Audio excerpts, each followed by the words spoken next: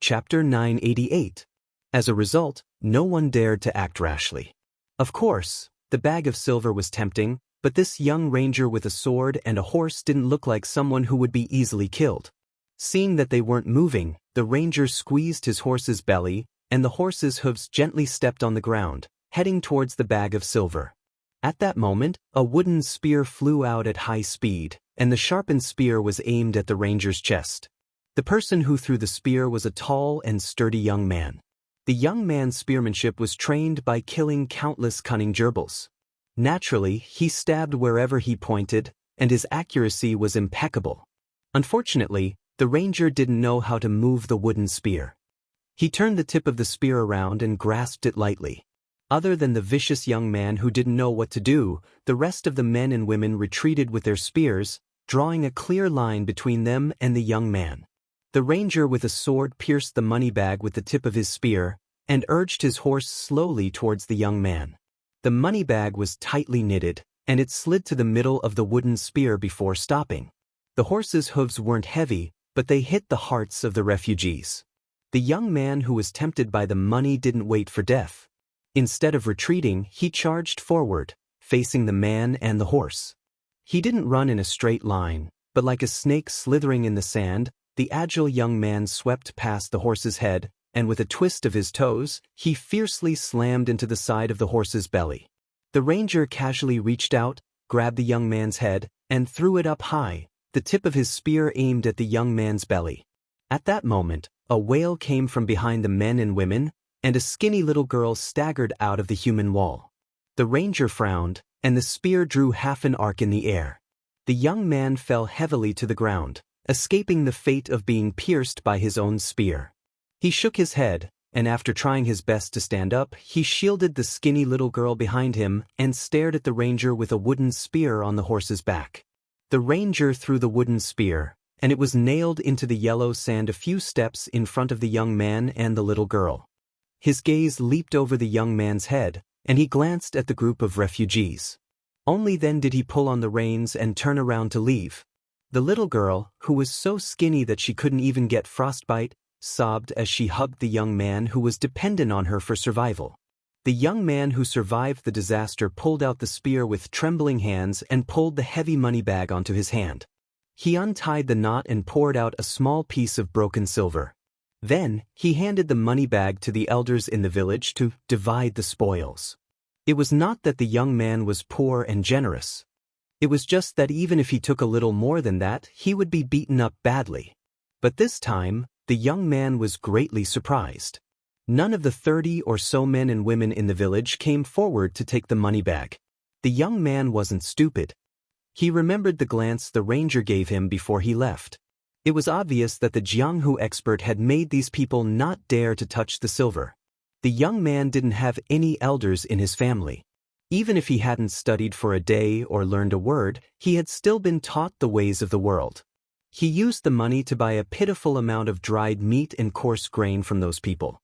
After squandering the money bag, the young man didn't rush back to the village. Instead, he gave the small piece of broken silver to his little sister, squatted down, and let her ride on his neck. He slowly stood up, holding the wooden spear that had almost taken his life. The young man was somewhat annoyed that the money bag had also been taken by someone else. He looked in the direction of Xianxia City, but he couldn't see the ranger anymore. The young man smiled brightly and said, "Little grass root, it's silver." The little girl, who was holding the broken silver tightly, rested her chin on her older brother's head and made a sound of agreement. The rider rushed into the dilapidated Xianxia City before the gates were closed. There was no such thing as a pass here. Being able to stay alive was the biggest pass. Who cared about your surname or your household registration? In this city, it didn't matter if you were Zhang Julu or Grand Secretary Zhang. It was the same even if you were the emperor's son. Perhaps only that person surnamed Su from Bailiang had the authority to make a decision. After the ranger entered the city, he sat high on his horse and looked around. It was indeed different from the cities within Bailiang's jurisdiction. It had nothing to do with whether it was rich or poor. Tuma Pass was also poor, but the people on the streets lived a stable and free life. On the streets of Xianxia City, There was actually no lack of well-off men dressed in silk and satin. However, everyone was afraid of danger and looked at each other with deep vigilance. Moreover, there were very few travelers who were alone. Most of them were in groups. Some of the local ruffians squatting on the streets with nothing to do were not as lazy as the local tyrants of the Central Plains, who gave people the feeling that they were half dead. At this moment, the people who raised their heads to look at him were all emitting ominous glints. It was as if they had calculated how much money he, a horse, 2 knives, and all of his belongings could be sold for. They were also weighing whether or not they should risk their lives for this windfall. In this dangerous place where everyone was jackals and wolves, if a scholar who could recite the wind and recite the moon was thrown into the city, he would probably end up being hacked to death on the spot. The ranger raised his head slightly and saw the tallest wolf smoke arrow tower in the city. Out of the hundreds of thousands of refugees, only 4 people had managed to carve out a bloody path and proclaimed themselves as kings in the past 20 years. 3 of them had occupied Fengxiang, Linyao, and Qingsong respectively, and the last, vassal king, had established a huge sect between Linyao and Fengxiang that could support tens of thousands of people. The one who held Qingsong was the weakest because he was constantly being cut by Bailiang's cavalry with blunt knives. However, he was also the most violent. His real name was Kai Junshin, and he used to be a mediocre swordsman on Liang Lake. Later on, he was lucky enough to make a name for himself here, and he gave himself a nondescript nickname, something like the 1000 Frost and 1000 Snow Pearflower Sword. Whenever a famous swordsman came by, he would be invited by the master of Qingsong to exchange swordsmanship with him. After that, the swordsman's swords became Kai Junshin's treasured playthings. When he was troubled, he liked to plant famous swords all over women's bodies, and he called it a tree of pear flowers. It was clear that this city lord, who was respectfully called the Dragon King of Western Xia by the local refugees, was very elegant. The paladin followed the wolf smoke arrow tower in his line of sight and headed west. Kai Junshin's residence of the Dragon King was in the westernmost part of the city. There was no other way. Qingsong was the closest to Bailiang in the east. Kai Junshin would be able to escape faster if he abandoned the city. The Dragon King of Western Xia kept saying that he would lead his troops to Mount Qinliang one day. Who would believe him? Kai Junshin would probably be the first to not believe him. The residence of the Dragon King in Qingsong City encompassed the entire western part of the city. Based on the structure of the capital, it was divided into the inner palace and the outer palace. The so-called walls of the palace were merely red battlements that were 20 feet tall. However, some of the palaces and pavilions in the city were covered in bright yellow glazed tiles.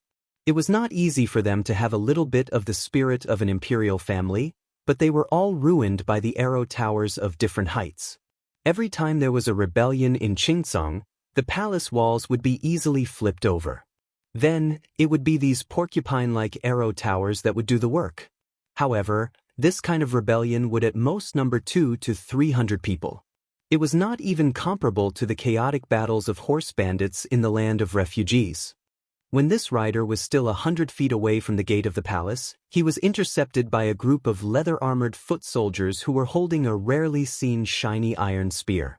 The leader was a burly man who looked like a military officer. He wore an old southern Tang-style armor. When he caught a glimpse of the 2 sabers that the bold fellow was carrying, he could not shift his burning gaze away. He laughed loudly and said, "There is a thief who has trespassed into the palace. Men kill him on the spot." More than 20 spear-wielding foot soldiers rushed over. There was no formation to speak of, but they had the advantage of being vigorous and incomparably dauntless. Suddenly, the military officer shouted sternly, "Wait!" The foot soldiers stopped abruptly. The burly man in Tang armor pulled out his saber and pointed at the paladin. He laughed and said, "Boy, your saber is a good one. Before you die, tell me the name of your saber." Snatching a famous saber is not the same as snatching a woman. The latter does not need to care about the name. I do not know how to take pity on women, but I am a man who cherishes a good saber. The paladin was dressed in a hemp robe as white as snow. He smiled and said, "One is embroidered winter, the other is crossing the river soldier." Chapter 989. The lieutenant in old Tang armor chewed on the meaning of the two names but did not find anything special. Instead, he felt that they were not very particular and could not be used to scare people. Somewhat disappointed, the lieutenant raised the tip of his sword and pointed at the rough man. More than 20 spear-wielding infantrymen rushed forward. The young man on the horse had a calm expression. His right index finger lightly tapped the back of his right hand that was holding the reins. Just as the infantrymen were about to stab the man and the horse into hedgehogs, a rider rushed out of the palace. A thunderous roar tried to stop the infantrymen's charge. However, there were still 2 strong infantrymen who could not stop in time and quickly thrust out their iron spears. Then, with a bang, the 2 guards flew back along with their spears. It was as if their chests were pierced by a powerful arrow. They exploded into a large pool of blood and fell to the ground dead. The Tangjia lieutenant had good eyesight and knew his stuff. If he wasn't a martial pathmaster, he would have dug out his eyeballs to see how the linen-clothed ranger killed without leaving a trace. He turned his horse around and respectfully bowed to the general who rushed out of the palace gates. He cupped his fists and said, "I greet the East Conquering General." The middle-aged general, who was respectfully called the East Conquering General, glanced at the face of the infantryman. He noticed that there was a hint of mockery at the corner of the man's mouth. This rough man actually blushed. This general of his was naturally wild. The Lord of Qingtsang, Kai Junshin, gave him an official position and rewarded him with some second-grade or third-grade official titles. In any case, he did not need a single copper coin from Kai Junshin. Other than Hidajia, the great general of the East, there were also Anshi Garrison, North Patrol, and South Patrol. In any case, they had gathered the East, West, North, and South. East of Qingtsang was Northern Liang. Thus, great general of the East, Hidajia, had often been teased by his political opponents. They all said that they were waiting for him to go to Northern Liang and achieve a great victory. In name, Hidajia was a general, but in reality he only had 1,500 soldiers and horses under him. The armored soldiers did not make up half of them. Hidajia did not pay attention to the lieutenant who touched the pot that did not boil. His expression was serious as he cupped his fists and said calmly, "My king would like to invite you into the palace for a chat. What do you think?" The infantryman nodded. He still did not realize that he had stepped into a tiger's den. He held the reins with both hands and looked at the city gates. The light horse's hooves stepped on the green jade tiles, making a crisp sound. Hidajia followed behind the infantryman with a complicated expression. His heart was in turmoil. When the infantryman approached the city, a secret letter was sent to the residence of the Dragon King. The Qingtsang king, who did not attend court every night, was frightened. He hurriedly kicked away a few naked bodies beside him and rolled off the bed. He put on a poorly made dragon robe and was about to convene a court meeting. In addition to Hidajia, there was also Jiang Heng, the South Patrol general. Together with the queen and a few civil and military officials, they were arguing over a portrait. Jiang Heng insisted on killing His Royal Highness of Bailiang before discussing anything else. This was a once-in-a-lifetime opportunity. Anyway, the new king of Bailiang had the intention to bury hundreds of thousands of refugees with the old king. Either way, he would die. Even if he killed the man in the portrait, even if he angered the Bailiang cavalry, he could just take the head and thousands of elites and escape to Beimang. Kai Junshin specially asked the confidant of the Qingtsang king, who was in charge of spies, whether Bailiang had deployed a large number of troops to the border. The answer he received was no. The man in the portrait had left Liangzhou alone and entered Qingtsang city alone. This made the timid and cautious Kai Junshin even more uncertain. Was this guy tired of living? Did he really think that he could win people over with virtue in the refugee land just because he was the king of Bailiang? Did he want Kai Junshin to take off the dragon robe that he had only worn for a few years and kowtow to him? Was he willing to be a lackey for a hothead who did not have hair on his mouth? Kai Junshin could not stand the instigation and clamor of most of the civil and military officials. He gritted his teeth. He had originally made up his mind to send out all the masters in the residence of Dragon King and 2,000 cavalrymen to kill that guy at the gate of the imperial city today. However, the queen and Hidajia did not agree. They said that the guy surnamed Su gave up his position as the king of Bailiang and came to Qingtsang City to seek his own death. Even if he did not have good intentions, he would not be able to stir up any trouble in the residence of Dragon King, which was heavily guarded by swords and spears and arrow towers. It was better to meet him and listen to his plans before making the corresponding trade-offs. There were only benefits and no harm. In the end, Hidajia was scolded by an old official for being soft-hearted. Fortunately, he had the support of the queen, so he was able to ride out of the palace and welcome the new prince of Liang, who was wearing mourning clothes. After passing through the city gate, there was another palace gate. Su Fengnian suddenly laughed and said, "Hidajia, I heard that you and Yang Ruinyu, who was guarding the gate just now, and his father, Yang Yoshue, were both subordinates of the deputy commander of Bailiang's infantry army, Great Ancestor Gu." Hidajia acted as if he was facing a great enemy. He carefully worded his words and said coldly, "The past is not worth mentioning. Old General Gu has become a high official of Bailiang. It is a good thing, but it is not my turn to congratulate him."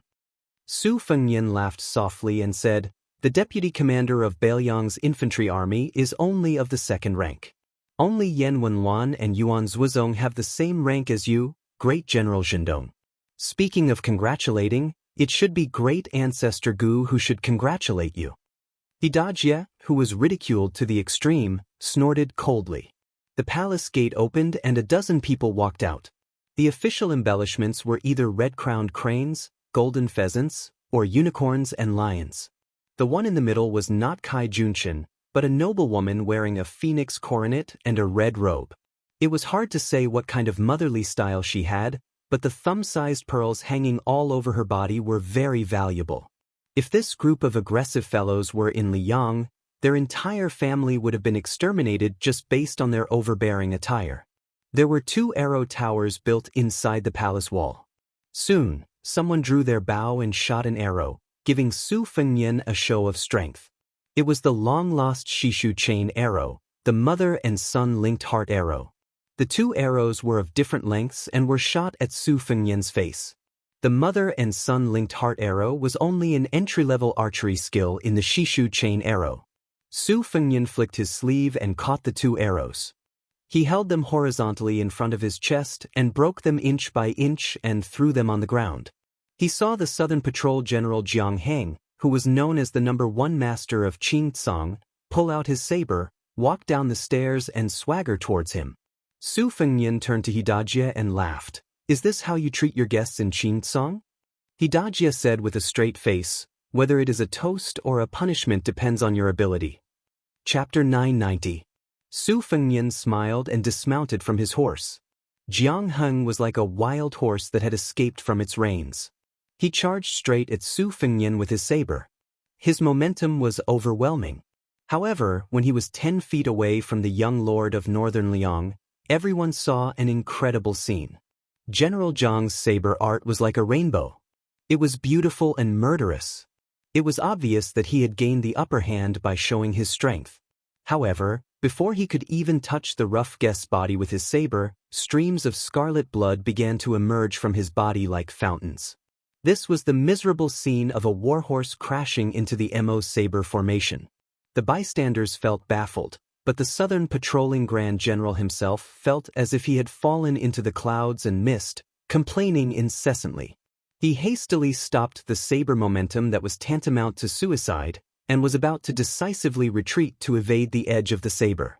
His body was pierced with 6 holes by the invisible sharp weapons. He did not know who to complain to. Could it be that the young man in front of him, who had both hands in his sleeves and was clearly 2 feet away from the twin sabers at his waist, was a master of secret weapons who was proficient in the sleeve universe? Jiang Heng originally wanted to gain some face for the Dragon King residence so that the Azure Kingdom could bargain with the Bailiang. Now, he gave up on this thought and thought that stopping the bleeding was the most important thing. However, everything in front of him turned black and the South Patrolling General had no more words to say. Su Fengnian held Jiang Heng's head that was dripping blood on the ground with one hand and the headless body with the other. He threw it up and smashed it onto the watchtower where the archer was at. Instantly, the fence shattered. The east-conquering general Hidajia behind Su Fengnian swallowed his saliva. He couldn't help but feel sad for Jiang Heng. He had never gotten along with Jiang Heng, but Jiang Heng died in just one exchange. Who knew if the next one would be Hidajia, who he hadn't even reached Master Realm yet? Su Fengnian threw the head and it rolled all the way to the bottom of the stairs. He smiled and said, "You don't want to do it the easy way, but you want to do it the hard way." Hidajia's face was really ugly and he got off the horse silently. Su Fengnian raised his voice and slowly walked forward. "Tell Kai Junshin to get his ass out here. This king has already given the Qingtsong Empire enough face by entering the city. If you don't accept the face I've given you, you'll end up like Jiang Heng." The fox-like woman who was dressed as the empress of a country raised her arm. Behind her, no less than 200 armored guards rushed out and stood in formation at the bottom of the stairs. Almost at the same time, numerous archers appeared on the palace walls.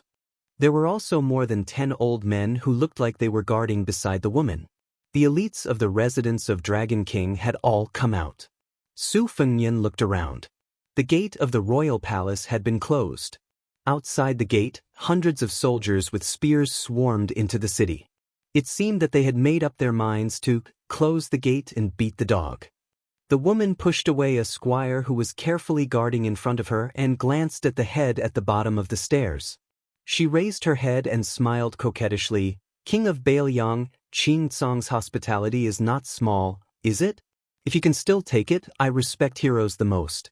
What's wrong with helping you bathe and change your clothes?" Su Fengnian gestured with his finger, indicating for the residents of Dragon King to make their move. The first batch of 30 armored soldiers surrounded and attacked. Su Fengnian crossed his arms in front of his chest and remained indifferent. With a crash, the first batch of 30 heads that formed a circle were thrown high into the air. The second batch of armored soldiers did not have time to stop and their heads flew into the air again. These two batches of people were cut off from their shoulders as if they were being twirled and swung by a child to cut rice. The beautiful woman who looked like the most beautiful courtesan in a brothel was truly ruthless. There was no fear on her pretty face as she ordered, "Continue to attack. All captains, draw your swords and supervise the formation. Those who retreat without permission will be killed without mercy. After this, their families will be exterminated. The person who obtains the greatest merit today will be given half of the property of the Southern Patrol General, Jiang Heng." Su Fengnian closed his eyes and concentrated. After the 3 batches of armored soldiers were all decapitated, they learned to be smarter. The encirclement became thinner and thinner, but they still could not escape the fate of losing their heads. Fortunately, the number of casualties was quickly replenished by the armored soldiers within the palace. The square between the palace and the imperial city was still increasing in number. An old swordsman with a goatee approached the woman and reported softly, "Queen, it should be an extremely rare flying sword technique in the Jianghu. If I am not wrong, it is somewhat similar to the Wu family's sword tomb." The woman frowned. "I don't care if it is a flying sword or not. I just want to know when this kind of suicidal behavior will end." The goateed swordsman glanced out of the corner of his eye at the woman's chest. His Adam's apple moved slightly, but his words were still respectful and reverent. Compared to his superior flying sword technique, this child's internal energy cultivation isn't that shocking. This old man guesses that after 200 or 300 people die in battle, this fellow will be an arrow at the end of its flight. At that time, Her Majesty the Queen will have external experts charge in recklessly, and they should be able to accomplish something. The Queen sneered, "Just external experts may not be enough. I feel that I need the help of a sword expert like you to hold the line." The short and thin old swordsman smiled embarrassedly. "The Queen is right. In order to solve the Queen's problems, Mao Bishan will not hesitate to go through water and tread on fire." A tall and sturdy man with a long sword on his back crossed the threshold of the palace and walked to the side of the woman. He stood on the left and right of Mao Bishan, who was also valued by the residents of Dragon King, and said in a low voice, "Your Majesty, after the flying sword technique of the Wu family's sword tomb enters the mysterious realm, there is no need for too much internal energy to support it. With a thought, the flying sword will arrive. It is not wise to die like this." Mao Bishan clicked his tongue. Oh, Gu Feiqing, when did you become so familiar with the Wu family's flying sword technique that is not taught to outsiders? Could it be that you have been hiding all these years and your surname is not Gu but Wu? You have the same background as the Peach Blossom Sword God and are the illegitimate son of a sword immortal in the Sword Tomb? Gu Feiqing did not even look at this old man who had been expelled from a famous Taoist sect. He said calmly, I am only passing on the original words of Great Master Tang of the palace. Upon hearing the title of Great Master Tang, Mao Bishan immediately kept quiet out of fear. Those who were in power at the moment in Qingcang knew that Kai Junshan's success was due to the queen, Yururu, who was good at recommending herself. Kai Junshan started from a homeless person in the past 20 years and worked under 4 powerful people. Relying on Yururu's wife's relations, he was highly valued every time. Then, every time he was fully developed, he would decisively betray them. In the land of homeless people, there was a saying, thousands of snow and pear swords, for surnamed slaves who betrayed their wives. However, if it was only Yururu who had a soft waist, Kai Junshan would not have been able to achieve what he had today. Many years ago, he met a noble whose surname was Tang. He learned many different things and his martial arts realm was unfathomable. The original Qingcang city lord, Ruan Shandong, if it wasn't for the Tang guy who captured him at the last moment, Kai Junshan would have been killed. This great bodhisattva was respected by the couple as the old master and he had not fought in recent years. Apart from that, the Dragon King residence had 2 other masters whose cultivation was unfathomable.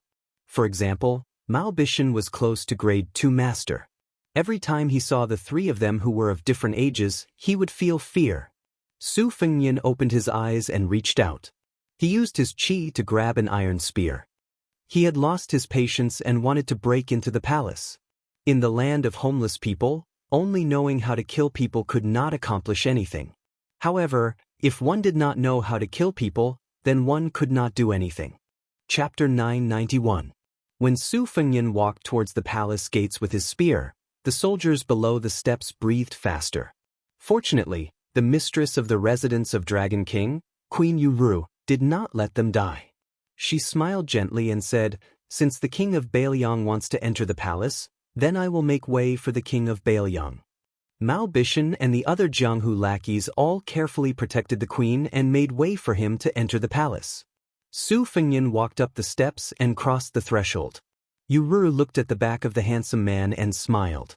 The square inside the palace was paved with dark green stones. 2 rows of short peach trees were planted at the foot of the wall. It was unknown what species they were, but they bloomed much earlier than in Jiangnan. The trees were short but had large flowers. The color of the flowers was not the common pink of the Central Plains. The flowers were gold and purple, and the branches were red. It was a sharp contrast to the dark green stones. One could vaguely see many scabbards hanging from the peach trees.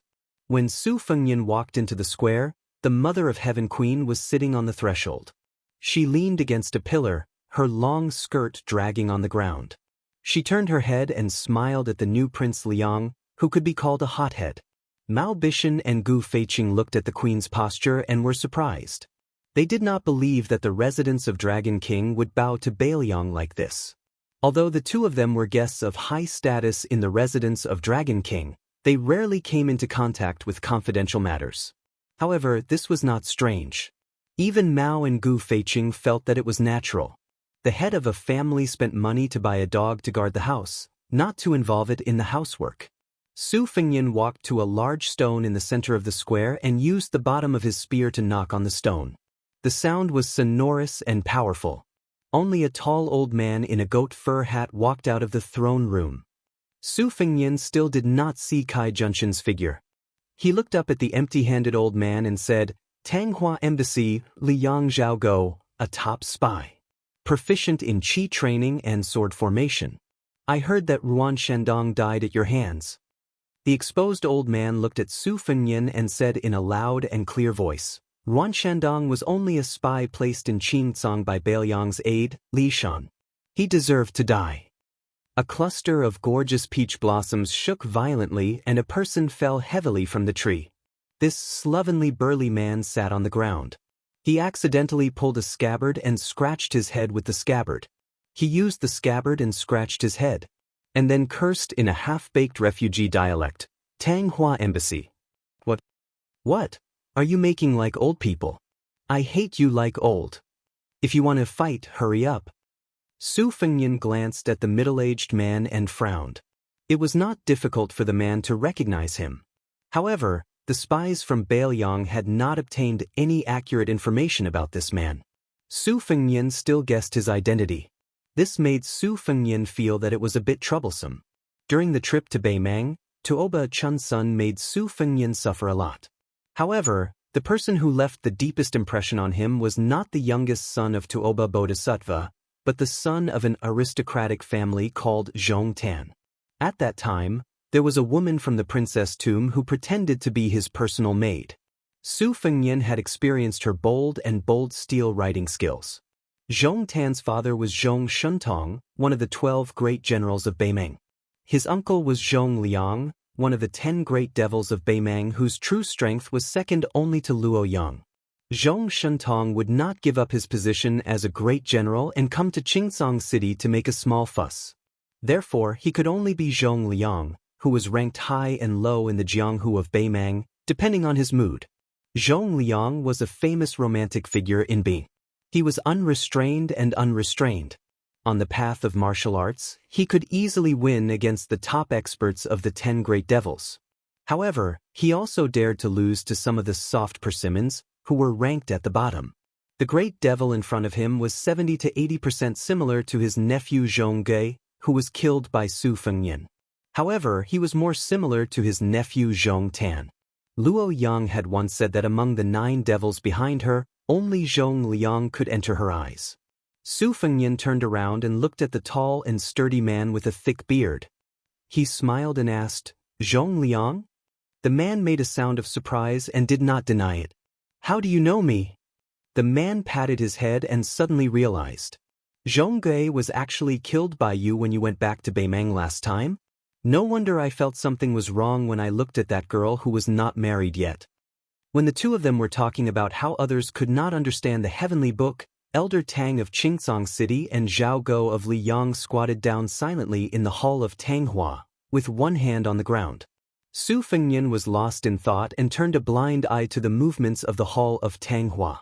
When the land of refugees was in its embryonic form, the warlords were divided, mainly relying on the original family names of Bailiang and quickly wringing out political power one by one. What followed was an extremely chaotic internal strife. Thus, a large number of tyrannical martial artists with powerful skills like Ruan Shandong, the former lord of Qingsong City, stepped onto the stage. The big fish ate the small fish, and the small fish ate the shrimps. The idle forces were purged and annexed, and from the turmoil to the stability, they encountered an invisible bottleneck and could no longer expand their territory. In the eyes of many people, Ruan Shandong's martial arts cultivation was not bad, but they lost because of their lack of strategy. As a result, people who were good at dealing with political affairs were born, and Kai Junshin was one of them. In terms of martial arts, Mao Bishan and Gu Feiqing could easily kill dozens of Kai Junshin in one breath, but in the end, the one who relied on others' charity was still Mao Gu. However, it did not mean that there were no refugee leaders with both martial arts cultivation and shrewdness. In fact, Ruan Shandong was not as lacking in strategy as the outside world said. It was just that Qingsong City was close to the southern dynasty to the north, Bailiang to the east, and there were a few big forces in the west who had bad intentions. Their situation was especially difficult. Not to mention other things, 2 of the 3 great consecrators in the residence of the Dragon King, one was Elder Zhao Go, and the other was the devil of Beimang. Su Fengnian knew very well that after his master, Li Yishan, had single-handedly created the situation of hundreds of thousands of refugees, using the shell as a training ground, he had been watching the situation in these years. This strategist saw him as a small world in the great wide world, coldly watching the ants fight for the ant nest. The world was full of strange things. Li Yishan could see everything from the top floor of the tide-listening pavilion. Regarding the movements of the refugees, Li Yishan had once written a book, Records of Knowing Autumn.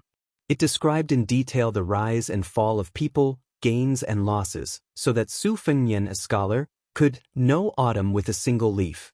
Among the strategists of the spring and autumn period, Li Yishan had always been seen as inferior to Nailan Yusi, Zhao Chongling, and the others because of his sinister methods.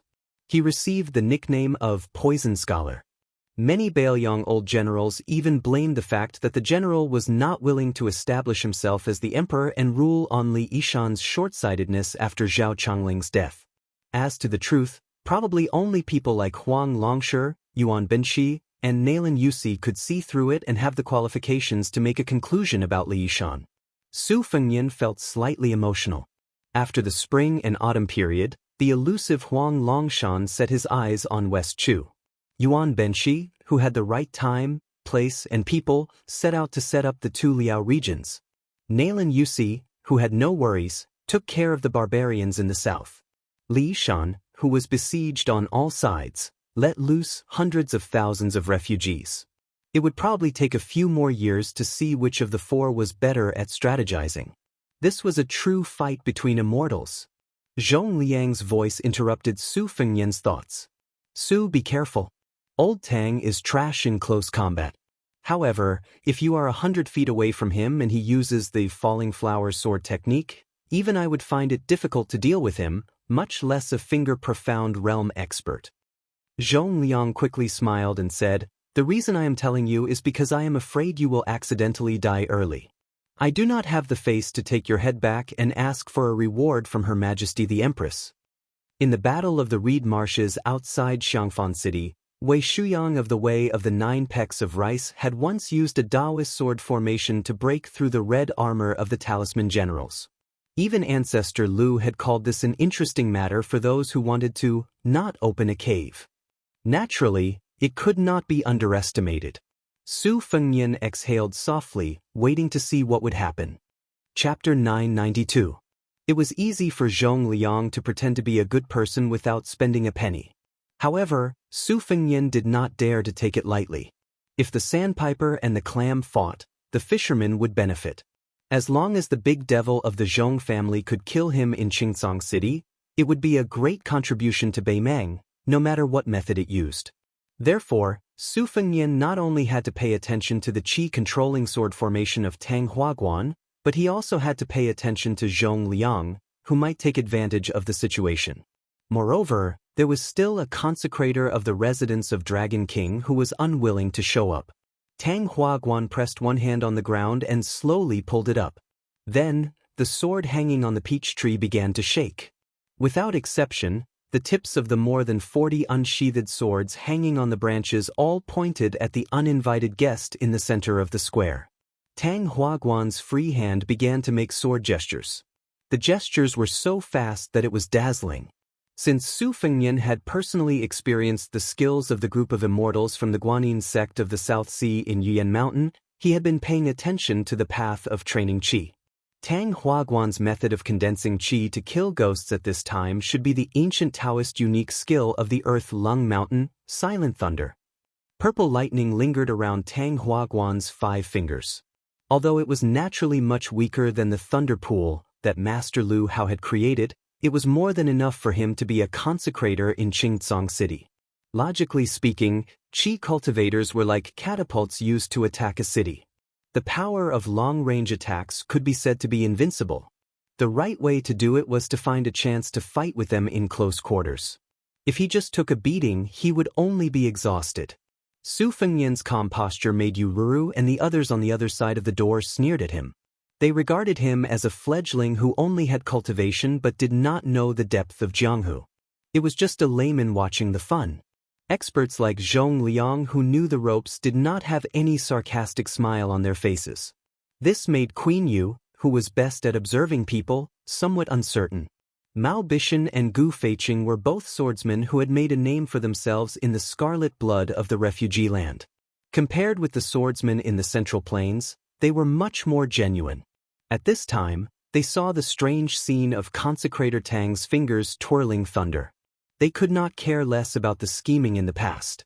Mao Bishan asked softly, "That guy just watched Consecrator Tang's power to the peak. Is so arrogant. he is so happy have something to rely on, or he is ignorant. Gu Feiqing said in a solemn tone, "This vassal lord has a bad reputation. But since he can make that villain Tu leave Bailiang on his own initiative and successfully inherit the throne, I think he is not the superficial person that the outside world says. The former is more likely. Consecrator Tang's technique is mysterious. The king of Bailiang may not be unable to fight him. It is hard to say who will win." Mao Bishan also came to his senses. He twisted his beard and nodded, saying, "Indeed. As long as the brain has not been kicked by a donkey, no one will come to the Qingtsong Empire to deliver a good head. I think that the one surnamed Su either has an expert secretly looking after him, or his cultivation is really deep. Not only does he have the sword controlling technique, but he also has his trump card. TSK, I really didn't expect that Tu, who is only a second-grade martial master, would have two good sons who are better than him. If you ask me, with this talent and the tide-listening pavilion's arsenal, why should he be the king of Bailiang? Wouldn't it be better for him to roam the Jianghu? He can also make the Zhao Emperor feel at ease. Maybe he will be happy and give him a golden plaque with the title, #1 in the world. Old Wang likes to claim to be #2. In this way, both of them will be justified." When the Queen of Yu heard this kind of ignorant tone that was similar to a country bumpkin's, she rolled her eyes charmingly. Women were blessed by the heavens and could throw a seductive charm when they rolled their eyes. When Mao Bishan caught a glimpse of the Queen's coquettish eyes, he was almost scared out of his wits. He moved a few steps closer to the door. The woman was sitting on the doorstep. Looking down from a high vantage point, honored guest Mao could clearly see the two creases on the woman's chest. Although Mao Bishan's addiction to women in this lifetime was even more difficult to part with than practicing the sword, he had not reached the point where he would forget his life in the face of beauty. He only dared to look at the green-skinned queen right in front of his eyes. Even if Yururu had stripped naked and stood in front of him, no matter how much Mao Bishan lusted after her, he would not dare to touch her. This was the power that was more powerful than any swordsmanship in the world. Mao Bishan learned of this very late and realized it. That was why he would rather be the head of a chicken than the tail of a phoenix. He did not fight for the ranking of the Jianghu experts in his hometown in the old Dongyue. Instead, he came to the land of refugees to help the residents of the Dragon King. Chapter 993. The tip of the sword pointed at the spear. The young man's sheathless sword finally broke free from its shackles and left the peach tree. It pressed down towards the center of the square from the east and west. The hanging swords left their branches and cut off many faint golden and purple petals. It was a beautiful scene. The brilliance of the 40 swords was similar to the lightning that surrounded the Tang Hua Pavilion's palm. Su Fengyan was a bit regretful. The flying swords that Dong Tai gave him outside the Shenwu city were destroyed by the human cats. There was a gap in the 24 hours. His lightning sword formation also lost a lot of power. Otherwise, don't look at how aggressive the Tang Hua Pavilion's lightning sword formation was. Su Fengyan didn't even need to use the iron spear to move. Using a sword formation to defend against a sword formation, his shield was definitely stronger. Old spy Zhao Gou's spear had no effect. In fact, the essence of the 12 Lingxi sword tomb flying swords was not in the flying swords themselves, but in the sword intent and secret technique that each sword contained. This was an epiphany he had gained when he observed the alternation between day and night on the top of the Dunhuang city tower. Later on, he obtained the Great Qin sword behind the Yellow River Dragon Wall. The 12 Lingxi swords were divine Rui, so he could just destroy a few of the flying swords and rebuild them. Although he had an agreement with the Guanyin Sect's Qi refining grandmaster, Dripping Water, and the charcoal girl that sold charcoal, he needed to use the ancient sword that was made of the same material as the wooden horse to forge the 81 talisman swords in Yuyan Villa. Logically speaking, even if he did not use the ancient sword buried in the mausoleum, he could still cut off some of the talisman generals in red armor from the Reed Marsh and Iron Gate Pass and use them to forge the 12. However, Su Fengyan had other plans. In Liangzhou, he had entered the extremely hidden Bailiang machine-making bureau several times. Using his identity as His Royal Highness and the new King of Bailiang, He ordered the machine-making bureau to put down all the work at hand and start a huge project under the leadership of the master of Moism. However, second sister and Chu Lushan had no right to ask about this secret. After Su Weisheng, who had some master-disciple relationship with the master of Moism, entered Wutong'an, he completely left the machine-making bureau and handed it over to Su Fengyan, who liked to play at the machine-making bureau since childhood. Naturally, no one knew about the young king's plan. Even though Su Fengyan had only been practicing his saber, cultivating his will, and secretly practicing his swordsmanship for the past few years, other than the daughter of the spear immortal Wang Xiu, the instant spear, Su Yanbing and Han Laoshan, the two spear experts who could be ranked in the top 3 in the world, he had been influenced by them. Even with an iron spear in his hand, he was still able to make a whistling sound like the wind with the momentum of a thunderbolt. Every time the spear struck out, he would directly smash a sharp sword that was close to him. More than 40 Thunder Sword talisman swords were as weak as paper under the strike of the iron spear. Not only was Tang Huaguan's expression solemn, but the two guests, Queen Yuru and Mao Gu, also had their eyes opened. Zhong Liang was still calm and composed. The peach blossoms around him were torn apart by the sword aura and danced all over the sky. He casually picked up a few petals in front of him and threw them into his mouth to chew. Then, the great demon saw a sword being pierced towards his head by the iron spear. The Beimang expert, whose mouth was full of peach blossoms, sneered vaguely and allowed the flying sword, which was tainted with the aura of the talisman, to stab straight towards his head. He did not expect that when the tip of the sword was about to touch Zhong Liang's glabella, not only did Zhong Liang not move at all, but there was also not even the slightest flow of qi. The flying sword actually spun around cheerfully like a swallow returning to its nest. It kept circling around Zhong Liang's shoulders until the spiritual qi on the sword dissipated and it fell to the ground. On this point, not to mention Yu Ru, Mao Bishan and Gu Feiqing, the two sword experts, even the qi cultivator Tang Huaguan could not understand the mystery. Only Su Fengyan knew. There was once a rumor in the Jianghu that there was a dragon girl in the South Sea whose swordsmanship was godly. The wind was strong and the waves were fast, and her sword could travel 10,000 miles. The barefoot young woman, nicknamed the Charcoal Girl, had once shown such a skill that was similar to Zhong Liang's in Yuyan Mountain Villa. At that time, even Su Fengyan's flying sword, which had a complete sword embryo, was unusually docile and almost changed sides. It was all thanks to the Charcoal Girl's sword embryo, which was a once-in-a-century sword embryo.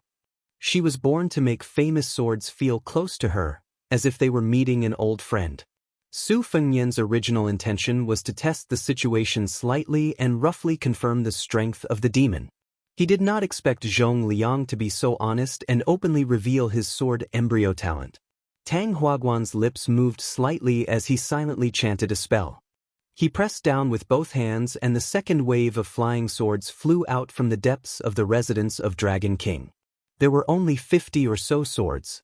However, Su Fengyan really had the capital to underestimate the scale of this sword formation. He once had a magnificent feat of borrowing swords from Yuyan Mountain Villa and used thousands of snowflakes as swords. Tang Huaguan's sword formation was originally based on talismans and spells. In the eyes of today's famous swordsmen, this was naturally an insignificant skill.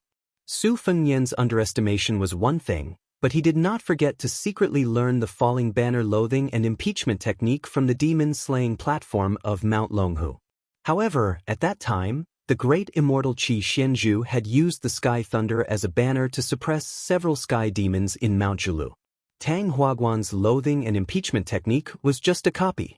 It was probably not even 1,000th of the majesty of the demon-slaying platform on the Lotus platform. When Zhong Liang saw Su Fengyan's curved spear technique, he was surprised. Back then, one of the 4 grandmasters, Wang Xiu, went deep into Beimang's hinterland as if there was no one there. Countless heroes of Beimang died under Wang Xiu's 4-words formula. The 2-words formula of Beng Tuo and Drag were already a complete mess. The 3rd-word formula of curved spear technique was even more frightening. Zhong Liang had wandered the Jianghu for many years and his martial arts were especially diverse. He was also a rare martial arts genius and was the only person in Beimang whose aptitude was better than his own. Unfortunately, Zhong Liang was born unrestrained and did not have a fixed nature. He rarely took a fancy to things that people valued. Not only did he have no love for power, he also followed his interest in martial arts. This was why he could not be ranked among the top 10 masters in the world. Zhong Liang rubbed his eyelids with both hands and said with a smile, "It really is Wang Xiu's curved word formula. Good boy, you can learn whatever you want. You have my style." Zhong Liang stared at it for a while and then turned his head to the queen on the other side of the door and made a gesture to ask for an iron spear. 3 arcs formed a force, 3 forces formed a small circle, 3 small circles formed a large circle, growing and multiplying endlessly. Back then, Wang Xiu had used the curved word formula to fight with one of the 4 grandmasters, the talisman general Jia Ren, for 3 days and 3 nights. It was said that Wang Xiu's last arc encompassed a radius of 3 miles, killing all the birds and leaving not even a blade of grass alive. When the curved spear technique does not arc, I will die. For the first time, Zhong Liang, who had been hiding his identity in the land of refugees, felt an itch to fight. Su Fengyan's curved spear technique contained the collapsing thunder technique and the dragging spear technique. The horizontal and vertical sword formations of the Tanghua Pavilion could not withstand it. Su Fengyan's curved spear technique had already covered the entire square. Yururu and the others could only see the peach blossoms spinning rapidly along with the dense gangqi. Su Fengyan twisted the spear around his body and used the Beimang demon Lord Duanbo's famous lightning spear technique. Internally, he used the qi-controlling technique of the Wu family's sword tomb, and externally, he used Wang Xiu's collapsing word formula to throw the spear at the great consecrator of the residence of the Dragon King. After throwing the spear, Su Fengyan narrowed his eyes and felt a little incredulous. This old consecrator's desperate actions were too hasty. Other people would be desperate to escape, but this old spy Zhao Go actually held his sword without any regard for his life and allowed the spear to pierce through his abdomen. Like an arrow at the end of its flight, he leapt up and stabbed at Su Fengyan. Su Fengyan leaned to the side to avoid the sword. He gently stretched out an arm that was faintly wrapped in red silk and pressed down on Tang Hua Pavilion's head, forcing him to kneel in front of him. Before dying, Tang Hua Pavilion, who was bleeding from his 7 orifices, moved his lips with difficulty. There was no hatred in his eyes. Instead, there was a sense of relief. The old man silently uttered his last words. 2 words. Childish. Chapter 994. Su Fengyan was confused. Most of the command of the mad dog Zhao Go, who had been used by Li Yang to eliminate dissidents, was originally in the hands of a relative of Empress Zhao Ji. Could it be that the old spy from the Tanghua embassy had received Zhao Ji's secret order? But how could Zhao Ji be a woman with a bodhisattva's heart? The friendship between the Su and Zhao families was actually divided into 2 parts. One was between Su Shao and the previous emperor, and the other was between Su Fengyan's mother and Zhao Ji. However, both of these had disappeared outside of the Jiuzhou embassy the last time Su Fengyan entered the capital. Furthermore, between the land of refugees and the Zhao family of Liyang was the majestic Bailiang. How could it be Zhao Ji's turn to give orders? Su Fengyan was suddenly shocked. He even dared to refuse the emperor's imperial edict. Although he didn't care about Zhao Ji's scheming, perhaps he had miscalculated one thing. This made Su Fengyan feel a trace of unease. However, at this time, he couldn't change his plan at the last minute. At most, he would use the stupidest method. Counter soldiers with arms, water with an earth weir. Let's see who is the mantis and who is the oriole at the end. At the door, Gu Feiqing threw an iron spear to Zhong Liang, who was inside the door. The breeding demon waited for a moment before skillfully brandishing the spear. The body of the spear trembled in a subtle arc that was pleasing to the eye. With the spear in his hand, Zhong Liang's aura suddenly changed. He was no longer the carefree wild crane that did not care about anything. He dragged the spear and walked forward. Zhong Liang's footsteps were irregular, sometimes fast and sometimes slow. It seemed like he was following his heart. In a few blinks of an eye, he had arrived in front of Su Fengyan without saying a word. Holding the end of the iron spear in his hand, he swung it in a straight arc, smashing the whip towards Su Fengnian's forehead. Su Fengnian was not stupid enough to use both hands to block the attack. The iron spear in his hand, which was of the same standard as Zhong Liang's, drew an arc diagonally. Under the collision of the two spears, Su Fengnian immediately threw the iron spear out of his hand. He did not try to receive the impact of the collision on the iron spear, but he did not let it leave his hand for too long. Before the iron spear was knocked to the ground by the breeding demon, he immediately grabbed the iron spear that only had a lingering aura left in it. From an outsider's point of view, Su Fengnian had always held the iron spear tightly, clashing with Zhong Liang head-on. Although Su Fengnian had used some tricks to avoid the first wave of dangerous aura pouring out of the iron spear like a flood, the vigorous internal force that Zhong Liang had given the iron spear to the iron spear was unexpectedly huge. After holding the iron spear, Su Fengnian had no choice but to shake his wrist to use the burst formula to disperse the lingering aura on the spear. However, in a fight between masters, it was rare to see spear immortal Wang Xiu and talisman General Jia entangled with each other day and night like this. Usually, one wrong step after another would determine the outcome of the battle. It was only after Su Fengnian used the collapse formula that he managed to dispel the force from his iron spear. Zhong Liang continued to press forward with the momentum of the Wang Xiu vertical arc, forcing Su Fengnian, who had no room to maneuver, to maintain the defensive posture of the horizontal spear. Once again, Su Fengnian forcefully withstood the arc. Last time, Su Fengnian used a trick, but this time, it was Zhong Liang's turn. The arc formula was true, but because of the collapse formula, a large cloud of Gang Qi exploded from the tip of the spear. The hard iron spear in Zhong Liang's hand was curved into an unimaginably soft semicircle, and the tip of the spear was pointed at Su Fengnian's face. The distance between them was 1 foot, and the Gang Qi was 1 foot long. Su Fengnian could either take the full force of the iron spear arc word formula, or take the risk and try to break the Gang Qi of the collapse word formula with the flying sword in his sleeve. Su Fengnian chose the former without hesitation. Showing off his sword controlling technique to a sword embryo was tantamount to playing with fire. Su Fengnian took a step back. As his body slid backwards, he bent his knees slightly to disperse the majestic qi of Zhong Liang's collapse word formula. Zhong Liang held the iron spear in his hand. He was not in a hurry to beat up Su Fengnian, who had fallen into the water. He only followed like a shadow and kept the tip of the spear a foot away from Su Fengnian's eyes. He did not even immediately use the Yi collapse word formula, which had an immediate effect. His Gang Qi was about to appear. This great devil, who was ranked second in Bimeng, was recklessly mocking Su Fengnian. The reason why Zhong Liang was able to come up with a spear immortal secret technique that was on par with Su Fengnian's was because of his innate talent.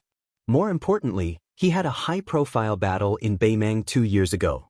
His opponent was Deng Mao, who had become one of the top 10 fighters in the world. Zhong Liang's deep understanding of spear techniques was on par with Su Fengnian's. However, on the surface, Su Fengnian only had level 2 internal force, which was a huge gap compared to Zhong Liang's. Zhong Liang was not one of those otherworldly experts who only knew how to fight behind closed doors. As a result, Su Fengnian's defeat was a matter of course. In terms of innate talent, Su Fengnian was not as good as the old man wearing the sheepskin fur coat who thought he was number 1 in the world from the moment he held a sword. He was not as good as Xianyuan Jingqing, who only knew how to read and became a Confucian sage. He was not as good as the woman who inexplicably cultivated the sword-controlling jade mystic while practicing calligraphy. He was not as good as the coal girl who was born with the sword immortal embryo. There were many more. Su Fengnian would lose to Zhong Liang and these Jianghu playboys. But when it came to risking one's life, Su Fengnian might not be better than them, but he was at least not inferior. When Su Fengnian retreated from the 2 peach trees and was about to lean against the palace wall, he stopped retreating. He drew a small arc with his spear, as if he was risking his life to kill Zhong Liang in an arc. Zhong Liang was very calm and did not withdraw his spear. He took the opportunity to slowly push the tip of the spear forward half a foot. It was actually Su Fengnian's desperation to trade his life for Zhong Liang's. It was as if this time he was aggressive and did not intend to win a complete victory, So he deliberately hid his strength. He was gambling on whether Su Fengnian dared to trade his life for his life. Su Fengnian did not hesitate. His arc spear continued to move forward, but at the same time his left hand grasped the embroidered winter saber on his left waist. This saber was given to him by White Fox Face. It could be regarded as Su Fengnian's most intimate lover. It accompanied him on 2 trips to Liang and Beimeng. When Su Fengnian, who was on the path of cultivating his mind, held the embroidered winter saber, it was a completely different scene. It was as if the unarmed second minister of offerings of the residence of Dragon King had become a demon with a spear. Chapter 995. Zhong Liang's eyes grew colder, and the flow of qi in his body grew faster and faster. Thousands of thoughts appeared in his mind. At the critical moment of exchanging his life, this boy still did not want to escape by using unorthodox methods. Instead, he was afraid that the curved spear would cut through his waist and kill him. Would he only be at ease if he added another blow before he died? Did this boy really not think of the king of Bailiang as some kind of vassal king? Did he really have the determination to die together? Zhong Liang's gaze instantly turned hot, and he was no longer careless. The gang qi at the tip of the spear was like a burning charcoal that had been thrown out of a furnace. At the same time that Su Fengnian's iron spear swept past Zhong Liang, the demonic breeding head spear tip, along with the gang qi, smashed into the space between Su Fengnian's eyebrows. In a flash, even Zhong Liang, who was unparalleled in martial arts, was sent flying 30 feet away. However, he still could not escape unscathed, and a wound deep enough to see bone appeared on his shoulder. Zhong Liang looked at the young man who had crashed into the palace wall. His end was even more miserable than his. He had already thrown away his iron spear, but his saber had also returned to its scabbard. There was a scarlet spot between his eyebrows, and the space between his eyes was a mess of flesh and blood. However, there were red threads like slender red snakes crawling from his sleeves to his arms, then up from his neck, and up from his temples to his eyebrows. It was a terrifying sight. Zhong Liang was clearly somewhat annoyed. He muttered, "His saber technique is a bit like Gu Jiantong's half-baked thunder of mind. Could this dragon attachment technique be a human cat's Xianxia?" Zhong Liang sighed and looked with pity at the new King Liang who had surprised him. "If I had known, I would have put in more effort. Perhaps you could have done better. Unfortunately, there's nothing for me to do now." The ruler of Qingcang, Zhou Junshin, was holed up in the throne room. One hand was propped up against a gold-painted pillar, and the other hand was gripping the dragon jade pendant at his waist. His expression was nervous. He knew that he was only a puppet. The 3 masters all seemed to grant Qingcang's requests on the surface, but no one really took him seriously. Zhou Junshin stared at the back of an old man with his hands tucked in his sleeves. The old man was the 3rd master of the house. He was from Nanjiang and was proficient in poisons and witchcraft. Not only was he good at killing and saving people, his methods of torturing people were even more bizarre. Until now, Zhou Junshin had not figured out the exact origins of the 3 masters. Qingcang spies had always existed in name only. It was not that Zhou Junshin did not want to do his best in this area, but that he did not have the power to do so. Qingcang was struggling at death's door in the middle of several powerful forces. Zhou Junshin had already racked his brains to buy hundreds of sets of armor and military equipment. For a small dynasty in a time of chaos, there were 2 things that truly measured the power of a country. They were not the training of retainers, the raising of lackeys, or the construction of noble mansions. The first was the practice of training soldiers for 1,000 days to use them in a single day. That was the number of armors the soldiers wore. Training soldiers was a bottomless pit, and using soldiers was even more so. It was fine if they won a battle, but if they lost, they would lose everything. It was very easy to drag down a government that was independent but had an unstable foundation. The second was the collection of military secrets. This was a gold-swallowing picio that consumed a lot of money. Many of the words in the secret letters were exchanged with blood and human lives. Previously, the head of the spies in the residence of Dragon King swore that the young vassal king invaded the territory alone and that Bailiang did not have any large-scale military movements. Zhou Junshan's original intention was to sound out the young vassal king before sitting down to enjoy wine and beauties and have a good talk with him.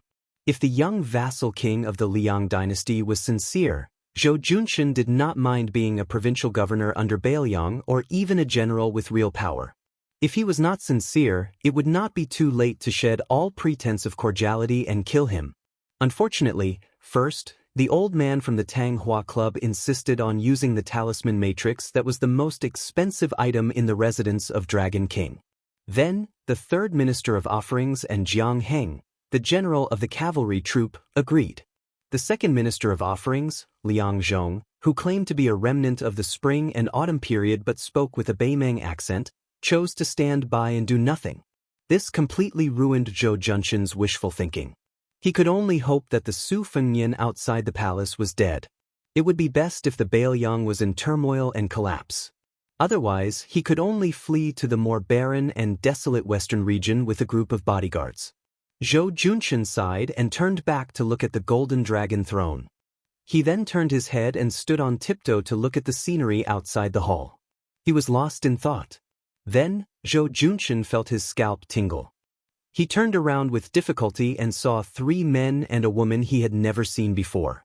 2 of them were adult men and a pair of young boy and girl.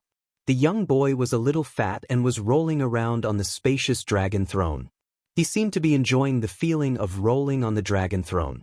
The young girl was not a beauty either. Her appearance was average. Fortunately, a fair complexion covered all her ugliness. If she was placed in the crowd of beauties and palace maids in the residence of Dragon King, Zhou Junshan, who was not happy without meat, would not even look at her. The young girl was squatting beside the dragon throne. She opened her mouth and took a big bite, as if to verify whether the dragon throne was made of gold. Zhou Junshan could ignore this pair of naughty children, but the 2 men who were about 10 years apart in age were intimidating.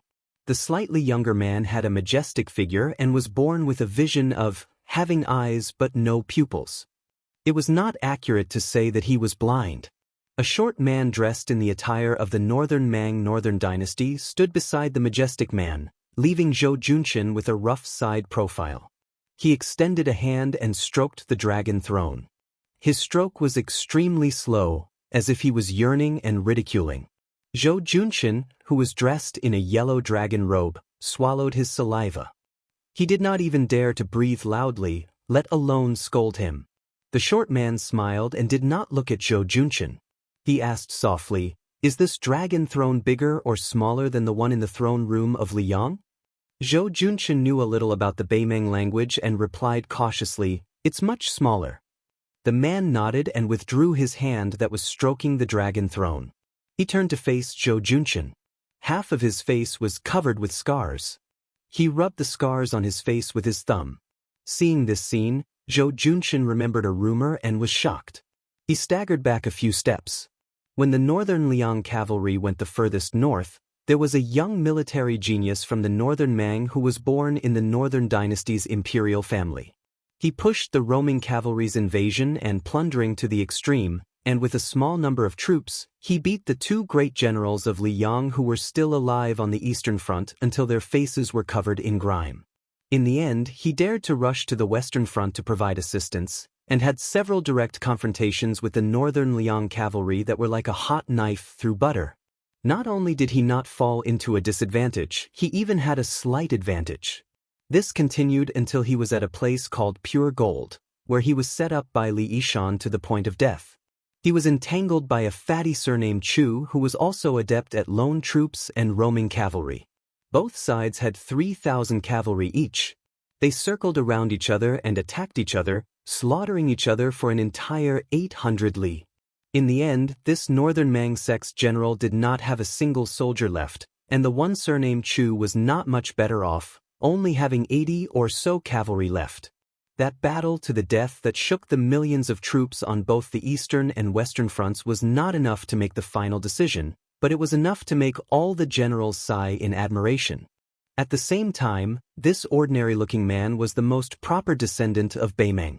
He was the younger brother of Murong Empress from a different mother, Murong Baoding. Murong half-faced Buddha was all thanks to the current Bailiang Protector General Chu Lushan. This person was not only a great genius in the art of war, he was also fully deserving of the title of martial prodigy. He was not at the Great Vajra realm, but he was better than the Great Vajra realm. He had an invincible golden body and was a white-clothed monk comparable to the two Zen temples. Murong Baoding, the head of the Beimang Orange Prefecture, saw Zhou Junshan's cowardice and laughed. "You recognize him?" Then the short man pointed at the handsome man with no pupils beside him. "You should be afraid of him. He is the leader of the Ruran Three Towns Cavalry, Hong Jingyan." Hong Jingyan? Although he had been demoted from the fourth world to the sixth world by the greatest demon in the world, wasn't the sixth world still an expert? Murong Baoding, who was also one of the top 10 experts in the world, was also here. What did it mean for the two of them to stand together in the Azure continent? Zhou Junshan, who was very afraid of death, already understood that life and death were up to fate. There was only one thought in his mind: the king of Bailiang outside the hall is dead for sure. Chapter 996. Zhou Junshan was not surprised that Zhou Junshan had such thoughts. In his opinion, one of the best soldiers in the army of Bailiang, the villain too, had already betrayed Bailiang and became the free and happy king of Shu. Yuan Baixiong was now the commander of the cavalry, with a high position and heavy responsibility. He would not come to the refugee land to kill a chicken with a knife. Even Han Laoshan, the personal retainer of old King Liang's junior fellow apprentice Immortal of Spear, had become the general of Lingzhou or the deputy general. Thinking of this, Zhou Junshan felt a little sad. Compared to the young king outside the palace, he would not have a better ending. The young man risked his life alone and tried to show enough sincerity to recruit Qin Tsang. It was a good idea and there was a possibility of success.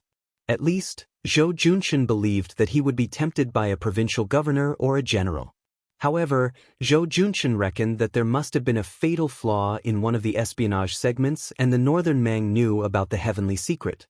Otherwise, the short journey from Liangzhou to the Qin Tsang would not have required the joint efforts of the Zhu province and the Ruran to mobilize so many people. The key point was that they had timed their movements so accurately. Thinking of this, Zhou Junshan found some joy in his misery. He thought to himself, our Qin Tsang's espionage is like a piece of tofu. Your rich northern Liang doesn't seem to be any better. At the thought of being in the same boat as the king of Bailiang, Zhou Junshan's gloomy mood brightened a little. But when the Lord of Azure saw the scene in the main hall, her heart sank to the bottom.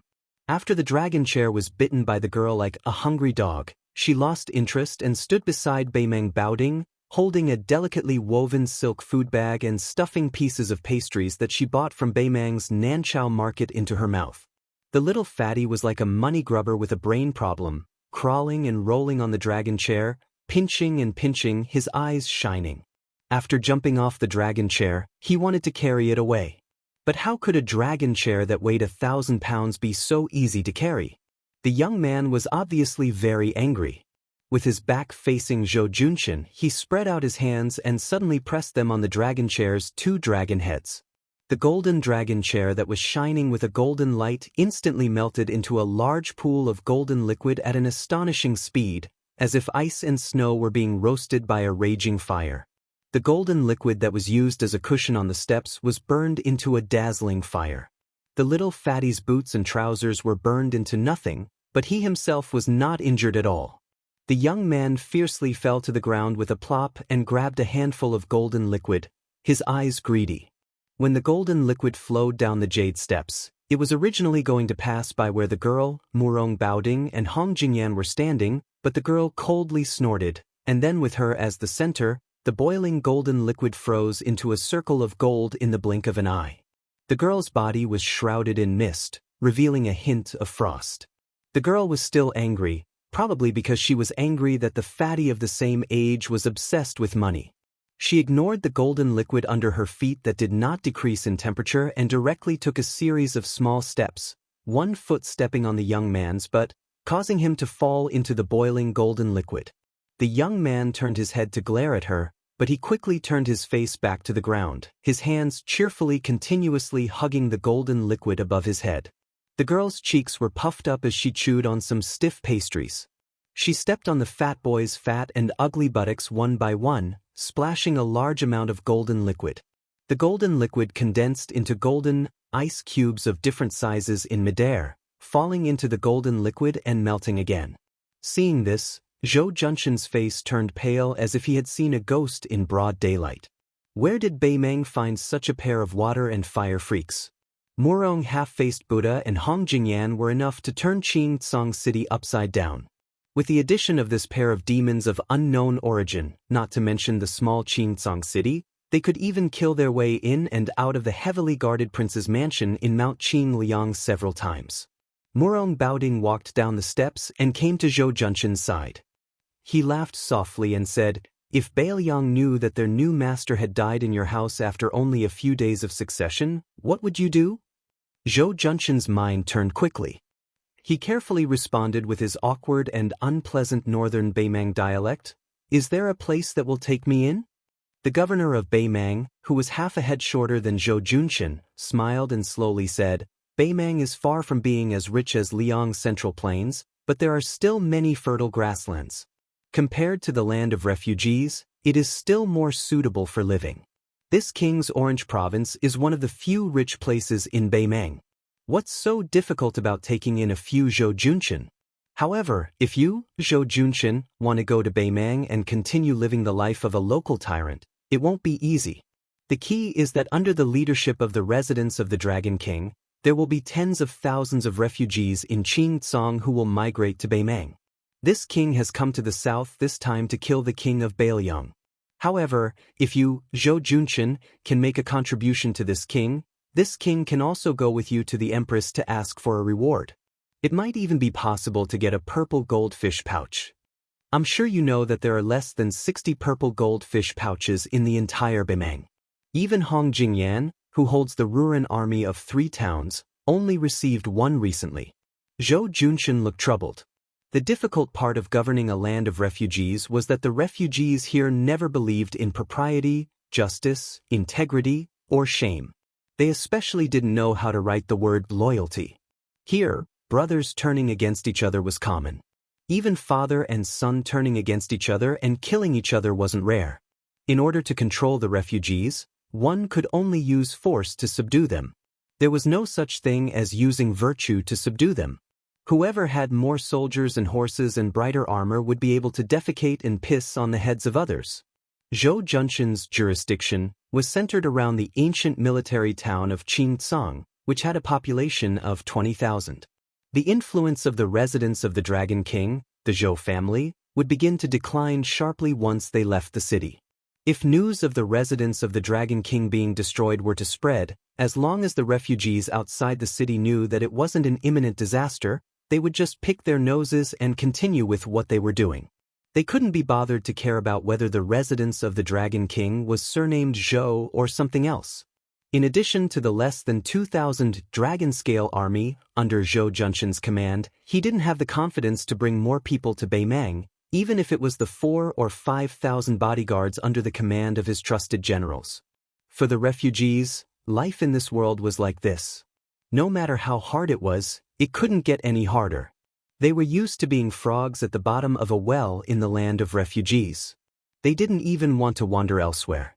Therefore, the spread of Buddhism in the land of refugees was far deeper and more extensive than that of Confucianism and Taoism.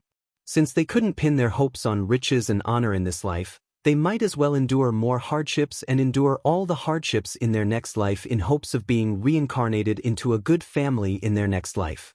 In the land of refugees that was full of disasters, those who could wander alone and stably were not martial arts masters who relied on their strength to bully others.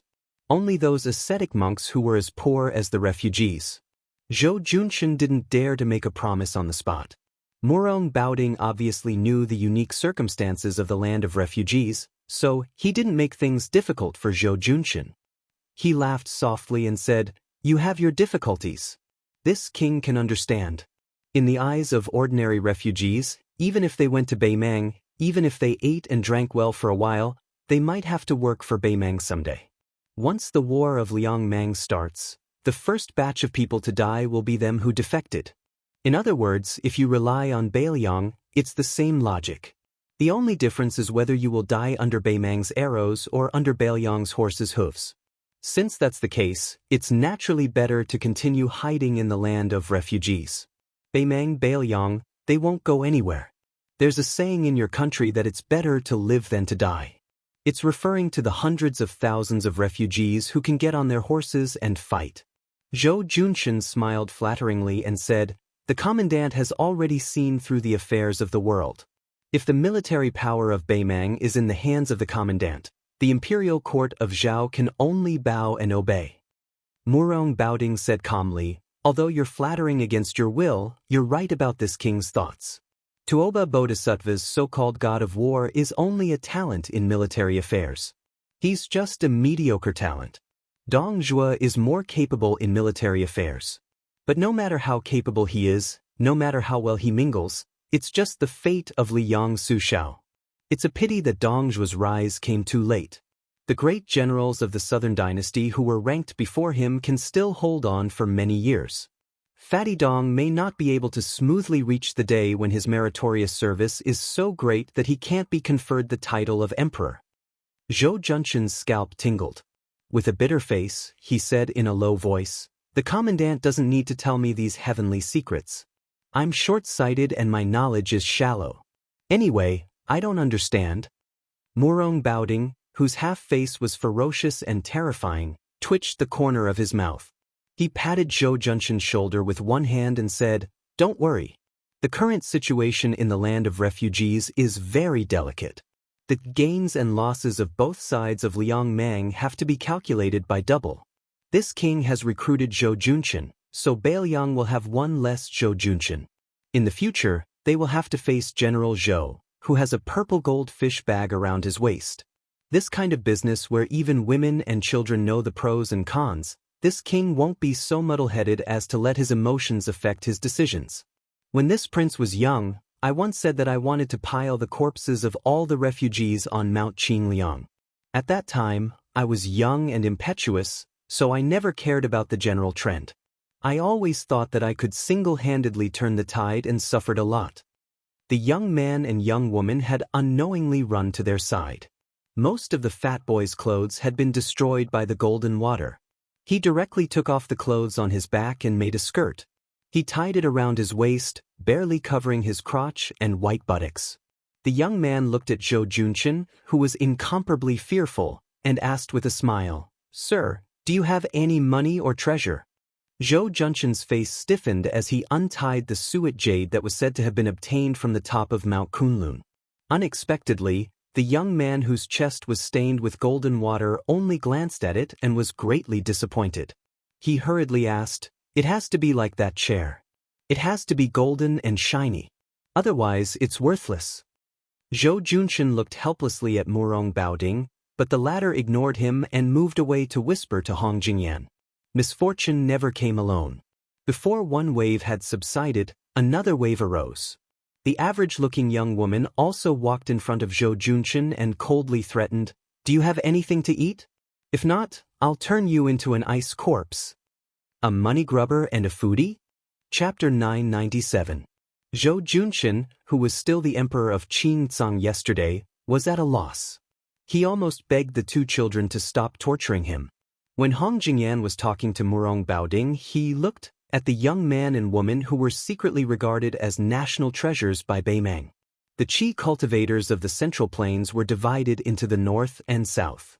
The south was led by the Guanyin sect in the South Sea. The north was concentrated in the imperial astronomer. Any noble who dared to raise a Qi cultivator, even if the Zhao family's emperor was known for his tolerance, would definitely be sentenced to death.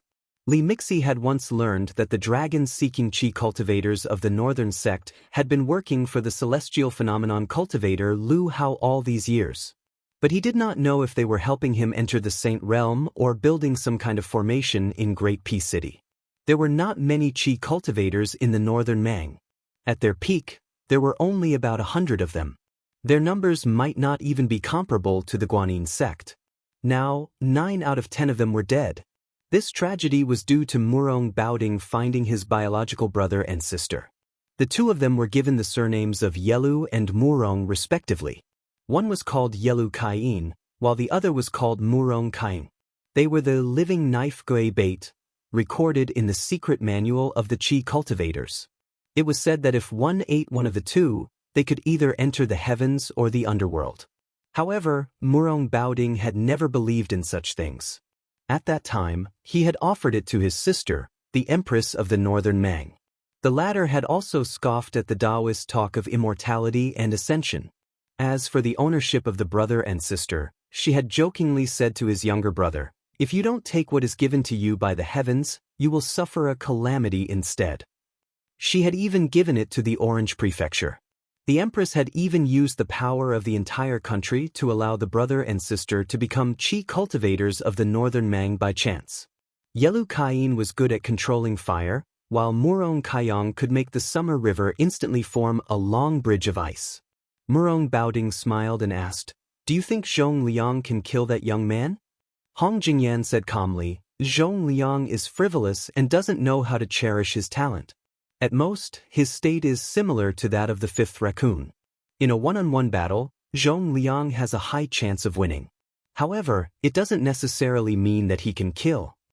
Murong Baoding took the lead and walked to the door of the hall. "He is related to the demon Luo Yang. Don't you have any thoughts?" Hong Jingyan said something mysterious, "If I want to kill him, I'm afraid that the Orange Province will stop me." Murong Baoding laughed it off and changed the subject.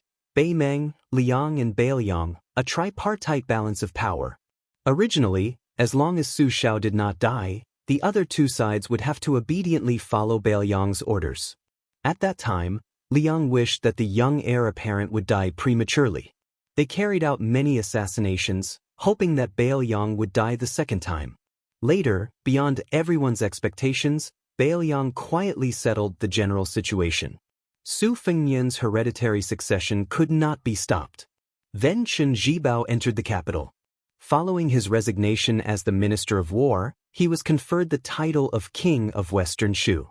As a result, Bei Mang, who had been watching the fun, became anxious. Last year, they were beaten by Bailiang to the bone. There were countless civil and military officials in the northern and southern dynasties, but only the Orange Province and Dongzhuo insisted on fighting on the Western Front. They insisted on fighting head-on with the new king of Bailiang and Chen Zhibao in Western Shu. As a result, Li Mibi's spider web shifted its focus from this king and these people to Su Fengnian, hoping to kill the new king who no longer had Su Shao to rely on. At that time, Bailiang would have no leader and would be much easier to bully.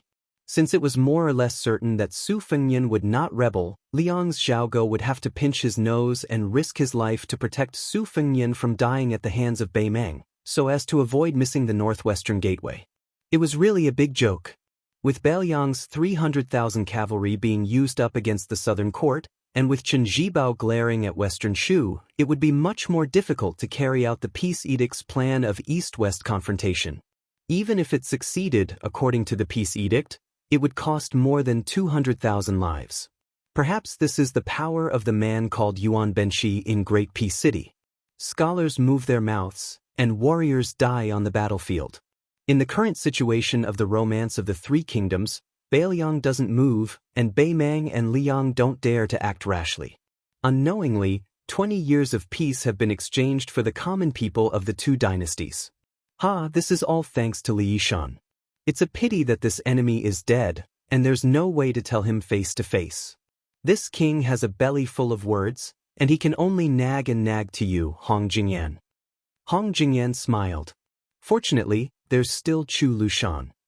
Murong Baoding stretched out his hand and placed it on his cheek. Yes, there's still Chu Lushan. The two had already stepped through the threshold of the main hall. Looking at the somewhat lonely scene in the square, Hong Jingyan suddenly said, "Su Yanbing secretly escorting the young king is a reasonable thing. This person's methods of intercepting and rescuing the Bailiang administrator's son at the border cannot be underestimated. If it wasn't for the peace edict, I really don't have the confidence to kill people in Qintsang. Since Su Yanbing hasn't shown himself, it means that it's as I guessed before. Zhong Liang really can't kill Su Fengnian. First, there's the butcher Su Shao who doesn't want to be the emperor, Chen Zhibao who wants to settle the country through 2 battles, and then there's the traitor Chu Lushan. Now, there's the Su Fengnian who likes to pull chestnuts out of the fire. Bailiang really has a lot of strange people and strange things. If you ask me, Bailiang really should follow the plan of the emperor's preceptor and destroy it first. Murong Baoding's words hit the nail on the head. If you don't attack the nearby Bailiang, how can you compete with Dongzhuo for military merits? How can you be the king of the southern courtyard? Hong Jingyan also argued, is the peace edict really going to do business with Bailiang? Chapter 998. Murong Baoding laughed and said bluntly, as long as this kid agrees, and as long as you, Hong Jingyan, do not meddle, the king of the northern courtyard will be his in the future, and the king of the southern courtyard will be yours. When Beimeng pacifies the world, your northern and southern courtyards will no longer be defined by the current Beimeng northern and southern dynasties, but by the current Beimeng Liang. Hong Jingyan, do you think he will agree? Su Fengnian entered the city alone as a show of sincerity. This king even traveled thousands of miles south to this land of refugees, and spared his life. His sincerity should not be small, right? Hong Jingyan said indifferently, if Su Fengnian can recruit hundreds of thousands of refugees, he will be able to secure his position as the king of Bailiang. Similarly, if he can tame 300,000 cavalrymen, he will be able to smoothly proclaim himself as the emperor after his majesty ascends to the heavens. But before that, if I go against his majesty, not only will I lose the Ruran military power that I just obtained, but I will also follow in Luo Yang's footsteps and be hunted down. On the surface, why don't we just follow his majesty's orders and kill Su Fengnian and let him accompany his father? Then, we will rely on our own abilities to fight for people, food and territory in Bailiang. When the time comes, whoever can destroy Western Shu will be crowned as the king. Murong Baoding interrupted Hong Jingyan's words and sneered, that old woman won't be able to live for much longer. You know very well just how much the Yelu clan, the previous ruler of the northern Mang, hates her. If you don't let me take over, the Murong clan will have to take the risk of the Yelu clan digging up my ancestral graves. The old woman is very wary of this younger brother of Benwang, so of course she will have a plan after her death. But when a person dies, politics dies, just like a lamp that goes out. Without her protection, and with Benwang's illegitimate son, Li Mibi is destined to die miserably. If Tuoba Bodhisattva wants to kill this king, unless this king fights him one-on-one. Otherwise, with his ability to lead troops, this king will definitely lose in a battle of 100,000 against 100,000. But above 200,000 he will definitely die. This king and Zhong Shentong are in secret collusion. Almost everyone in Beimeng knows about this fact. As the ruler of a country, what can that old woman do to the Zhong family? The Zhong family was not like the Su family. They were ruffians who rebelled whenever they wanted. This is also the reason why he is willing to look at the Su family in Bailiang. The chess and sword music schools, Gong Luzi, was silent. The changes in the square in the palace were overwhelming. It was completely beyond the imagination of Queen Yururu and Mao Gu. First, Minister Tang died in the hands of Su, even though he had a talisman array. Then, Second Minister Liang Zhong was extraordinarily powerful. He only used an ordinary iron spear to make the young king bleed. What happened next was even more confusing. After the third minister of offerings from southern border showed up, he did not rush to join hands with the second minister. He just casually took out a brocade pouch from his sleeve with his dark purple fingers. Then he waved his sleeve and rolled up the peach blossoms that filled the sky, including the second minister. As a result, the 2 rows of peach trees under the palace wall became dead trees. At that time, Mao Bishan and Gu Feiqing knew that the essence of the talisman array was not the 2 aggressive talisman swords, but the inconspicuous poisonous peach blossoms. Mao Bishan had already fled. Gu Feiqing, who had always been loyal to the residents of Dragon King, did not care about etiquette. He held his breath and threw the queen outside.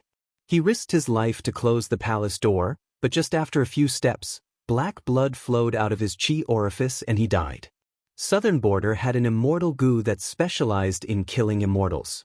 This immortal was naturally not an unfettered land immortal, but one of the 3 realms of first rank. However, it was similar to many moves in the pugilistic world that were powerful but could not withstand a single blow. Although the peach blossom immortal goo of the third minister was not vulgar, it could not take the life of the demon. Instead, it was nailed to the palace wall by Zhong Liang. What was unimaginable was that the old man could actually let out a sinister laugh. He pressed his hands on the iron spear and pulled his body out of the spear inch by inch. After falling to the ground, his voice was hoarse. He sat down and said to the young man who had been watching by the side, "By the order of Master Li Yuanying, I respectfully welcome the king of Bailiang." Only then did he die with his eyes wide open. It was not the spear that took this death warrior's life, but the peach blossom immortal goo itself. However, Zhong Liang was not unscathed. He used his fingers to wipe away the black blood that flowed from his ears to his temples. His life was not in danger, but his cultivation was still affected. Murong Baoding and Hong Jingyan left the palace at this time. Zhong Liang, who had a full beard, was silently healing his injuries. Su Fengnian squatted in front of the old death warrior of Bailiang and closed the old man's eyes. Su Fengnian had seen Murong Baoding's picture in the Tide Listening Pavilion's secret files. After standing up, he heard this half-faced Buddha ask with a smile, "This king is accompanied by the sixth in the world, Gung Luzi. I wonder where Su Yanbing is?" Su Fengnian smiled and did not speak. Murong Baoding deliberately drew in a breath of cold air and asked meaningfully, "Did you really come to Qingcang City alone? Are you trying to use yourself as bait to catch a few big fish?" Su Fengnian said frankly, "Fishing is not fake, but it's my family's business. It can't be considered catching big fish. Su Yanbing is definitely here, but I don't know where this king is, and I don't know when he will appear." Murong Baoding looked at the calm young man under the wall and felt a heartfelt admiration. He somewhat understood why the current Zhao family's son of heaven was in love with Chen Jibao. In the future, when he sat in the north facing the south and ruled the world, there would be such outstanding officials standing in the imperial court. Not to mention other things, just watching them stand there and serve him was very pleasing to the eye. Murong Baoding laughed heartily and said, "Su Fengnian, you may not know this, but this king's true eldest son is Yulu. This king can let bygones be bygones for your grievances with him." Su Fengnian took the crossing the river pawn from his waist and placed it in front of his eyes. He gently exhaled and purple thunderbolts rolled onto the scabbard, bouncing gently. There were 9 thunderbolts pearls on the blade. These were the treasures that he had obtained from his battle with Lu Haoshi. They could be considered priceless treasures. Su Fengnian looked at Murong Baoding and Hong Jingyan, who were standing side by side, and said something that even these 2 top experts could not understand. "I have had Wang Xinji's mentality since 800 years ago. The whole world is my enemy. I am invincible in the world." Chapter 999. Murong Baoding glanced at the rolling thunder on the scabbard and was a little surprised. Although martial arts were vast and there were countless unorthodox methods, as long as it was related to qi cultivators, it was considered top-notch. The young brother and sister behind him were more than familiar with this. In Beimang, there were qi cultivators who were proficient in collecting thunder and lightning. The money-grubber boy and the foodie girl gathered together and whispered to each other. Especially the gluttonous girl, she smacked her lips and stared fixedly at the 9 genuine purple sky thunder. She was very envious. As long as she swallowed them into her stomach and nourished them for a few years, she would definitely be able to beat this annoying fatty beside her into a pig's head. Hong Jingyan's expression was still rigid. When one's martial arts realm had reached such a high level, it was nothing more than coping with changes by sticking to the status quo. Su Fengnian's crossing the river pawn in his left hand was out of its scabbard in an instant. The speed of the blade was so fast that the scabbard that left his palm crashed into the palace wall. Su Fengnian's arm followed Wang Xiu's arc formula and swung the blade down. The 9 thunder lingered and the purple clouds dazzled. Zhong Liang unceremoniously controlled the iron spear that was abandoned by Su Fengnian. He had been holding the spear with one hand. This time, he finally held the spear with 2 hands and took out enough attention to deal with the unsheathed blade. The spear curved horizontally. Before the sharp blade of the blade touched it, the curved tip of the spear was already pointed at Su Fengnian's waist. Su Fengnian did not deliberately change from attacking to defending. He just followed the blade with ease as if he was possessed by God and understood the wonders of the Xian finger. The tip of the blade suddenly twisted and fell faster and faster. His body was also forcefully pulled a few feet forward. The rolling blade technique was still the rolling blade technique. It was just that compared to the rolling blade technique of ordinary swordsmen, it was much more mysterious.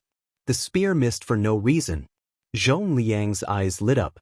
Borrowing the force of the curved spear, the curved body of the spear also curved.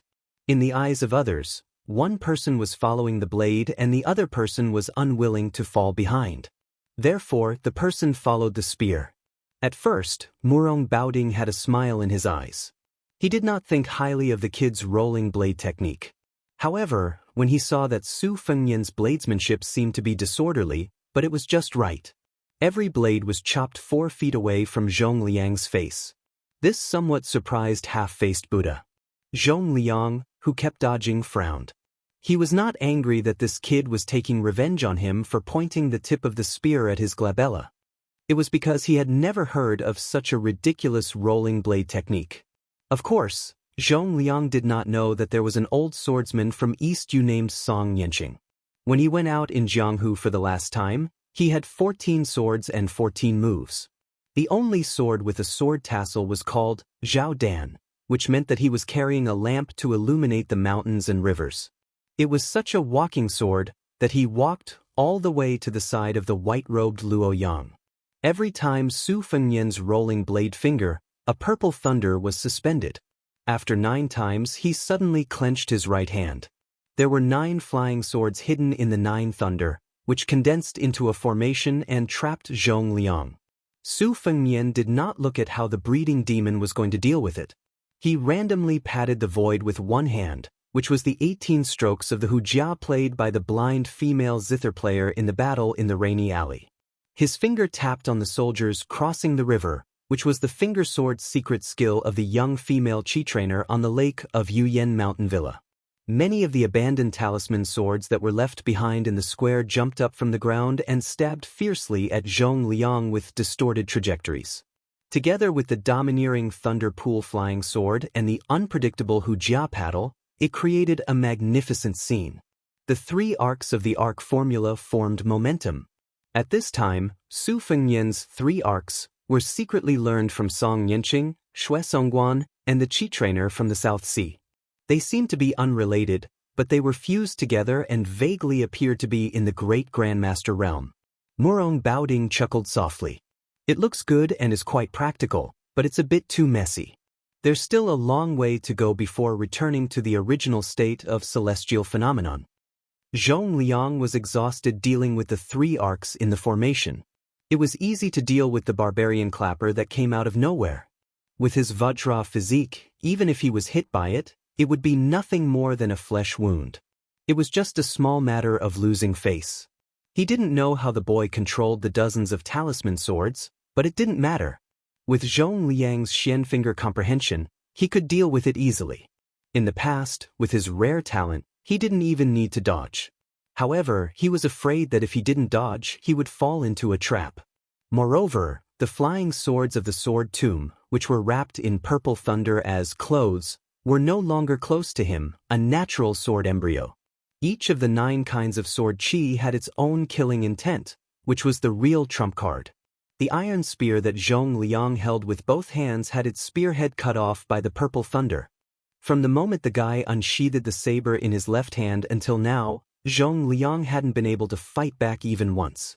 This made the second young master of the Beimang family, who ranked relatively low among the top 10 devils but had outstanding strength, really angry. Beimang was at the top of the martial arts world, and the number of times they fought each other was far more than Liang.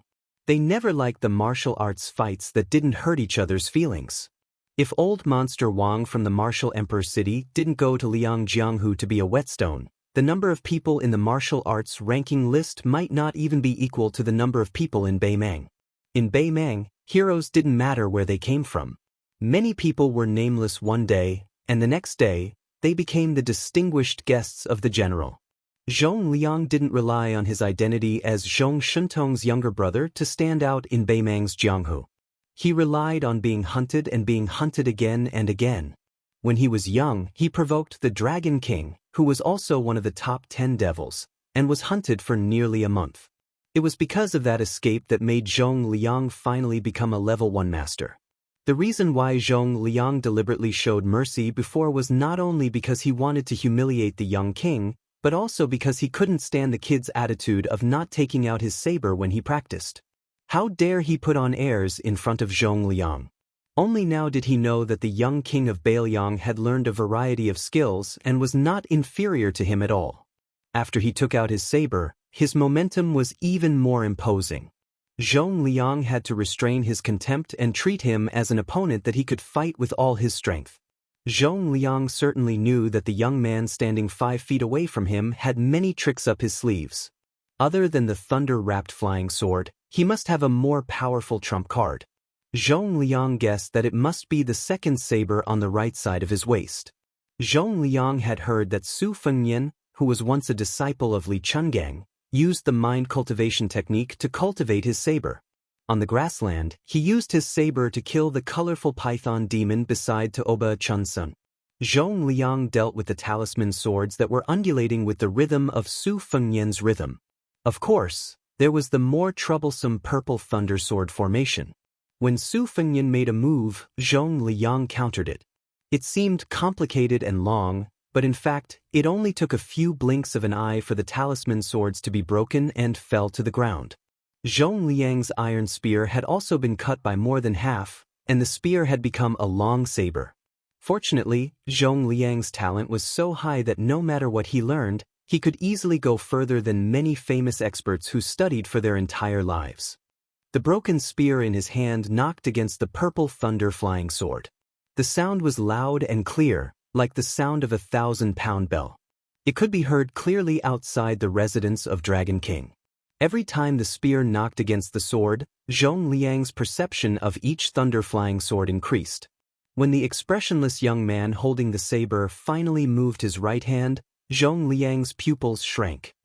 He knew that the saber in his right hand was about to be unsheathed. The outsiders, Murong Baoding and Hong Jingyan, sighed softly almost at the same time. Su Fengyan was indeed holding the hilt of Xiudong's saber in his right hand. However, the one who made the move was not Xiudong, but the scabbard crossing the river pawn. Su Fengyan's palm was split open, and blood splattered everywhere. It was obvious that the crossing the river pawn was so fast that even Su Fengyan, who was holding the saber, could not control it. Outside the Shenwu city, a person who was far away in the martial emperor city borrowed a sword. Su Fengyan decisively gave him the sword. At the last moment of life and death, he killed Han Xianxia, the cat that was known as the land immortal, Han Wudi. Chapter 1000. This time, Su Fengyan returned the sword to the old man surnamed Sui. This time, he returned the scabbard to the soldier who had crossed the river. Otherwise, with Su Fengyan's spiritual foundation, he would have been able to cultivate the one-sleeve azure dragon. He would not have only used the rolling knife technique, which was born from Song Yanqing's Shining Guts sword technique, to fight against Zhong Liang. Everything was just an extremely sinister smokescreen to pave the way for returning the sword. In the soul-stirring trap outside the Shenwu city, the famous sword Spring and Autumn was only a foot away from the human cat's heart. The further the person who borrowed the sword was, the more powerful it would be. However, Zhong Liang was not the mysterious celestial phenomenon of death Han Xianxia. This time, when the sword returned to the scabbard, it still directly penetrated the chest of this Beimang demon. It was just that he did not die on the spot. The third consecrator pulled out the iron spear with his body forward. Zhong Liang directly passed through the scabbard of the soldier who had crossed the river and crashed into the palace wall to escape. Su Fengyan did not chase after him. He only looked at the dead Bailiang spy sitting on the ground. It could be considered that he had avenged the old man's hatred for the spear. Murong Baoding said regretfully, with Zhong Liang's ability, he should have fought with all his strength from the beginning. How could he be in such a difficult situation? His talent is really high. Before Luo Yang, he was the fastest person in Beimang to enter the Finger Mysterious Realm from the Vajra realm. He was even faster than Li Chungang from Liang. This is a great thing, but also a great thing. The Vajra realm is naturally not as invulnerable as other martial artists who have been stuck in this realm for many years. Zhong Liang was lucky that as the immortal sword embryo, he was able to sense the danger before the scabbard blade from the sword Wei pierced his heart. This was why he was able to avoid the fate of being stabbed to the heart. Unfortunately, he was lucky enough to avoid this blade. However, he could not avoid Su Yanbing, who came with the instant spear. Hong Jingyan hesitated and was about to step forward. Murong Baoding laughed softly. Have you thought it through? Do I really have to save Zhong Liang from Su Yanbing's hands so that I can express my goodwill to this king's sister? Don't regret it. Hong Jingyan asked in return. If Hong Jingyan could hide the secret of the military edict from His Majesty, why couldn't the military edict wait for Hong Jingyan's plan before acting? Murong Baoding didn't say anything and just shook his head. The two of them parted ways. As soon as Hong Jingyan left the palace, Murong Baoding muttered to himself, "If I don't dare to gamble, how can I take it?" Murong Baoding raised his voice and said to Su Fengnian with a smile, "This is Gung Lozi. Don't be fooled by his high cultivation level. In this king's eyes, he is far inferior to you. Just now, this king even promised to divide the king of the north and south courtyards with you. Now, it seems like he is really humiliating you, Su Fengnian." Su Fengnian took a deep breath and absorbed the 9 purple thunder. He then controlled his qi to take back the soldier of crossing the river that was still in its sheath. He shook it casually and shook off the blood of Zhong Liang on the sheath. He asked with a smile, "If you were to face this blade, what would the result be?" There was no tense atmosphere between the two of them. Murong Baoding sat lazily on the steps and laughed. This king can predict that blade, but he probably won't be able to dodge it. However, even if your blade hits this king's chest, you won't be able to pierce it. It's not that this king is looking down on you. In fact, only Wang Xianji and Tuoba Bodhisattva can do it with their bare hands. Dong Tai's sword can also do it. As for the others, the difficulty is not small. Alright, there's also Li Xiaoxin with the King Kong glare. So even if Hong Jingyan went crazy and turned around to kill this king won't take it seriously. He will just leisurely run back to Beimang.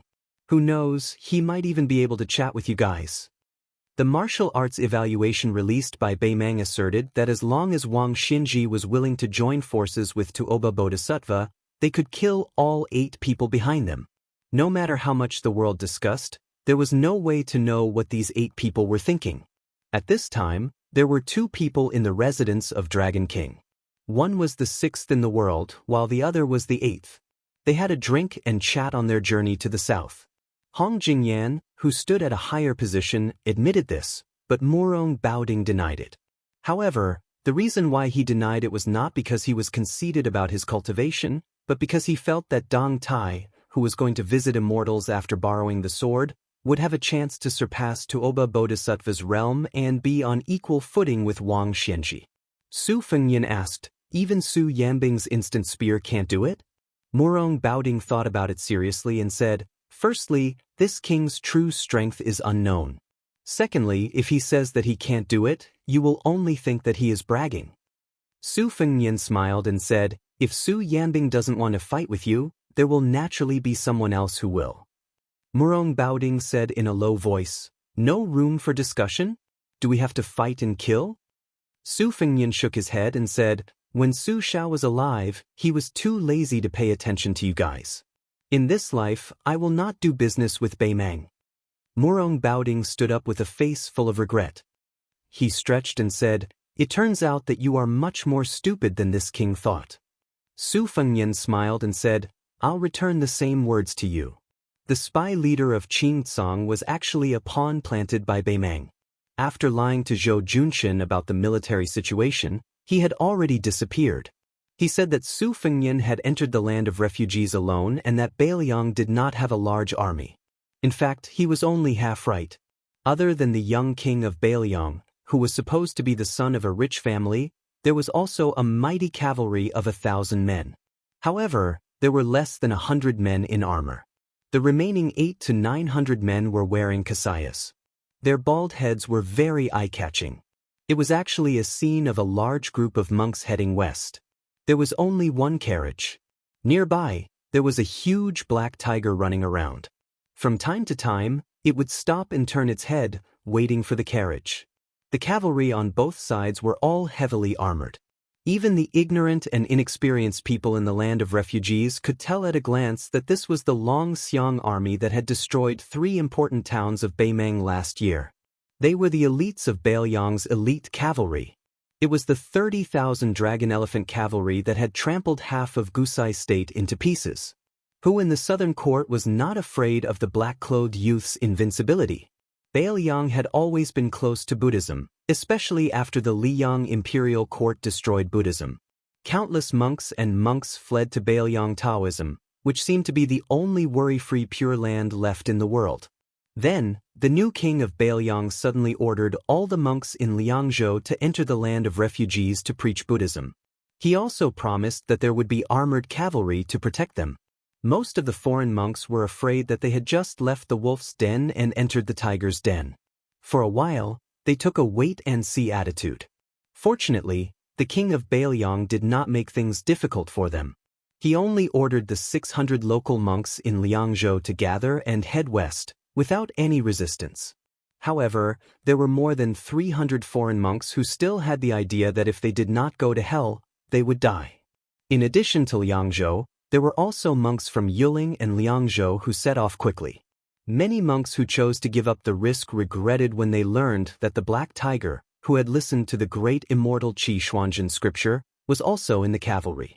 Many monks who were familiar with the ways of the world wanted to mend the pen after the sheep were lost. They tried to secretly follow the cavalry, but they were mercilessly driven back to Liangzhou by the border cavalry. After the Beimang spy Taoist Qing Huai, who had been dormant in Qingrong Temple for many years, was killed by Bailiang's falcons, monk Huang Deng, who was a famous monk in Gangnam-do, witnessed the death of the old Taoist with his own eyes. The old monk Huang Deng became the new abbot of Qingrong Temple. This time, the new king of Liang ordered the monks to go west to the land of refugees. The old monk Huang Deng was the first monk to take the initiative to go to Liangzhou, and he was also the most famous one among them. Therefore, monk Huang Deng was specially allowed to ride in the carriage by Bailiang, which was a great honor. However, the old monk Huang Deng seemed to be a little restless along the way. He was not an old monk who bowed in front of the powerful. Monk Huang Deng was known for his teachings in Gangnam-do. Even when facing the honorable provincial governor, he was treated the same as a peddler. The reason why the old monk Huang Deng was uncomfortable was that the younger brother of the new king of Liang was sitting in the carriage. It was Su Longxiang, who had massacred the city and killed the surrendered soldiers at the border last year. If that was all, the monk would not be so restrained. The main reason was that this prince was not barefoot and dressed in black like before. Instead, he was wrapped in an extremely strange bright red armor, revealing only his eyes. The carriage was filled with murderous intent. Monk Huang Deng, who was known for his Buddhist aura, was pitiful. Some distance away from Qingcang City, a falcon was hovering at a low altitude. Hearing the sound, the talisman armor suddenly stood up and left the carriage. The young man in armor began to run wildly. Before the red armor entered the residence of Dragon King, which was located at the westernmost position, it had smashed the entire Qingcang City in a straight line. The Great Vajra Realm against the Great Vajra Realm. Chapter 1001. As soon as Zhong Liang broke through the wall, someone immediately broke through the wall and came over. Moreover, this guy was dressed in bright red. The key point was that he looked like a very valuable family property. This made the money-grubbing young man widen his eyes in envy.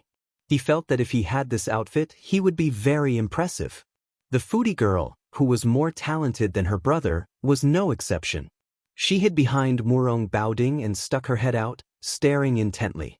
At this time, Murong Baoding's heart was more ridiculous than angry. Did this Su guy just use an armor to send him away? He had heard that there was a talisman general armor among the 4 grandmasters of Liang. He was a good-for-nothing who had been skinned alive. Murong Baoding had always been prejudiced against these so-called masters who used external objects to abuse their power. He looked at Su Fengnian with a gloomy face and said, "This king has already been rejected by Hong Jingyan once. This king's patience is running out.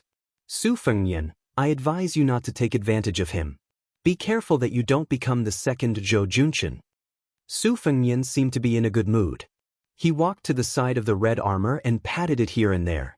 He seemed to be relieved. He turned his head and smiled at half-faced Buddha. Murong Baoding, don't think too highly of yourself. Who are you trying to scare by calling him this king? This is not Orange Province, and you haven't become the Emperor of Beimang. As for me, thanks to my father, I've seen the Emperor of Liang, the Empress of Beimang, and the vassal kings of Liang. I've also seen many of the top 10 people in the world who are better than you in the martial arts evaluation. They don't seem to be as arrogant as you. Therefore, you should speak as arrogantly as you can. Murong Baoding put on a fake smile and twitched his lips, revealing a strong murderous intent. Talisman General Su Longxiang looked at his brother. The latter nodded, indicating that he should play freely. Since one Cutwillow was Murong Baoding's illegitimate son, he should treat it as the father paying the son's debt. Su Longxiang turned to face Murong Baoding.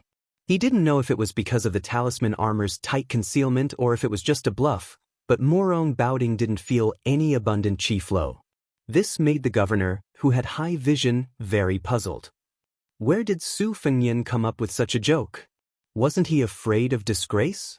Murong Baoding only knew that Su Zhao's youngest son was born with a vajra.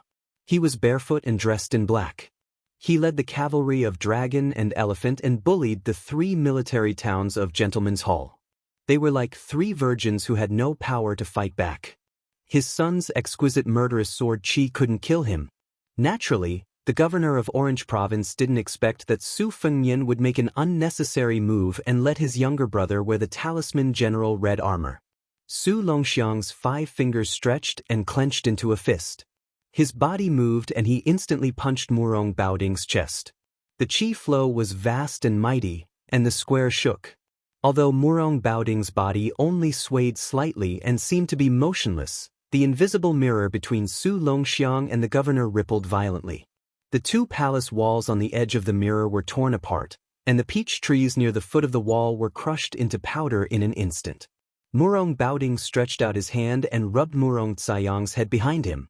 The girl knew the severity of the situation and immediately retreated to the throne room with Yelu Kaiyin. After Su Longxiang punched, his body swept back and returned to his original position. He crossed his arms over his chest. This posture clearly showed that he wanted Murong Baoding to punch him back. He didn't dodge. Murong Baoding said, "Oh, so it's Huang Man, or from the Su family who was born with divine strength. No wonder, no wonder." Su Fengnian gently slapped Huang Man's head and laughed angrily. "He's the 8th most powerful person in the world, Murong half-faced Buddha. Why are you being so polite with him? 1 punch each. Treat it as playing house and beat him up with all your might. This guy's ranking isn't high among the 10, but his ability to take a beating is outstanding. His killing power isn't good, and he's much worse than Dong Tai and Han Xingxian. If it were any other of the 10 most powerful people in the world, I wouldn't be at ease. But since it's Murong Baoding, it doesn't matter. Brother can verify if there are any flaws in the talisman armor that the Mo family's great son carefully crafted." Su Fengnian looked at Huang Man's eyes and glared, "You're not allowed to take off your armor." Murong Baoding walked down the steps and mocked himself, "You 2 brothers really don't take this king seriously." Su Fengnian covered his hands with his sleeves and hid far away at the foot of the wall. He squatted beside the old consecrator's corpse. Murong Baoding didn't finish walking down the steps. He tapped the ground with the tip of his foot and casually pushed Su Longxiang's head, which was covered with the talisman armor. Su Longxiang was sent flying. Not only did he smash through the palace gate, there was also a deafening shattering sound coming from the other side of the city gate. Murong Baoding's body was suspended in the air for a moment before he floated down like a feather landing on the ground. This light feather actually crushed the solid bricks. Murong Baoding had just landed when a scarlet rainbow returned. This time, it was Murong Baoding's turn to fly back dozens of feet. In the blink of an eye, Murong Baoding took a step forward and punched out with his left fist. Su Longxiang's right fist collided with his. The astral chi rushed over, and Su Fengnian had no choice but to extend his arm in front of the old spy, Bailiang, to protect him. Then, the two great Vajra realm martial artists fought with their left and right fists respectively. They were like two barbaric bulls wrestling. They didn't have the demeanor of an expert, but their aura was extraordinarily powerful. Murong Baoding roared angrily. His entire face was glowing with golden light. He pushed Su Longxiang a few feet away and kicked him. His expression couldn't be seen clearly. Su Longxiang bent down and wrapped his hands around the leg of the half-faced Buddha. He twisted his waist and forcefully pulled Murong Baoding out of the ground like a radish. He spun one round and threw it out, smashing half of the palace wall. Su Longxiang leaped up and stomped on Murong Baoding's head. The latter slapped with one hand, and his body was like a tornado. He whipped his leg and smashed Su Longxiang into the palace wall on Su Fengyan's side. Just like that, the two palace walls were destroyed in half.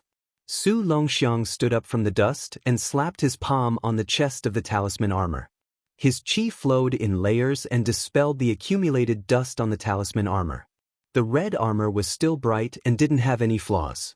Su Fengyan grinned happily. For the past half a year, the group of old men in the Machinery Bureau was only one step away from being forced to hang themselves by him. Even the two great masters of Imo, who used to be easy to talk to, didn't give him any face. Later on, whenever they heard that he had come to the Machinery Bureau, they would simply use the lame excuse of seclusion to hide. Otherwise, they would say that they were old and their backs were sore and their legs were cramping. Su Fengyan just had to shamelessly argue with these old men to see who was more shameless.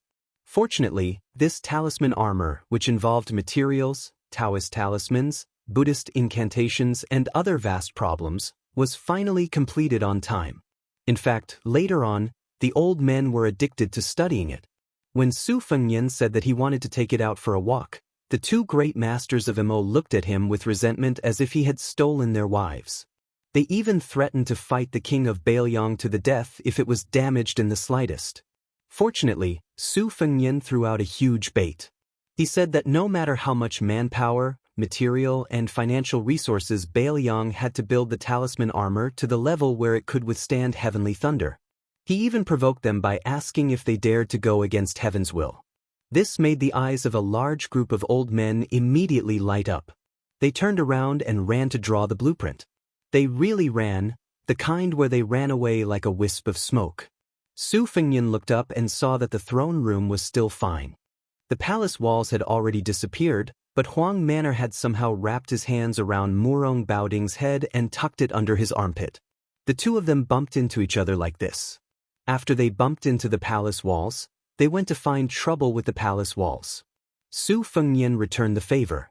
After he broke free, he grabbed Huang Manor's ankle and used the talisman armor as a knife to cut rice paper, cutting a gully in the middle of the palace walls. Huang Manor did not fall behind. He stepped on Murong Baoding's chest in the air and kicked the half-faced Buddha, who was known as the immovable wisdom king, to stagger. Then, the two of them began to fight back and forth, punching each other's heads. After each punch, the talisman armor and the half-faced Buddha were unharmed, but the ground under their feet cracked inch by inch. Huang Manor was still fine. He had the talisman armor on him, so he did not appear to be in a difficult situation. However, Murong Baoding's clothes were already in rags and he looked like an old beggar. He did not have the slightest bit of the bearing of a Baimang military commander. Chapter 1002. Murong Baoding casually picked up an iron spear from the square and smashed it into the talisman armor's waist. The talisman armor was fine, but the iron spear shattered from head to tail. There were still many iron spears on the ground, but they were all picked up by Murong Baoding. During this time, 2 iron spears were aimed at Huang Manor's eyes, but they didn't succeed. The iron spears that were supposed to shatter were also shattered.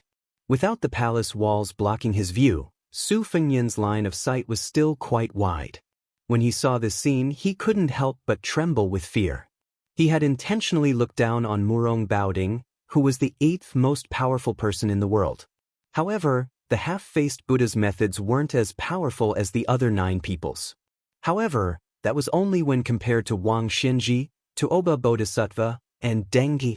It didn't mean that Murong Baoding was a coward who only knew how to take a beating. The half-faced Buddha's punches and kicks weren't as powerful as Huang Manor's. If it were an ordinary martial artist in the Vajra realm, they would have been beaten to a pulp. Su Fengnian could see that the ingenuity of the half-faced Buddha's attack was that after a punch, there would still be a lingering effect on the opponent's body. The essence of willow sword chi was able to grow a willow. It was most likely born from this. Therefore, after more than 100 punches from Murong Baoding, how heavy would the chi accumulated on Huang Man's talisman armor be?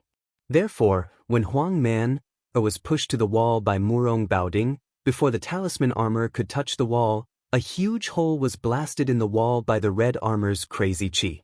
Murong Baoding looked at the red armor who stood up from the collapsed ruins and let out a long sigh.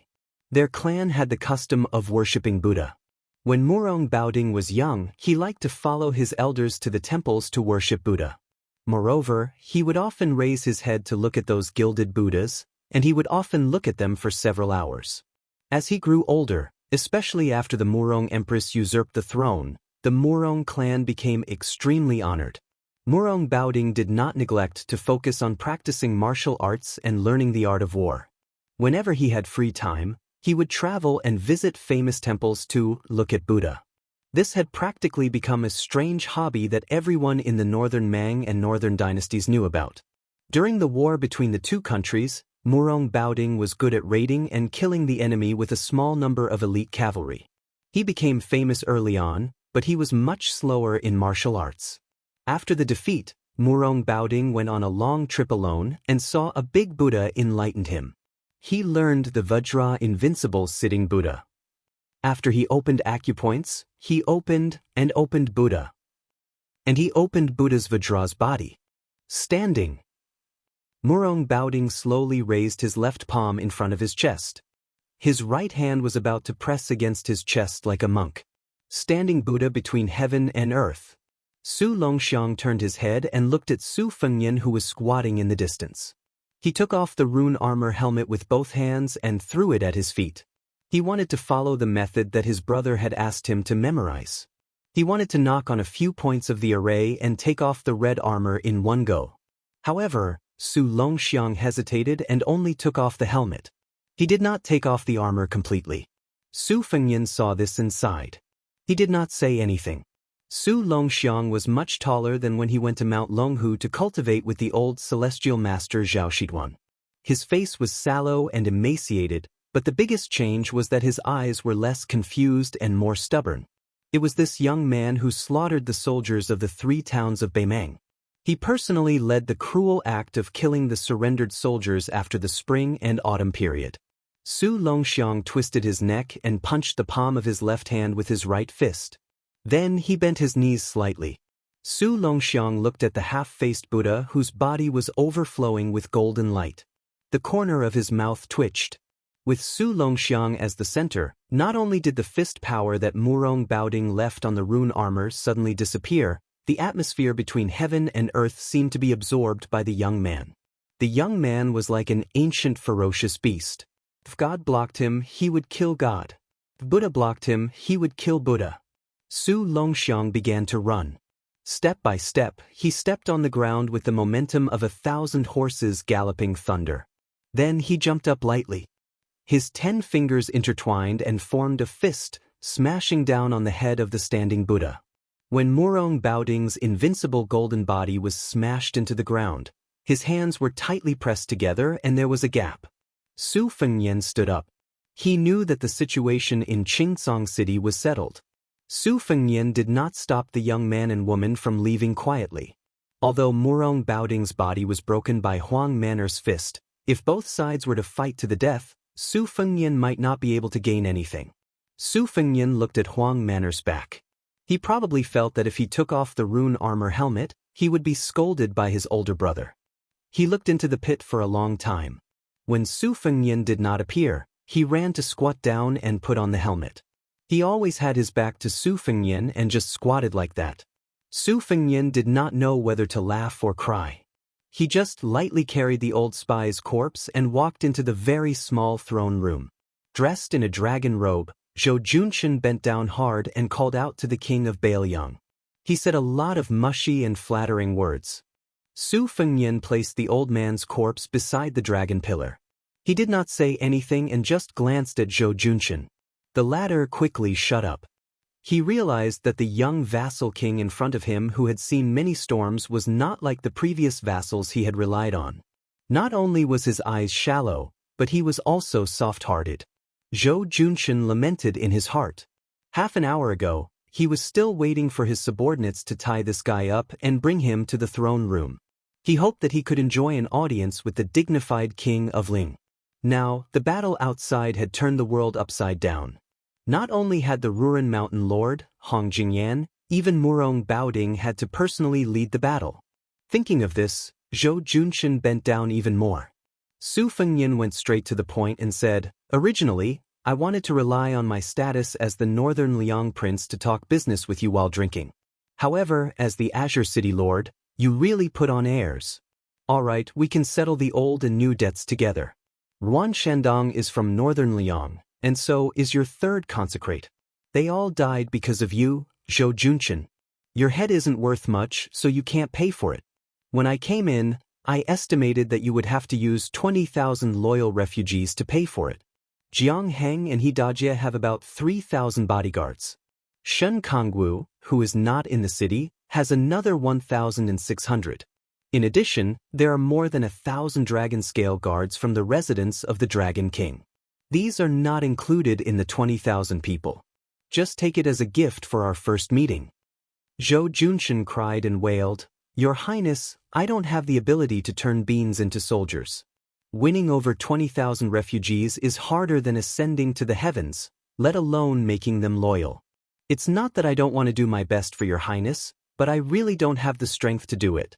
Su Fengnian suddenly grabbed Zhou Junshin's neck with one hand and threw him onto a pillar. Zhou Junshin's feet were off the ground, and his back was against the pillar. He could not breathe. Su Fengnian's arm was wrapped with the red snake. He sneered and said, "Then you can die. It seems that after your head is cut off, it will be more useful to use it to intimidate the Qingsong refugees than to keep it on my shoulder."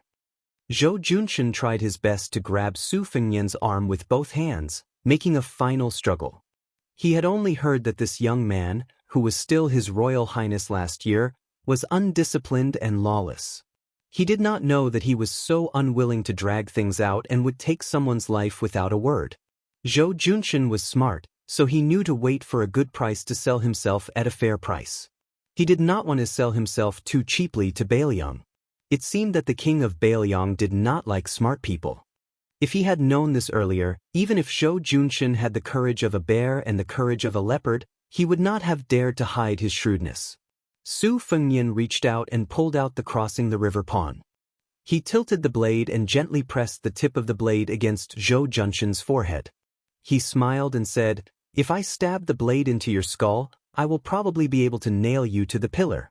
Emperor, I have always wanted to kill you, so it's not a bad idea to try it out on you first." After an unknown amount of time, Zhou Junshin slowly regained consciousness and opened his eyes with difficulty. He was in a trance and his vision was blurry.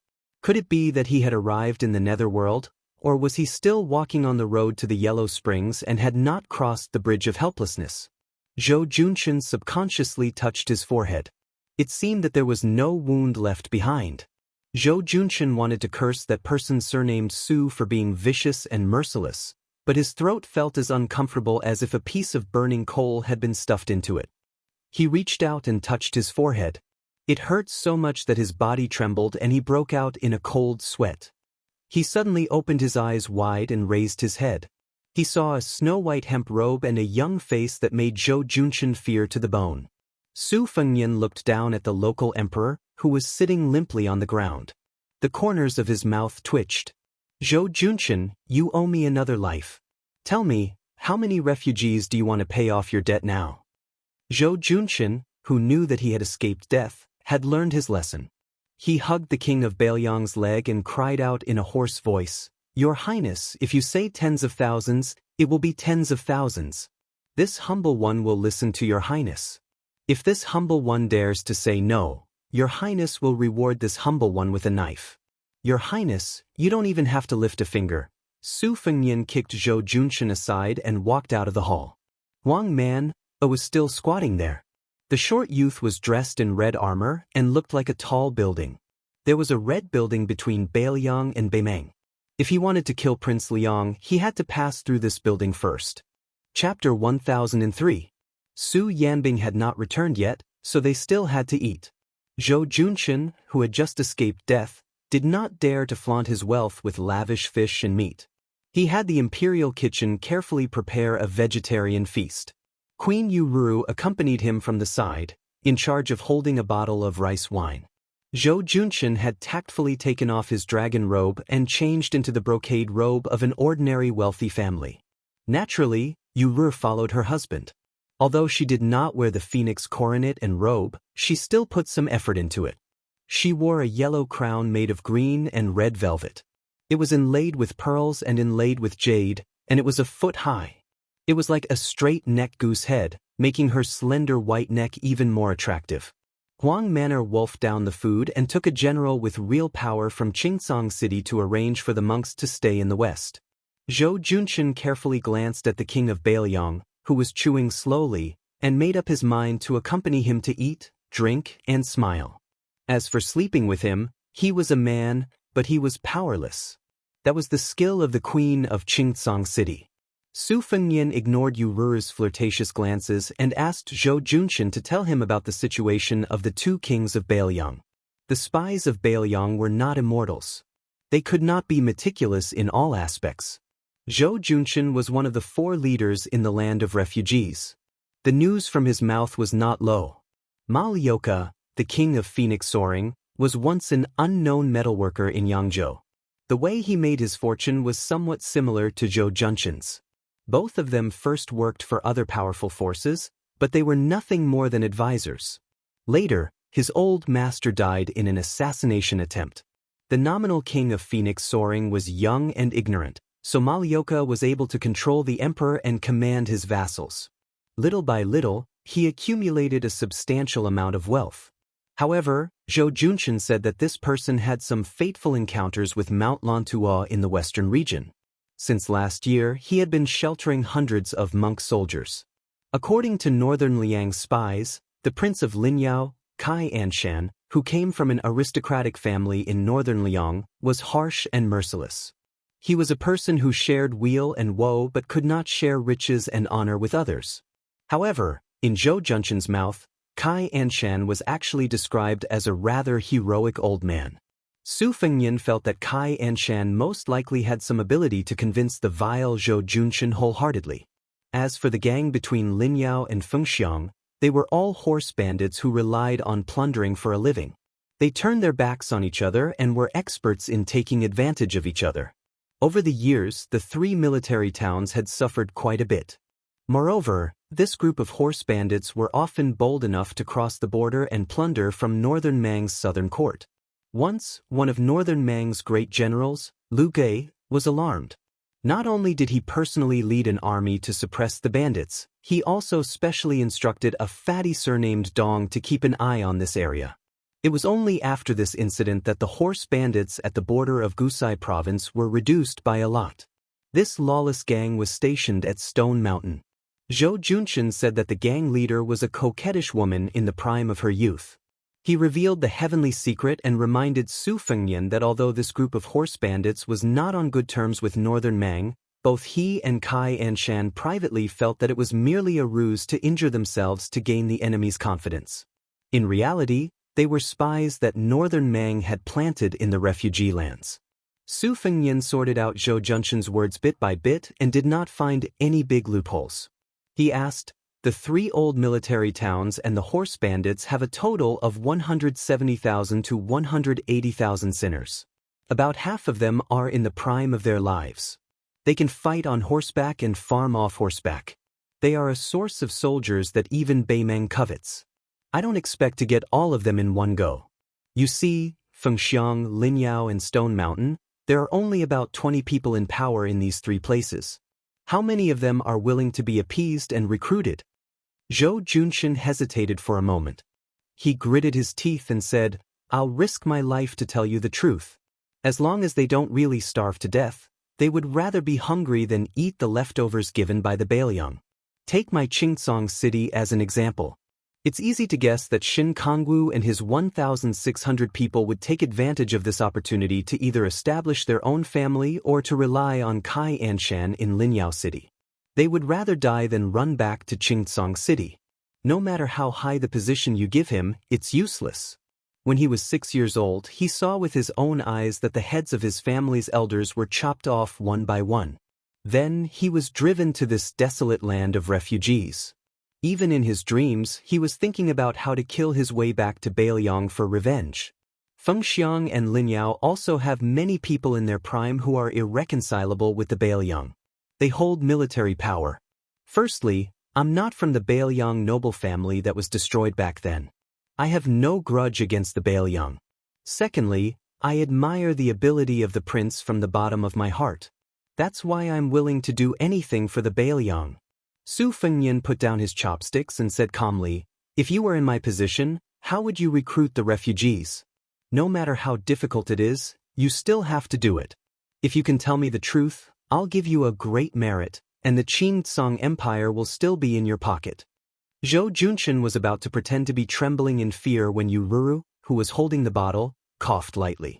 Zhou Junshin quickly came back to his senses. He already knew the habits of this young king when he talked to you about serious matters. Don't be vague, it was better to be straightforward than anything else. Zhou Junshin drank a cup of wine to boost his courage. Then he said, "We refugees are all ghosts without a home or roots. Yes, we're the kind of pitiful people who don't even know where to go during the Qingming festival. We all believe that if we don't stay here, there will be a place to stay. We don't do long-term business here, and no one has the patience to cast a long line to catch a big fish. We only care about what you can take out from your pocket. If you give us money and food, then we'll be your people from head to toe. If you reward us with good wine and good meat every day, then I'll be willing to risk my life for you. Of course, Beiliang, this outsider, is an exception. We've suffered too much for so many years. The crossbowmen of the prince's family come here to kill people every 2 or 3 days. We're scared and scared to the bone. I heard that His Highness had brought more than 1,000 monks into the land of the refugees. This is something that this lowly one could never come up with even if I racked my brains. It's amazing. There aren't many ancient books in the entire land of the refugees. Therefore, Confucianism is a joke here. As for Taoism, when a person attains the Tao, even his chickens and dogs ascend to the heavens, no one is interested in it. If one can't even fill their stomachs, how can they cultivate? Only the bald donkey's theory is something that many people are willing to believe. In any case, they were born with a lowly life of suffering. At most, they would just give up. What's the big deal? Can't they just wait for the next life? I've seen through people.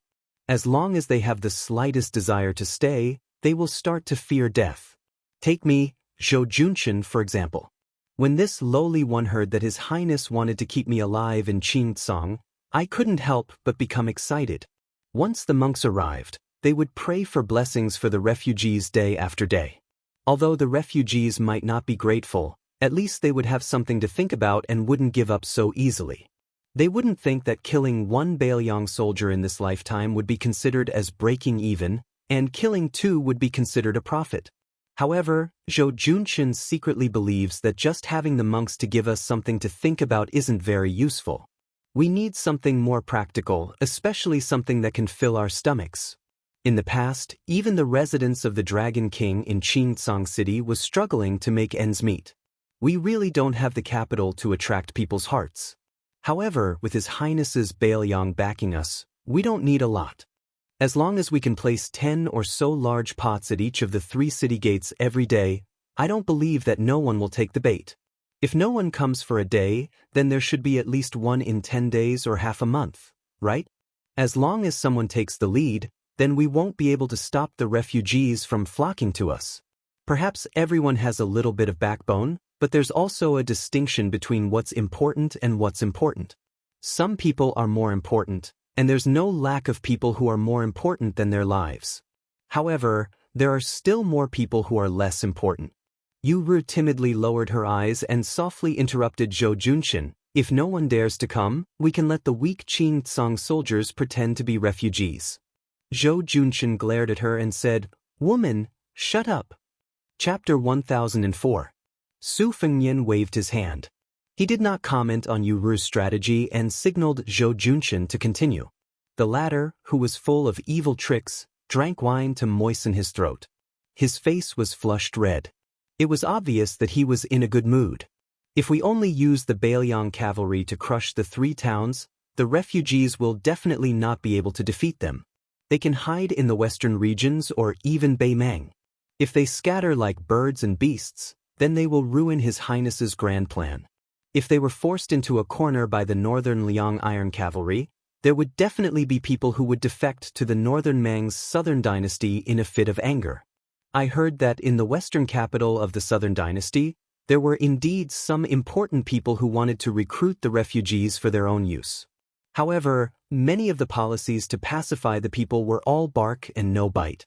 Presumably, they were obstructed by the western capital. Moreover, even though the refugees were poor, they were not stupid. They were afraid that the northern Mang had ill intentions. Once they boarded the southern dynasty's pirate ship, they would be ordered to fight to the death with the northern Liang Iron Cavalry. Compared to Zhou Junshan, the refugees in the southern dynasty had a bellyful of evil tricks. Internal strife, the ability to harm one's own people. These people who joined the northern Mang slaves of 2 surnames are all carrying the experience slowly accumulated by generations of old ancestors for hundreds and thousands of years. Aren't the history books tirelessly teaching the scholars of the younger generation how to kill without shedding blood? Su Fengnian had a new level of respect for him. He smiled pleasantly and said, "Don't be sentimental. Let's talk about serious matters." Zhou Junshan quickly nodded like a chicken pecking rice. He said, "Zhou Junshan has a plan. There are 4 words, divide and conquer. There are 2 types of division. The first type is territorial. Excluding this dog fart Qing Tsong king, then your highness can promise that the other 3 armies will continue to be local emperors. However, they will have to submit to the Bailiang nominally. Your highness can add a new province to the refugees' land. This will give you the titles of provincial governor and general. Kai Anshan will definitely scoff at this, but it doesn't matter. Malyoka, who only cares about his own happiness and doesn't care about the lives of others, may be tempted. Moreover, Kai Anshan is not tactful and doesn't appreciate the kindness. It is possible that his subordinates will be tempted. In this way, the 2 towns' refugees will more or less have their own ulterior motives. In any case, if they defected to the Bailiang, when the time comes and they really have to fight to the death on the battlefield, it will be the soldiers under their command, not the officials. However, this matter still needs to be told by your highness personally. The second type of division and conquer is targeted at the refugees themselves. Some of them are abandoned soldiers who committed serious crimes in the Bailiang army. These people will be pardoned. There are also some people who are from the tyrannical families in Bailiang in the recent 10 years who were driven here. Your highness can restore their family property in Bailiang. If they have official titles, you can just return them. If you think too highly of them, you can reduce their family property by half and reduce their official titles. As for the earliest batch of refugees and locals, the people who surrounded them did not change their nature and were the largest in number. However, it was not necessarily true that they were impenetrable. Their ancestral businesses and ancestral graves were all within the borders of northern Liang, so they were allowed to return to their hometowns to worship their ancestors. After witnessing the prosperity of their hometowns in northern Liang, some of them would eventually be willing to return to their hometowns and return to their hometowns. There were also some desperados who had nowhere to escape and could only seek refuge in the land of refugees. Some of them were Jianghu people of the Central Plains, and some were descendants of officials who hated the Liang imperial court to the core. These people were even easier to deal with. As long as the prince issued an order to open the gates of northern Liang for them, they would be the most willing to leave the land of refugees. There is one more thing that I have to be bold to say. Your highness has great ambitions and no one can match you. Therefore, Bailiang will definitely be able to take in the hundreds of thousands of refugees. However, your table manners will have to be better. How can you do that? Once the sinners from the 3 towns are recruited, for example, they will not be in a rush to join the border army and instead be sent to the relatively stable Lingzhou. However, their salary can be very low, much lower than the border army and even the Lingzhou army. Once they have integrated into Beiliang, they are originally people who can't stand loneliness, and most of them don't have anything to worry about. At that time, they will probably start thinking about going to the border to obtain military merits. I've gone too far. Prince, please don't blame me. This lowly one will speak a bit more closely. If you want to succeed by dividing and ruling, it is nothing more than the method of combining kindness and might that all those in power since the ancient times are fond of using. This lowly one has already said that giving an official's hat, giving a starving person a mouthful of food, and removing a criminal's name is all Prince's great kindness and benevolence. In order to establish prestige, the prince doesn't necessarily need to personally take action like today. The young prince only needs to bring several thousand dragon elephant cavalry with him. The young prince has already made an illustrious name for himself, an unrivaled general who can kill Northern Mang's elite soldiers like cutting rice. With the prince's grace at the front and the young prince's cavalry trailing behind, even if their bones are tough, they aren't as tough as the refugees, so they can only go with the flow and surrender. In any case, losing to this kind of hero isn't shameful at all, right? As for the remaining stubborn people, if they want to die, then they can go and die. From the 300,000 Beimang cavalry that the old prince handed over to you, who would be so careless to kill? Yuru quietly curved her eyebrows. She was carefully observing the young vassal king's expression at all times. It seemed that her husband's nonsense was not able to keep his position as the ruler of Qingtsang, but at the very least, he didn't fall into a worse situation. Su Fengnian smiled. You and a certain person's strategy of governing the refugees coincides a bit. You have about 50 to 60% of his skill. However, I have never been to the land of the refugees. I am different from you. Zhou Junshin subconsciously bent his waist even though he was sitting. He said with a flattering expression, "This little one is just making things up. I don't dare to compare myself to the expert beside your highness. If there is a 10 to 20% similarity, then it is like stepping on dog shit." Su Fengnian stood up. Zhou Junshin quickly followed. Su Fengnian said, "Zhou Junshin, I will give you two choices. Either you stay in Qingtsang City and assist that person, or you go to Lingzhou and become the governor of Feet County. However, I feel that it is safer for you to choose the latter. With your backbone, when you encounter a life and death situation in the future, you will definitely become a Beiliang traitor. At that time, I will definitely want you to die. A person like you can barely be considered a capable official if you become a peace official. Beiliang lacks officials, but we don't need honest and upright officials who do nothing. When the time comes, you can be greedy. I don't mind, but you must remember not to delay your work for the people of Beiliang. Greedy officials, greedy for more and greedy for less. They only have one mouth and two hands. How much can they eat and take? Moreover, the truly valuable things can't be brought to the coffin. The rich family property is there for display. If you really want to use this as an example, the military power of Beiliang's border can be raised to another level. However, the Su family is not at the end of the line yet. Zhou Junshin and Yururu, who had knelt down to express their gratitude, looked at each other. They could see the fear in each other's eyes. Su Fengnian said indifferently, "Both of you, get up. You can probably stay in Qingtsang for another month or so." Zhou Junshin and Yururu got up and stood side by side. Su Fengnian suddenly smiled at Yururu and said, "I have given Zhou Junshin the position of governor. I don't have anything to give you. Your situation has been written in Beiliang's spy reports. At the very least, as long as you are unwilling, no one will be able to make you take off your clothes in the future. If there is, and Zhou Junshin shamelessly agrees, come to Mount Qingliang. I will help you stop them." After Su Fengnian left, a loud slap sounded from behind him. Then there was a burst of crying. Some were from Yururu, and some were from Zhou Junshin. Su Fengnian walked out of the north gate of the residence of Dragon King, which was equivalent to leaving the city. In the north of the city, there was a small lake whose water reached his knees. He squatted by the lake, grabbed a handful of sand, and gently threw it into the lake. He was lost in thought. Actually, according to Qin Shiliang's original plan, The first thing he wanted to do was to use 20,000 cavalrymen to bathe Qingcang City in blood. He wanted to kill everyone around Qingcang City. Only then would he talk about the favor. Malyoka's soldier monks were actually a deal between Su Fengyan and the six-pearl bodhisattva of Mount Lantua. Of course, Malyoka did not know the inside story. If the female Dharmaraja of the esoteric sect wanted to be the master of Mount Lantua, she would have to join forces with the Su family of Bailiang. Su Fengyan would then use this opportunity to control the vast area of the western region.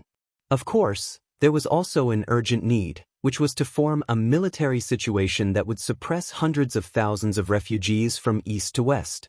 Then, he would send tens of thousands of light cavalrymen to the north and south borders to prevent the refugees from escaping. In fact, the refugees in this huge pocket would either surrender or die. Beimang's southern dynasty deliberately spread rumors that Su Zhao's last words were to bury the refugees with him before his death. Before Li Yishan died, he left behind a simple and comprehensive brocade pouch. Chen Shiliang's vicious strategy happened to coincide with it. However, in Su Fengyan, he knew that his master felt guilty towards these refugees who lost their homes because of him. It was just that he never said it out loud.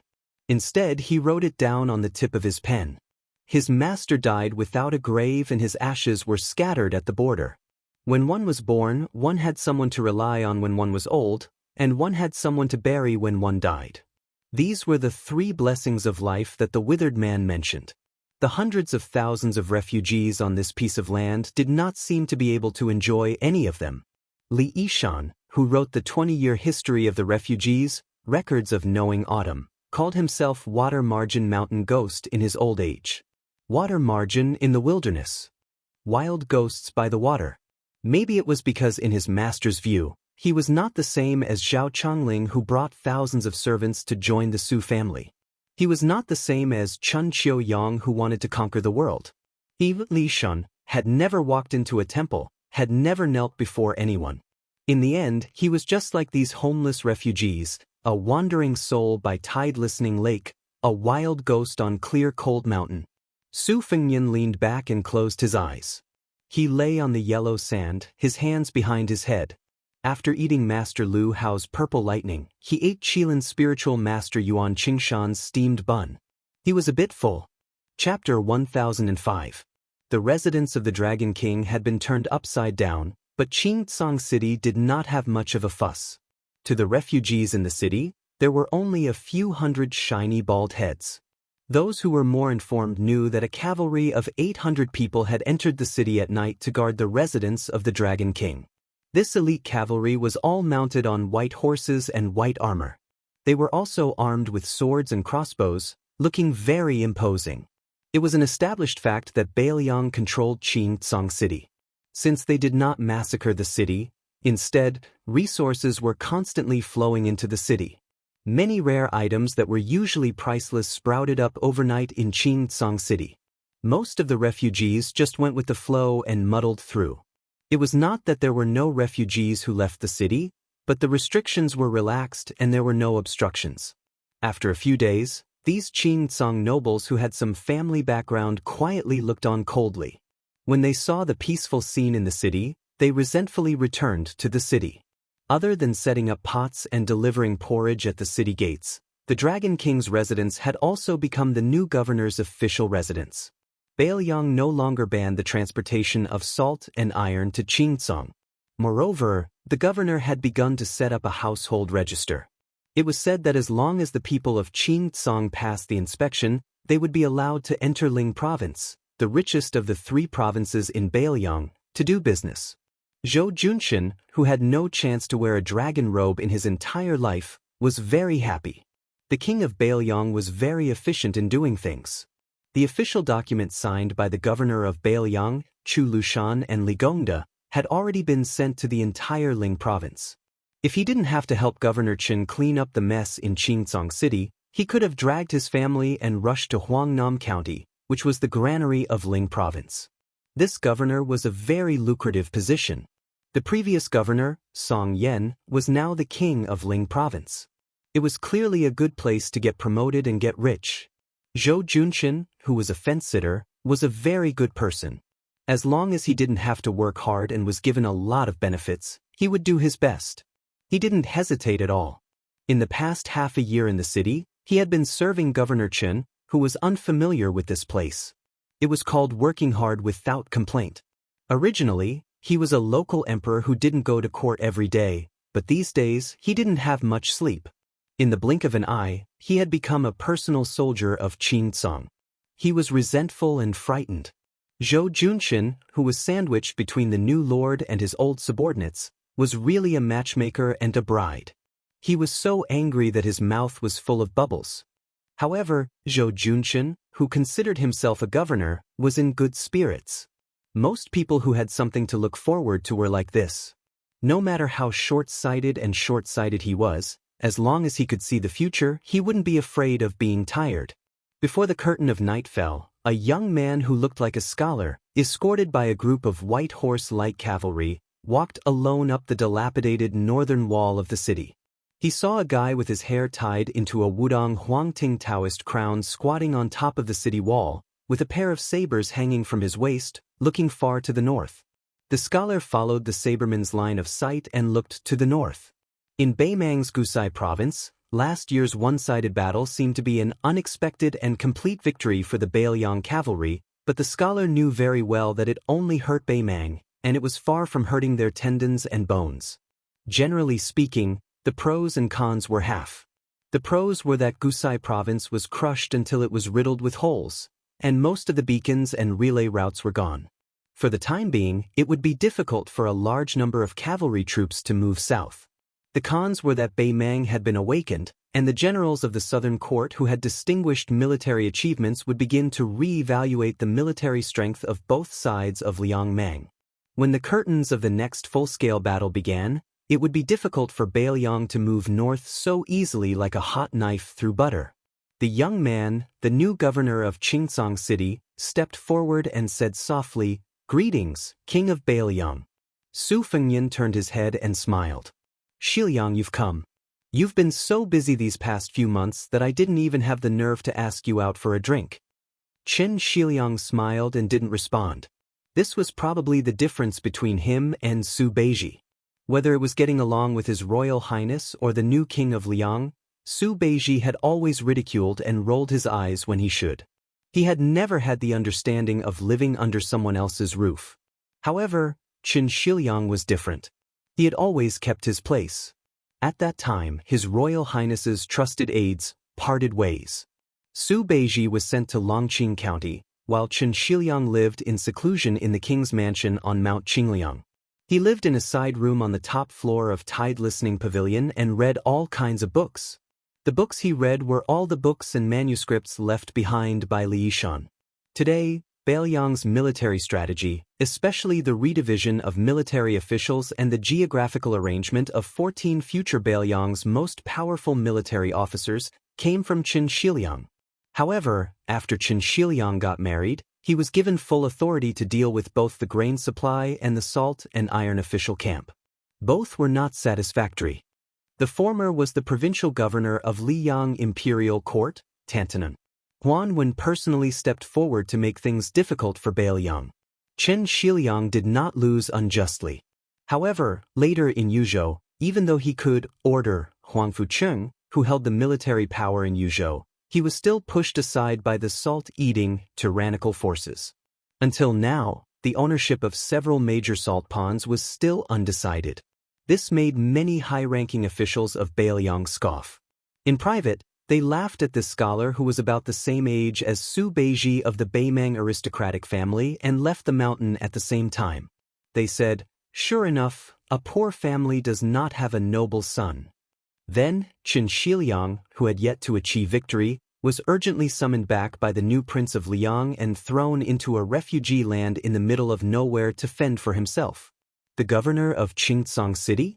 Compared to any governor of Lingzhou? If this was not clearly demotion, then what was? Looking back at Su Beiji, he was already a provincial governor of Beiliang, second only to the administrator. Comparisons were odious. Chapter 1006. It was said that wutong trees could attract phoenixes to rest, but in reality, they liked sunlight and could not tolerate cold. Their sprouts were especially weak. It was hard to imagine that a wutong tree could survive in a place like Bailiang.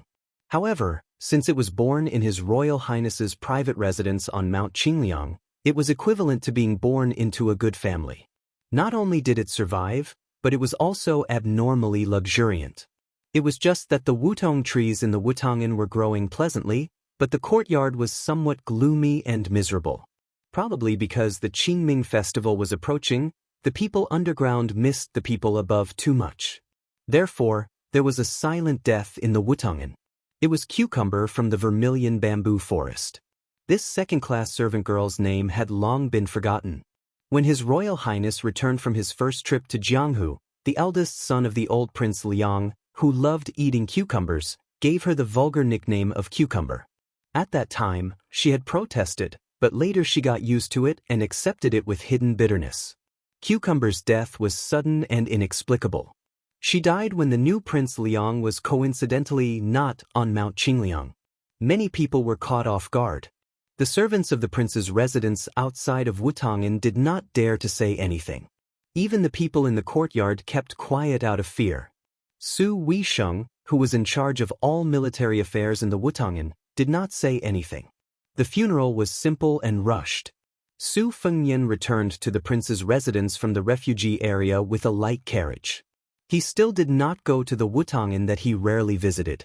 Su Weisheng, who was sitting in a wheelchair, found him at the pavilion on Tidehark Lake and handed him a suicide note written by Cucumber before she killed herself. Su Fengnian took it and threw it into the lake without even looking at it. A thin piece of sandalwood flowery paper landed lightly on the surface of the lake.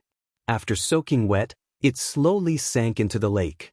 It did not even cause the slightest ripple. The suicide note and the woman were the same. They floated lightly, as if they were insignificant.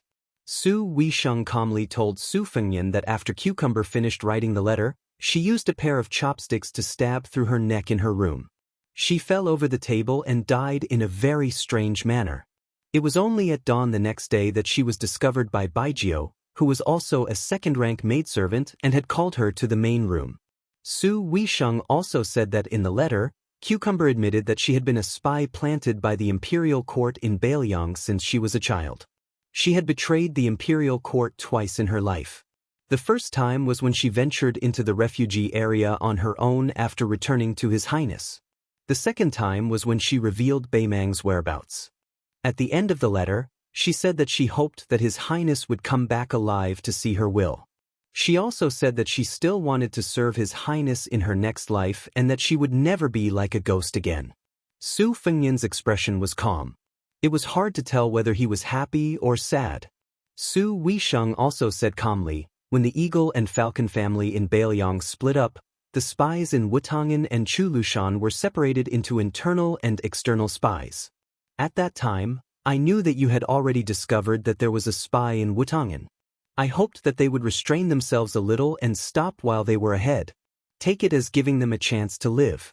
However, you should know that since you have embarked on this path, there is no way to turn back. There is no need to talk about cherishing one's life. A woman's life is short. Moreover, she is a female spy. After all, she can still decide when and how she will die. She didn't suffer before she died. None of the female spies who were dug out from behind the flames of war in the Spring and Autumn War were as fortunate as her. Su Fengnian sighed and fiercely rubbed his cheeks. His words seeped through the gaps between his fingers. They were slightly unclear. There is another spy who is involved with Beimang. She is hidden even deeper. Who is she? Without her leak, not to mention alerting the Orange Province's disciplinary magistrate, Murong Baoding, even Hong Jingyan wouldn't have rushed to Qingsong City to kill me. These two people have chosen the right time. It is obvious that they have been carefully deduced by Beimang's think tank. It seems that she is much more thick-skinned than that girl, Cucumber. Su Weisheng asked in return, do you really not know, or are you pretending to be stupid? How many people in Wutong'an can be so patient and scheming? Su Fengnian put down his hands and folded them in his sleeves. He turned his head to look at the surface of the lake and said softly, I will go see her right now. Sister, help me prepare 2 cups of wine. Su Weisheng hesitated for a moment, but in the end he didn't say anything. The second-rate maids in Wutangen all had their own private rooms, each with their own charm. Green Ant's room was the most miscellaneous. There were many strange objects in the room, but there weren't many books. She was good at playing chess, but she didn't have a chessboard or a chess piece. When she played chess, she would play chess directly with His Royal Highness in the main courtyard. She was always able to beat Su Fengnian to the point of throwing away his helmet and armor. She never showed mercy. Even when she faced the miraculous second princess who created the 19 paths, when their minds were connected, they could occasionally match evenly. This was enough to show that Green Ant was extremely intelligent. Perhaps it was because extreme intelligence led to injury, but Green Ant was also the weakest of the maids in Wutangen. Fortunately, Su Fengnian was a prodigal son who spent lavishly on the people around him. Even when the old Jinren of Wudang Mountain, Song Jiming, sent precious medicinal pills to the prince's mansion, he would regularly give them to Green Ant to nourish her body. Today, Green Ant wasn't the only one on duty in Wutangen. The door to the room wasn't closed. She sat alone by the window, looking at the green Wutangen trees outside with a smile on her face. When she heard a knock on the door, she turned around and saw His Royal Highness holding a cup of wine in each hand. She stood up with a smile. Most of the women in Wutangen still liked to see this gentle and handsome young man as His Royal Highness. Su Fengnian walked to the window, put down 2 cups of wine, and followed her line of sight to look outside the green screen window. Green Ant didn't care about seniority.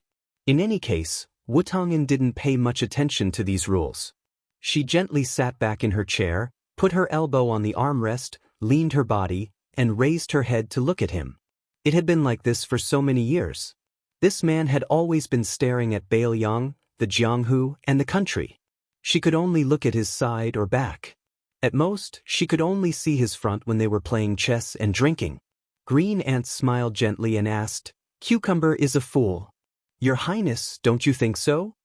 Chapter 1007. Su Fengnian didn't shift his gaze. He nodded and said, "In this courtyard she's always been the stupidest. Her handwriting is the ugliest, her chess playing is the worst, and her zither playing is also lacking in spirit. Every time you guys instigated her to go and provoke bad luck, to assassinate Yu Wei, to assassinate Pei Nanwei, to assassinate Lu Qingyan. She attacked from all sides and made enemies on all sides. Even after taking the blame, she still thinks that she's a righteous and indomitable heroine. Every time I wanted to scold her, I didn't know how to open my mouth. If I scolded her in a roundabout way, she would definitely take it as a compliment. If I scolded her directly, she would cry to death. The stupidest one of us became a spy. In the end, she was really stupid to death. So I don't blame her, because she's just a silly girl. Besides, she still has her parents in Lianjiang Prefecture, so she had no choice. But what about you? You've always been the smartest one in this courtyard.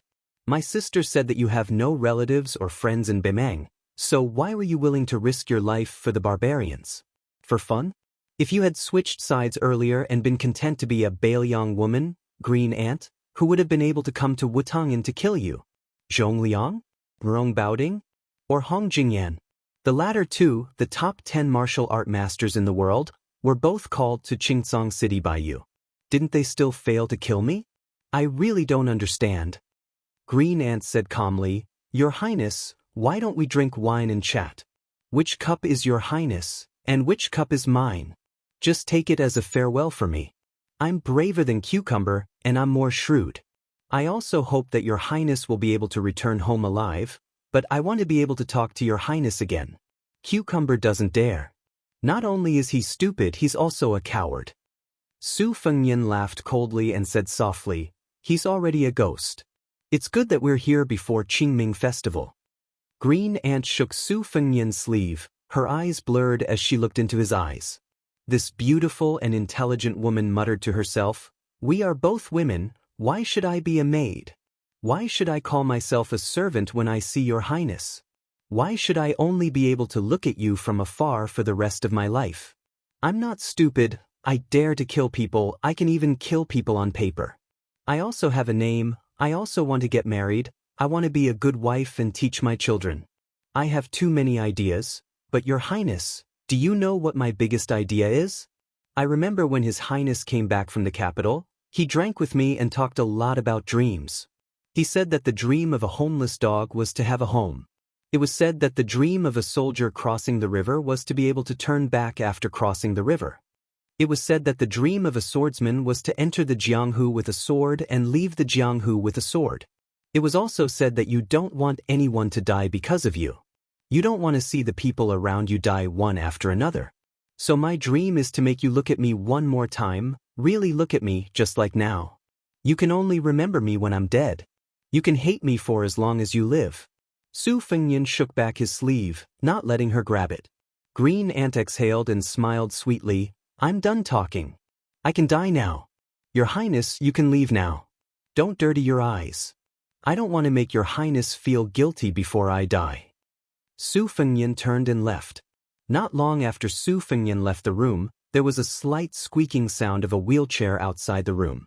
Green Ant didn't turn to look at the woman who was colder and smarter than herself. She bent down and reached for a cup of wine. Is this the Green Ant wine prepared by the second Commandery Princess? Green Ant didn't look at the woman in the wheelchair, and the latter didn't look at Green Ant either. Her expression was indifferent. Green Ant snorted softly. Then it's the same. The Green Ants were really smart. If His Highness personally prepared 2 cups of Green Ant wine, 1 cup would be Dove wine, while the other cup would naturally be ordinary Green Ant wine. Whether the Green Ants lived or died would depend on fate. However, if it was the second Commandery Princess Su Weisheng who gave her 2 cups of wine, she was destined to be poisoned behind His Royal Highness' back. Therefore, it didn't matter which cup she drank. Green Ant picked up a cup of Green Ant wine and drank it in 1 gulp. It was so fast that she didn't even taste the wine before she picked up the second cup and drank it in 1 gulp. Since she was going to die, it was better to drink an extra cup of wine. She had played chess with the second Commandery Princess many times and won only a few times because she had accumulated advantages bit by bit. Green Ant sat back in her chair and waited for her death. After a long time, Green Ant frowned. She heard Su Weisheng say coldly, I did prepare 2 cups of poison wine for you, and I also guessed that he would change the 2 cups for you. He wants you to drink 1 cup of wine and feel lucky that you're still alive. Then, you'll leave Bailiang and find a beautiful place to hide. You'll be able to live with a clear conscience. However, I won't let you leave this courtyard so comfortably. I'm here to force you to drink 2 cups of wine. I'll let you, an ungrateful wretch, know who's the one who owes whom. He doesn't want you to die, but at the same time, he wants you to live comfortably. I'm not that kind. You can only die of old age. I'll let a few elite falcons follow you for the rest of your life. A voice interrupted the quarrel between the 2 women. That's enough, sister. Su Fengnian came back and pushed the wheelchair away. Su Fengnian pushed her to the top of Mount Qingliang. They looked down at Liangzhou together. He said softly, My last bit of patience has been worn out. So, sister, don't worry. I won't be so kind in the future. Mother said before that no one is born to suffer. Even if a man can't treat a woman well, he can't hurt her as he wishes. He has to treat her as a real human being. Now that Wutong'an is peaceful, I don't have anything to worry about. This time, you can take it as I've made a clean break. I'll be willful with you for the last time. Sister, what do you think? Su Weisheng grunted in agreement. Su Fengnian smiled in surprise. Sister, when did you become so reasonable? I'm not used to it. Su Weisheng knocked her head hard against him. She said calmly, I saw that after you became king of Bailiang, you went to the Bureau of Machine Building in the back of the mountain more often than I expected. That's why I made an exception and allowed you to be willful for once. Bailiang's Bureau of Machine Building was built at the base of Mount Qingliang. It was this inconspicuous organization that produced the best sabers, the best spears, the best crossbows, and the best armor for the Northern Liang cavalry. Every saber, every spear, every crossbow, and every set of armor were only slightly better than the others. But with the addition of the 300,000 cavalrymen, how enormous and shocking was the accumulated hidden advantage. Bailiang was most dependent on gold and silver. Other than the military expenses, it was the large-scale military equipment produced by the Bureau of Machine Building. The second king of Bailiang, who guarded the northwest gate of the empire, attached even more importance to this than the old king. It was almost to the point of morbidity. Su Fengnian's eyes were resolute.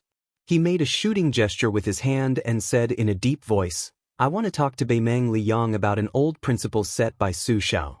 The greatest principle in the world is within the range of Bailiang's crossbows." Chapter 1008. The common people of Bailiang only knew that there was a group of people behind the mountain living to the north of Mount Qingliang, but they had no way of knowing what they did or what their identities were. The mountain behind Mount Qingliang was also known as Bakyin Mountain, and it had always been a forbidden area. A wheelchair slowly descended the mountain. Su Weisheng was wrapped in a thick black fur coat, her 2 fingers gently wrapped around her collar. At the foot of the mountain, there was a small navy blue building, unremarkable. She naturally knew that the Real Bailiang Bureau of Machine Engineering was built underground, and it was brightly lit all year round. When Li Yang swallowed spring and autumn, the craftsmen of the Mahist clan had given their all for the Zhao clan. After greatly benefiting the common people, they originally thought that they could retire and live alone in the mountains and forests to do some research. However, with the nature of the Zhao clan and the old Grand Secretary Li Yang always belittled the Mahist clan as the 10th nation of spring and autumn, the thousands of Mahist disciples scattered throughout the imperial court were all slaughtered. Especially Gu Jiantang and the other Mahist disciples of the great generals, almost all of them vanished from the face of the earth in a single night. Not even their corpses could be found. Only less than 100 people were left, living an ignoble existence under the protection of the Su clan. Among them, the 2 elders, master craftsmen Song Zhangsui and Yang Guangdou, were the 2 elders. Song Zhangsui was skilled in weapon forging, while Yang Guangdou was skilled in offense and defense. During the morning period, Su Fengnian, who was pushing the cart behind him, went to the machine-making bureau. Other than chasing souls and demanding lives, he shamelessly urged Song Zhangsui and his disciple to speed up the crafting of the talisman armor. He also asked Yang Guang for advice on the Western Front. Su Fengnian was no stranger to the machine-making bureau, so he didn't need to rush at the last minute. His Royal Highness, who was still a teenager, would often sneak into the machine-making bureau's underground lair to admire the unique scene there. The misleading geographical map of Qingliang Mountain that was purposely leaked out from the prince's mansion when he was playing fishing tricks with his enemies in Jianghu was created by Su Fengnian and Song Zhangsui's disciple, Chao Wei. Relying on this map, it wasn't difficult to enter Qingliang Mountain and get close to Wutangan, but it was impossible to find the exact location. It could be said that His Royal Highness and Chao Wei were both scourges. When they were young, Su Fengnian was beaten black and blue by Chao Wei relying on his skills. If Su Xiao wanted to go to the machine-making bureau to help his son get back, Song Zhangsui and Yang Guang would raise their heads and pick their noses and ears, pretending that they didn't know anything. In any case, if they wanted to find that child Chao Wei in that maze, unless Su Xiao was determined to use 2,000 or 3,000 soldiers to dig 3 feet into the ground, it would be impossible. But later on, Su Fengnian learned his lesson and bribed many of his peers in the machine-making bureau to suppress Chao Wei, blocking the way and trapping him. In short, Su Fengnian and Chao Wei, who was a few years older than him, didn't have a good relationship. In fact, they were born to be incompatible with each other. However, each of them had their own weaknesses. For example, when Su Fengnian said that he wanted to frame someone, or when he wanted to fiddle with some fantastical objects, no matter how unwilling Chao Wei's mouth was, he would do it more efficiently than anyone else. Su Weisheng arrived at the entrance of the bureau, but she didn't enter. She let Su Fengnian enter alone while she took a detour. The wheels followed the quiet limestone path back to the sunny side of Qingliang Mountain. Su Fengnian walked into the machine forging bureau without any obstructions. The tunnels with lights on the walls extended downwards as if there was no end to them. The machine forging bureau was said to be large enough to fit an inverted Qingliang Mountain. Su Fengnian walked for about an hour, passing through 7 secret rooms and 12 secret tunnels before he finally reached a certain place at the bottom. He saw a 2-story tall refining furnace with more than 10 ladders around it. About 100 feet away from the furnace, there was a desk filled with scribbled blueprints. There was a mess under the desk, and there were a few red-faced old men arguing endlessly, occasionally pointing at the furnace. Su Fengnian didn't disturb these old men's argument. He walked in front of the furnace, his face red from the light of the flames. This furnace was called Cauldron Tool, and it had an extraordinary origin. The Tangxi sword furnace, which had already passed away, and the Dongyue sword lake furnace, which was still being forged, paled in comparison to this furnace. It was said that when Great Qin had conquered the world, it had collected all of the ironware in the world to forge the 9 cauldrons, which were used to suppress the 2 cities, 3 rivers, and 4 mountains.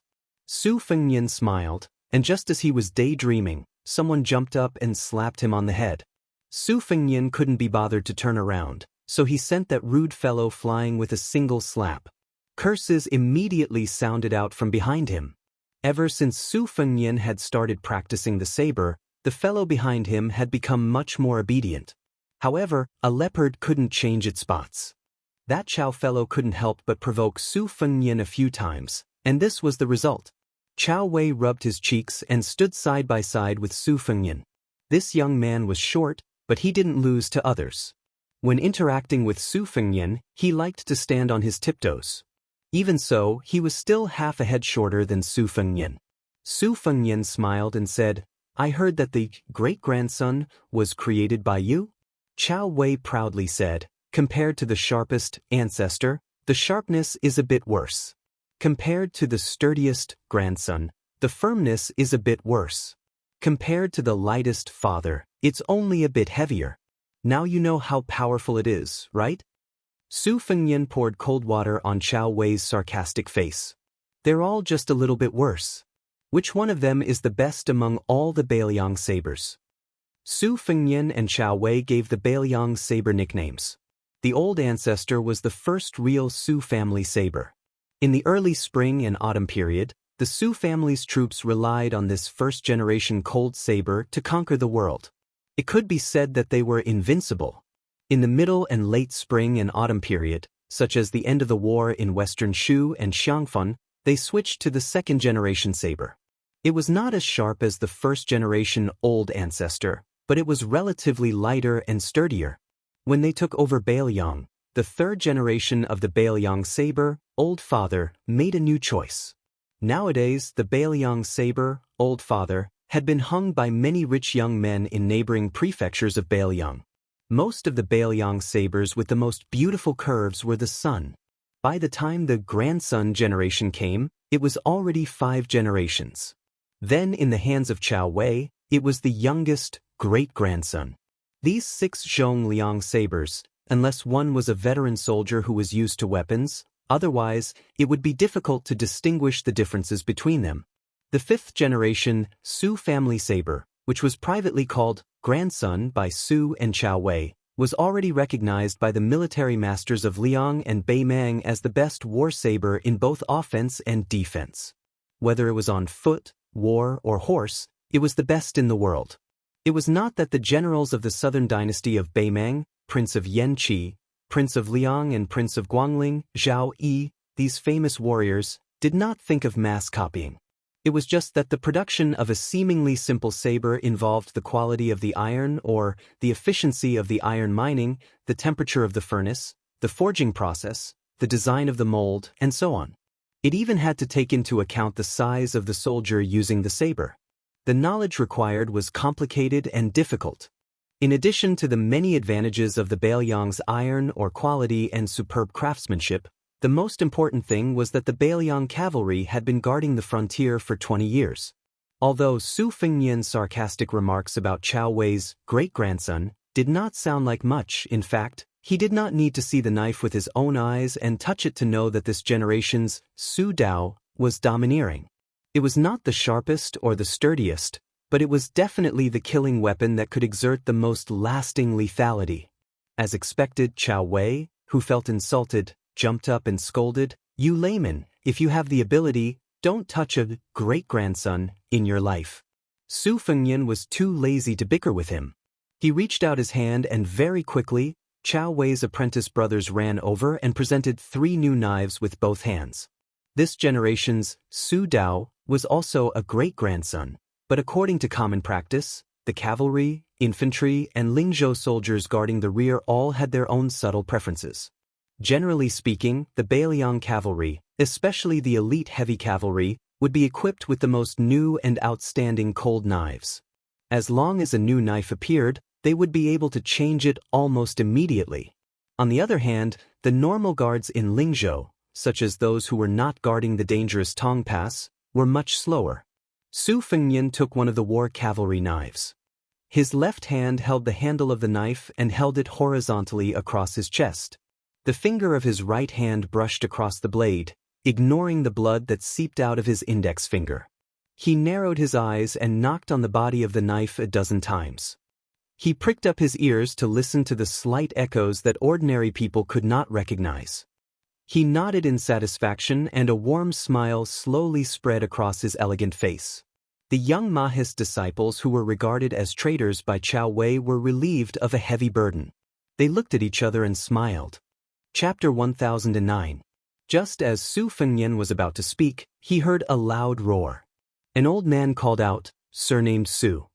Su Fengnian handed the saber back to Moz and walked towards the desk. The Mahist Grandmaster Song Chongsui had his hands behind his back, his body reeking of alcohol. He tilted his head and signaled for Su Fengnian to follow behind him. The old man with a face full of beard like overgrown weeds walked towards a newly opened secret room. Yang Guangdou was not as slovenly as Song Chongsui. He wore a green robe and looked clean and fresh. Walking beside Su Fengnian, he softly said, "Old Song followed Prince's instructions and used 20 days to finish it. He had to drink 6 or 7 jugs of wine every day to refresh himself. After I saw it, I felt that it was not bad. Right, Prince? How is little Prince's talisman armor? How much of Murong Baoding's attack did it withstand? If we change it to weight, did it exceed our initial estimate of 16,000 jin? How much tenacity did the talisman armor grow on its own? Where does it need to be improved? If the heavenly tribulation purple lightning is measured by 8 or 9 or 9, as for how heavy it should be, Prince, you should give us an exact number. This way, the machine bureau can be targeted. We can't spend so much effort to build a mirage. This is against the rules of the Mahist family. Prince should also know Old Song's temper, with his nature of wanting to get to the bottom of things." At the front, Song Chongsui gave a cold snort. Su Fengnian took out a prepared letter from his bosom. He smiled and said, "I've written all of these things in the secret letter. Elder Yang, you just need to follow it step by step." Yang Guangdou put the letter in his sleeve and nodded with a smile. Song Chongsui pushed open the door to the secret room. His field of vision suddenly opened up. There were mountains and rivers under his feet. This was probably the largest and most detailed sand table in history. It included the 3 provinces of Bailiang, the land of refugees, the western regions, Western Shu, Nanzhao, and all 13 provinces of the Beimang dynasty. To be precise, this was the entire western line that ran through the world. Song Chongsui did not have the slightest sense of accomplishment. He stared at the vast sand table and said in a serious tone, 20 main rivers, 67 mountains, and 140 cities and military towns are all in it. According to the intelligence report, the military allocation of each side's forces was also based on the number of chess pieces instead of 1,000 people. It was barely clear at a glance. The reason why I've been helping you day and night is because my Mahist sect is living under someone else's roof, and the Su family has helped us, the remnants of the bandits, survive for over 20 years. Therefore, it's reasonable for us to do our part. To tell me to tell him, to me. Su Fengnian grunted and said calmly, "The Empress of Beimang said it herself. Now it depends on when and where the battle will begin. Our Bailiang no longer has the extravagant hope that Beimang will break into the quagmire east of Liang with both feet first. Elder Yang and Mr. Wang of the Yin Shuigong have predicted that 1 foot will step east and 1 foot will step west. You will have to start all over again." Yang Guangdou sighed and said guiltily, "It's my fault for not being skillful enough.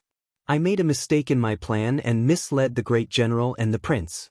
That year, Second Princess did remind me to prepare for the worst. But I have made several deductions. I don't think that Beimang has any chance of winning if they go straight to the east under the order of Taiping. Su Fengnian waved his hand and interrupted Yang Guangdou's words. He said softly, "It's okay. Elder Yang, you don't have to blame yourself. In the end, the gains and losses of the study table still have to give way to the outcome of a tough battle." Song Changshui sneered. "Elder Yang, listen to what he said. This guy looks down on you, the strategists who only know how to talk on paper.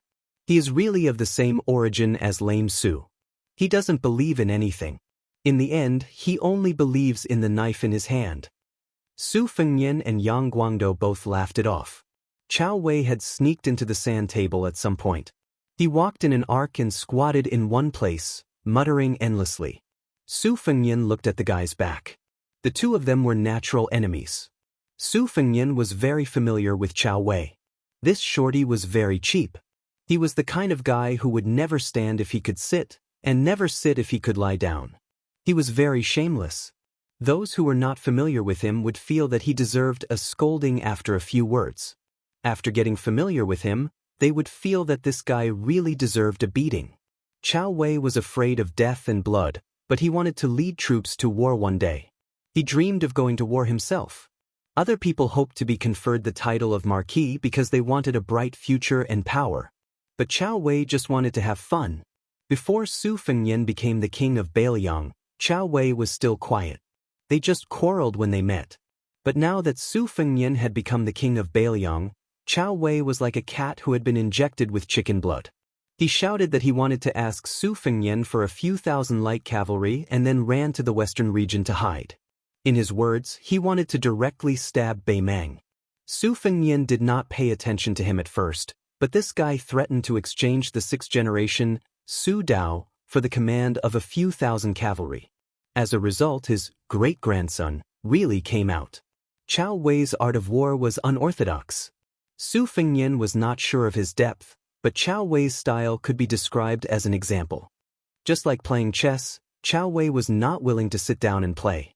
He would feel too tired, so there was no need to make the first move and think long and hard. Chao Wei would only look at the two people playing chess with cold eyes and would not say anything. But when the two sides were about to end the game, he would randomly take out a chess piece that should not be on the chessboard and knock it down. He would say that the game was settled, but he would say that it was a game where he could defeat 200 chess pieces with 1 or 2 chess pieces. Who would not want to beat this kind of rascal to death? However, the sloppy Chao Wei was only afraid of one person. Even if it was Su Weisheng, whether it was fighting, playing chess, the art of war, or quarreling, Chao Wei did not have a chance of winning. He really had to admit that. In the past, Chao Wei was short. His catchphrase was "Wait until I become the great general of the country. If you dare to look down on me, I'll chop off your head. Then we'll see who's taller." As a result, Su Weisheng coldly retorted, saying that with Chao Wei's height, it was useless to chop off other people's heads. Only by chopping at the waist could one be taller than others. Since then, Chao Wei was no longer willing to say this catchphrase. Before Su Fengnian left, he was scolded by Old Man Song. Song Zhangshui scolded this guy for being a prodigal who did not know how to manage the household. Song Zhangshui scolded this guy for accepting the Second Imperial Edict of the Imperial Court, accepting the title of Pillar of the State and the Imperial Court's decision not to revive him. He scolded him for having no backbone and also scolded Su Fengnian for neglecting the essentials and neglecting the generals. In any case, this old man scolded whatever he thought of. Song Zhangshui's attitude showed that he was not satisfied with anything. The young king of Beiliang was scolded with spittle in his face, but his smiling face did not change. He also did not talk back. He just stood there and wiped his face with his sleeve several times. If Yang Guangdou did not stop him, Song Zhangshui, who was full of energy, would have rolled up his sleeves and directly pointed at the new king's nose and scolded.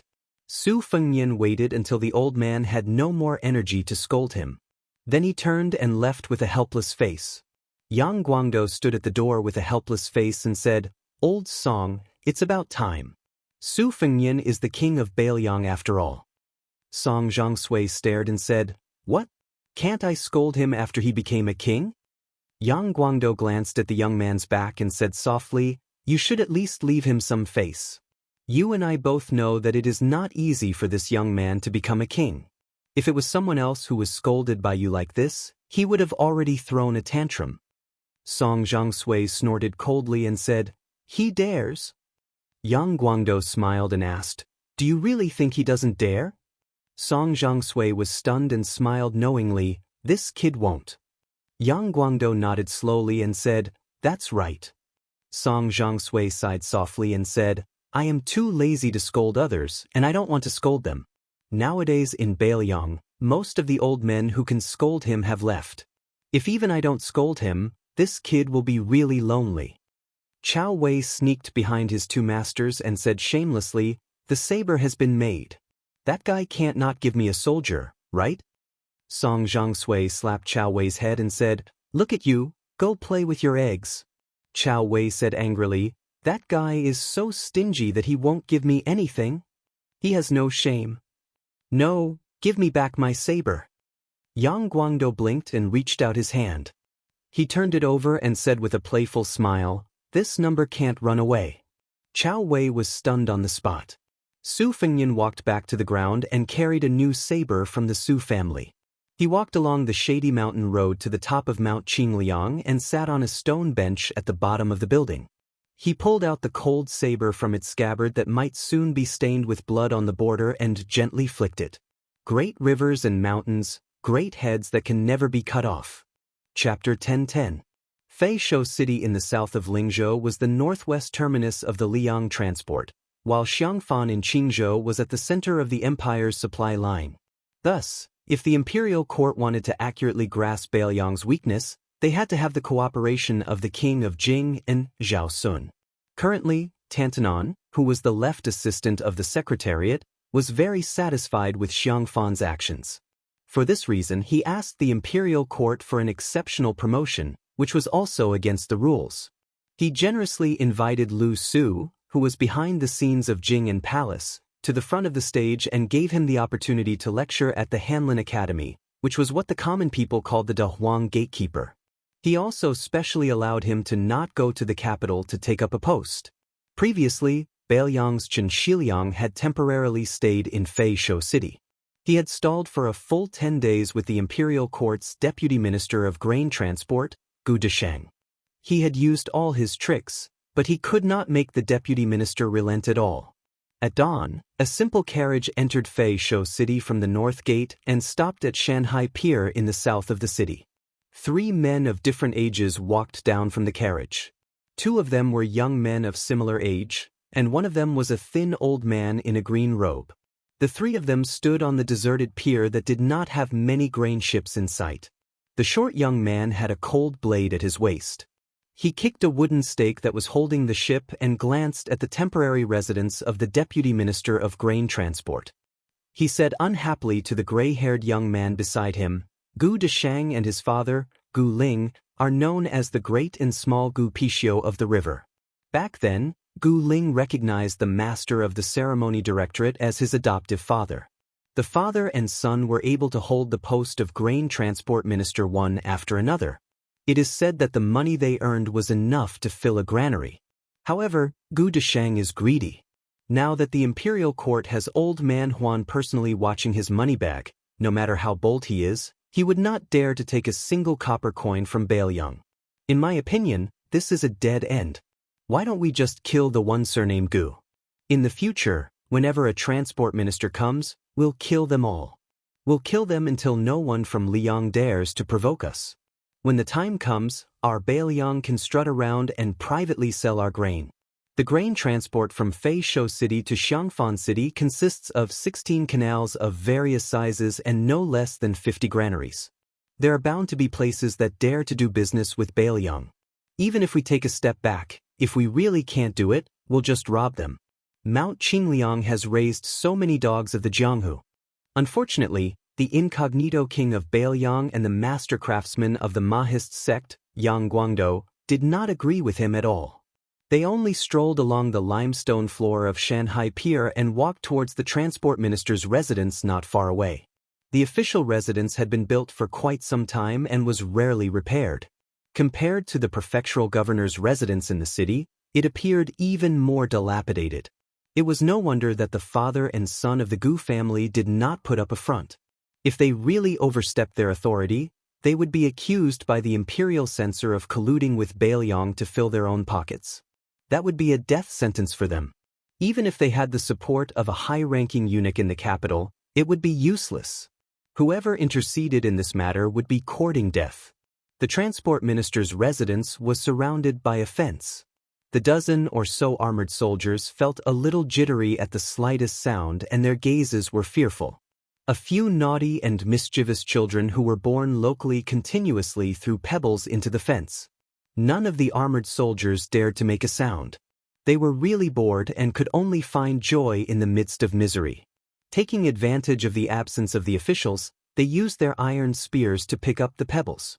This caused the group of playful children to be even more delighted. They went around looking for pebbles to throw. Su Fengnian stood a few feet away from the fence and said softly, "The imperial court is making things difficult for Bailiang on the matter of the transport of grain. It's not entirely to test my bottom line.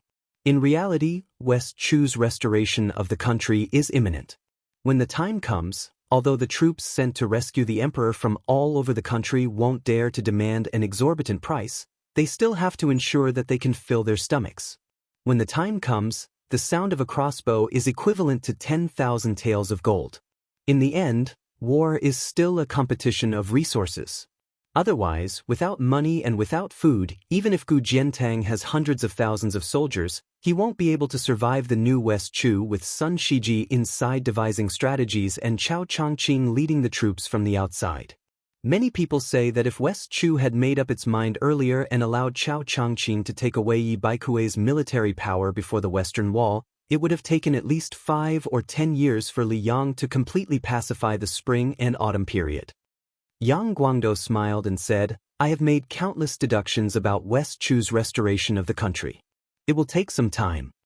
Chapter 10:11. Su Fengnian nodded and said, 60% of the world's taxes come from West Chu. Over the years, Liang has squeezed West Chu into a miserable state. No matter how rich a place is, it can't afford to kill the goose that lays the golden eggs. However, Yuan Benshi and Bai Yan have always wanted to force West Chu to rebel. Gu Jiantang and Gu Lu have also dreamed of fighting West Chu. In times of peace and prosperity, civil officials enjoy prosperity, while military generals can only live off their savings. Therefore, the emperor of the Zhao family quickly found something for important officials like Zhao Yuling and Yin Maochun to do, either to evaluate officials or to preside over imperial examinations, so that when the time comes, they won't have too much energy and can only be used as a hindrance. Over the years, the imperial court has deliberately weakened the military defense around West Chu. On one hand, it wants to make West Chu feel that there is hope for the restoration of the state. On the other hand, it wants to be more sinister. Among the vassal kings, not to mention the prince of Jiaodong Zhao Sui, the prince of Huainan Zhao Ying and the king of Jing and Zhao Heng, they are all relatively weak vassal kings. However, they still have at least 4,000 to 5,000 elite soldiers in their hands. Sending them to quell the rebellion is an overt plot by the imperial court. They have no choice but to obediently go to West Chu's border and wipe out all the elite soldiers. This kind of sinister move to weaken the vassal kings is definitely Yuan Benshi's idea. When the West Chu matter is over, the Prince of Guangling, Zhao Yi, will have a direct confrontation with West Chu. After this battle, most of the fat that he has painstakingly cultivated will be cut off. If he is unlucky, not a single soldier will be left behind. Even I feel pain for him. Liaodong's Zhao Sui has been suppressed by Gu Jiantang to the point that he can't breathe, so only Yanqi's Zhao Bing and I are still unrestrained. However, Beimang is very considerate and has a tacit understanding with Liang. He will immediately fight to the death with Bailiang. You fight your West Chu, I fight my Bailiang. Everyone is doing their own thing. I even suspect that Yuan Benshi and the imperial decree of peace are in cahoots. In the end, only Zhao Zhu's father, the great vassal king, can still be free and unfettered. Yang Guangdou smiled gently and said, Nailan Yuxi's ability to avoid disaster is the second in the world, no one can claim to be the first. Su Fengnian muttered to himself, The battle between Liang and West Chu will definitely be fought before us and Beimeng. Even if the Zhao clan is fully aware that Beimeng has no time to take care of the Eastern Front, they will not let Gu Jiantang participate in it. With great difficulty, they manage to get rid of Su Shao. They can't raise another Su Shao. It's not that civil officials can't be given titles or rewards, but military generals mostly need to have their own troops. If nothing goes wrong, it should be Liu Baijie and Liu Xingxiang. One of them will be in charge of the Ministry of War, while the other will go to the south. However, Liu Baijie is just the newly appointed Minister of War, so the possibility is small. As long as Liu Xingxiang can obtain military merits, he can return to the capital next year to contend with Liu Baijie, so that the Ministry of War will not become the only Ministry of War under Tangxi Sword Immortal. If Liu Xingxiang takes the lead, a few old bastards like Ngu's General Yang Shenxing will definitely take advantage of the opportunity to get a share of the action. However, whether it's Liu Xingxiang or Yang Shenxing, these old generals, they are all far inferior to Cao Changqing.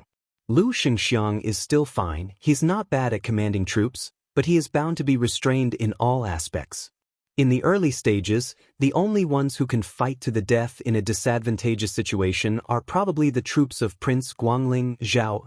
In my opinion, this battle is not likely to be fought. Perhaps Cao Changqing will be unstoppable all the way to Great and City. Yang Guangdou frowned.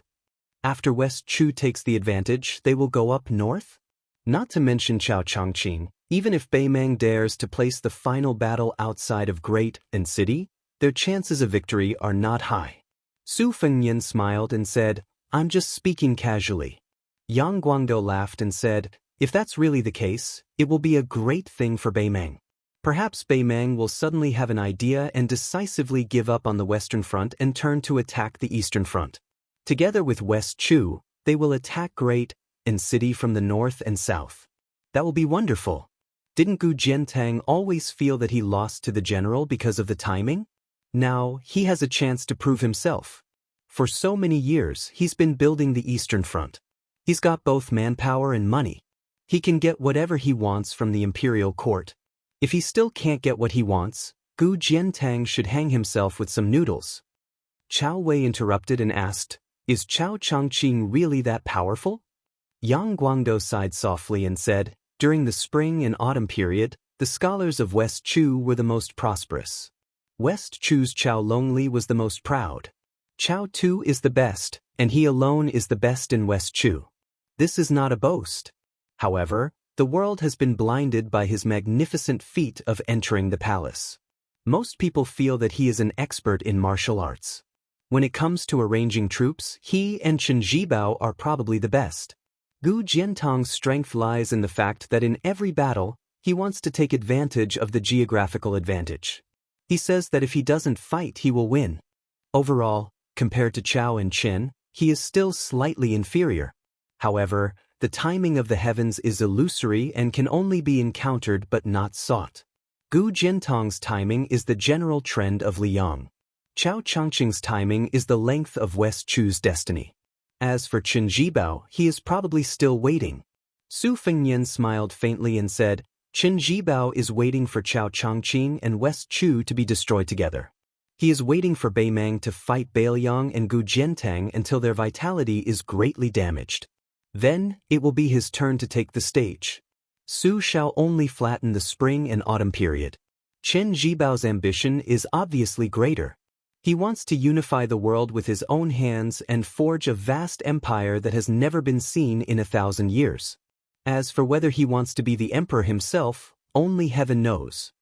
Yang Guangdou exhaled deeply and said, "Once the great general leaves, the world will be in chaos." Cao Wei clicked his tongue and said, "In any case, I definitely won't fight Chen Zhibao face to face." The short man counted on his fingers and said slowly, "The land of refugees already has the Feng battalion stationed in Qinsong. Young Prince's Long Xiang army has also infiltrated. In addition to Fatty Chu and Yuan Baixiong in the north of Liang and Yu provinces, Bailiang finally has its own eastern and western lines. In addition, there are 14 new captains guarding the important towns and passes within the borders. It is the second line of defense. As for me, I am further northwest of the land of refugees and can be considered the most important third line of defense. In fact, I don't care whether I am defending or not. In any case, I am only attacking and not defending. When you guys are fighting to the death, I will make the final decision. Hey, surnamed Su, let's make a deal first. If you give me 5,000 light cavalry and 10,000 high-quality warhorses, I can help you take advantage of the chaos and flatten the Southern Dynasty's nest. If you dare to give me 10,000 men and 20,000 horses, I will help you take over the Northern Dynasty's king's tent. Su Fengnian said helplessly, "It's not that I can't give you, but do you really think that Bei Mang is a bunch of blind and useless people?" Chao Wei rolled his eyes and said, "I have been calculating this great raid that is destined to go down in history for more than 10 years. I have been counting on this battle to become famous my whole life. Do you think?" Su Fengnian was about to speak when he heard a familiar, Chapter 10:12. As it's about 4,000 words, it's a little late. P.S. My favorite two writers. One is Tomcat, and the other is Chong Nan. Chong Nan has already published a book on Zongheng today. King of Eternal Eventide. It's really great. PS2. Tomcat, when are you coming to Zongheng? PS3. I'm just fantasizing. There's another chapter tonight. There were still pebbles constantly being thrown in from outside the fence. The pebbles grew in size as a few tall and stocky Bailiang youths joined the fray. Their strength was even greater, and this was no longer a joke. The Liang soldiers serving in the Deputy Transport Commissioner's residence did not dare retaliate. All they did was glare angrily. Of course, they were not afraid of the young and stocky youths, but of the Bailiang behind them. Furthermore, the Deputy Commissioner, Gu Deshang, had repeatedly ordered that no one in the residence was to provoke the locals. Those who violated the order would be stripped of their armor and official status. When a leader who looked like a commandant saw his subordinates being smashed into metal armor, causing a string of blinding sparks, he was probably a clay bodhisattva. He secretly used his spear to pick up a pebble and threw it at the fence. Intentionally or unintentionally, the pebble smashed into a youth in green cotton. The youth failed to dodge in time and subconsciously closed his eyes. Just as his face was about to be smashed by the pebble, a handsome scion with 2 sabers hanging by his waist reached out to grab him. The youth opened his eyes and gave a bashful smile of gratitude. When the commandant saw the young scion, he treated him as an ordinary scion of a wealthy family and did not think much of it. However, when his gaze wandered and stopped at the waist of a short person beside the scion, his scalp tingled. It was a genuine Bailiang saber. In today's Bailiang, regardless of past merits, as long as one was not a soldier in the military, they were not allowed to carry a cold saber. No matter how many of the elders in your family were generals or who was the provincial governor or county chief, once they were discovered by the patrolling guards, they would all be arrested on the spot, whipped 50 times, and thrown into prison for 3 months to half a year. As a result, in the spring of the first year of Xiangfu, the prisons in Lingzhou were particularly lively. They were already packed with scions of various ranks, and each of them had their skin and flesh torn open. These scions who had bumped into the new provincial governor, Su Beiji, carried cold sabers in private and rode horses on the streets. However, these fellow sufferers were able to gather together in prison without hindrance. They relied on their connections to drink and eat meat, squatting in prison and chatting together. Their friendship was even better than before. The commandant under Gu Deshang was too lazy to care about whether the situation in Bailiang was good or bad. However, if he offended a scion of a general who had the right to disregard the rules in Bailiang, he would be skinned alive by Gu Deshang. If he also caused the Vice Transport Commissioner's official residence to be implicated and caused the Bailiang cavalry to trample over the camp, how could he, a lowly commandant who only received a salary from Liang, live? However, the commandant was a little confused. With the temperament of the Bailiang barbarians, they actually did not intend to make a fuss over a minor issue. The gray-haired young master immediately turned and left. The daring short man with a cold blade also did not pursue the matter. The commandant, who had survived the disaster, hesitated for a moment and felt that it was necessary to inform Gu Deshang in order to prevent him from settling accounts in the future. Gu Deshang was an official who was easy to remember. No matter how extravagant he was always skinny and skinny. He called himself Mr. A Bag of Rice and hung a red silk bag filled with rice around his waist all year round. It was said that before the Gu family prospered, Gu Heng relied on someone else to give him a bag of rice to survive. The old and young of the Gu family had been frightened to the bone by the turmoil of war and did not forget their roots even after they had achieved meteoric success. Both father and son Pishio had the habit of hanging a bag of rice around their necks. Among the large group of officials and grasshoppers on the Liang transportation route, this had always been a joke during their leisure time. There was even a rumor that when Gu Heng entered the capital last year, he had specially paid a visit to Tantanon, who was already the head of the Hall of Governmental Affairs. Everyone thought that such a disreputable lower-class third-rank official would not be able to cross the threshold of Old Master Huan. Unexpectedly, not only did Tantanon allow the great Pishio Gu to enter the door, he also left behind the bag of rice, saying that it was a coincidence that there was no rice at home to cook. From then on, the number of officials who made fun of Gu Heng, who was promoted to assistant minister of the Ministry of Revenue the next day, decreased significantly. The joke also gradually became an elegant conversation. When the commandant reported the situation outside the fence, Gu Deshang was sitting alone and sipping tea, listening to his trusted aide's detailed report. At first, Gu Deshang did not pay too much attention, but he suddenly had an epiphany and asked in detail about the appearance of the young man with the double sabers. He did not even leave out the coachman. The commandant recounted it from memory, saying that the young man had gray hair, a slender figure, and had the eyebrows and eyes of a woman. As for the coachman, he was far away and could not be seen clearly. He could only say that he was about 8 feet tall. Gu Deshang had a toothache on his face. His finger trembled as he pointed at the commandant. He scolded him for not being able to do anything right. He jumped off the small bed and ran out of the official residence without even putting on his boots. He was chased by the vice transport commissioner to the group of people at the dock. However, Gu Deshang suddenly stopped and hesitated. In the end, he did not walk out of the official residence. He did not exchange pleasantries with the new Prince Liang. Gu Deshang tiptoed back to the residence and called for 2 old trusted aides. He asked them to quickly write a stamped letter to inform all the transport officials between Fei Shou and Xiang and Fan that they were going to move. However, it was not a big move. Instead, they were going to use the blockage of the major rivers and canals as an excuse to try their best to deploy a small number of transport ships to transport 30% of the previous year's grain. The 2 aides were puzzled, but Gu Deshang wasn't in the mood to dispel their doubts. When he returned to the tea room, the tea had already turned cold. Gu Deshang sighed. Every family had their own problems.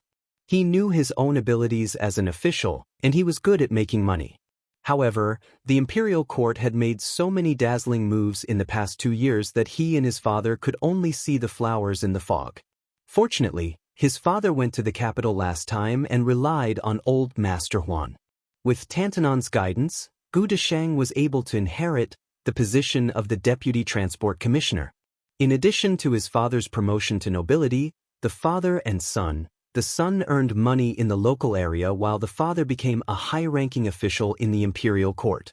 Therefore, this time, the Gu family was determined to be the bad guys of the imperial court and clash head-on with the Bailiang. Gu Deshang was equivalent to guarding Fei Shou City with a heart of death. This was all to repay Tantanon's kindness. However, Old Master Huan was still Old Master Huan after all. He even personally taught Gu Deshang and gave the Gu family a protective talisman.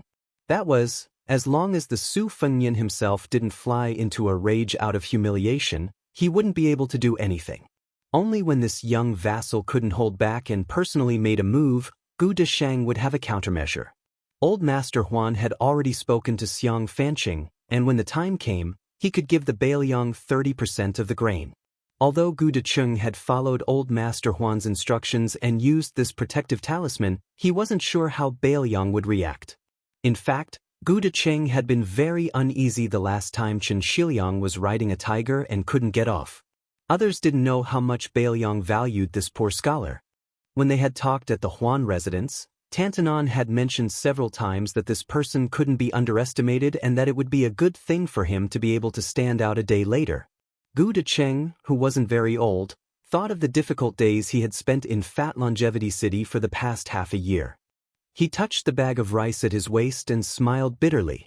Old brother, wealth comes from danger. Now that the Gu clan is rich and this mission is done, we can just obediently ask for money in the future. I won't deal with the Baoyang barbarians even if I'm beaten to death. Now, even the most unknown courtesan in Fat Longevity City isn't willing to take my money. I really have nowhere to spend my money. How miserable. Chapter 10:13. A young girl was standing by the river with a dead wooden pole on her shoulder. After laughing, she turned around and stared blankly at the muddy water. The women of Baoyang were all extraordinarily tall. Chao Wei finally managed to catch a girl shorter than him. Seeing that she had some relationship with the one surnamed Su, he wanted to go up and get close to her. Su Fengyan had no intention of stopping him. Then Chao Wei, who was skilled in martial arts, was slapped into the river by the girl. Chao Wei didn't even have time to pull out his blade. It could even be said that he didn't even sense the danger.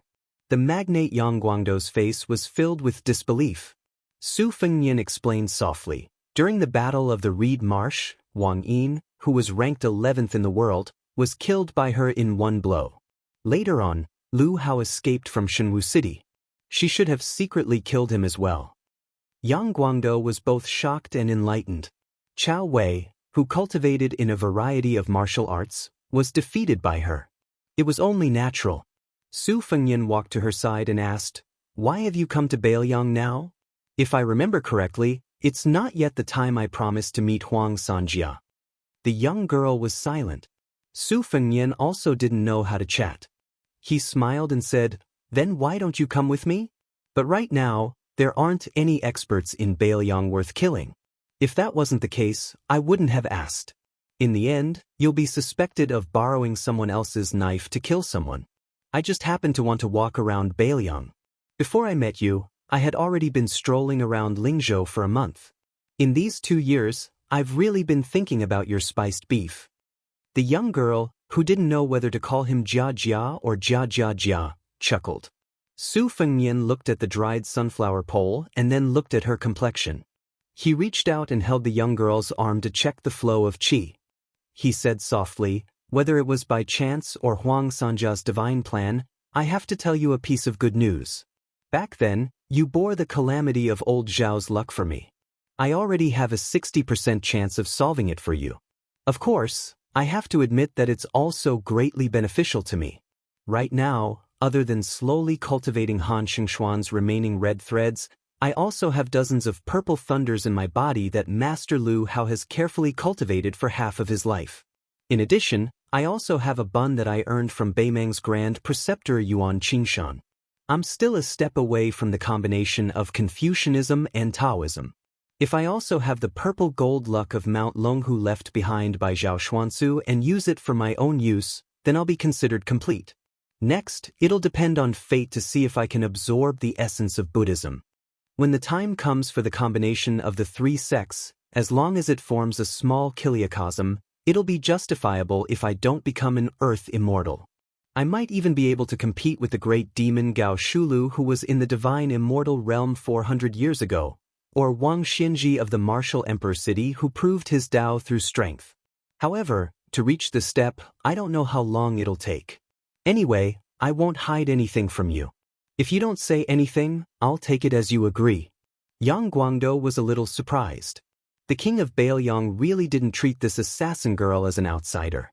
This was the first time he had heard of these secrets. If it was spread out, it would definitely cause a huge uproar in Jianghu. The 3 great demons of spring and autumn, Su Shao the butcher had died of old age, and Han Diaosi the cat man had suddenly died in the imperial palace. 2 out of the 3 had already passed away. Huang Longshi was rarely seen. He was most likely hiding behind the scenes and stirring up trouble.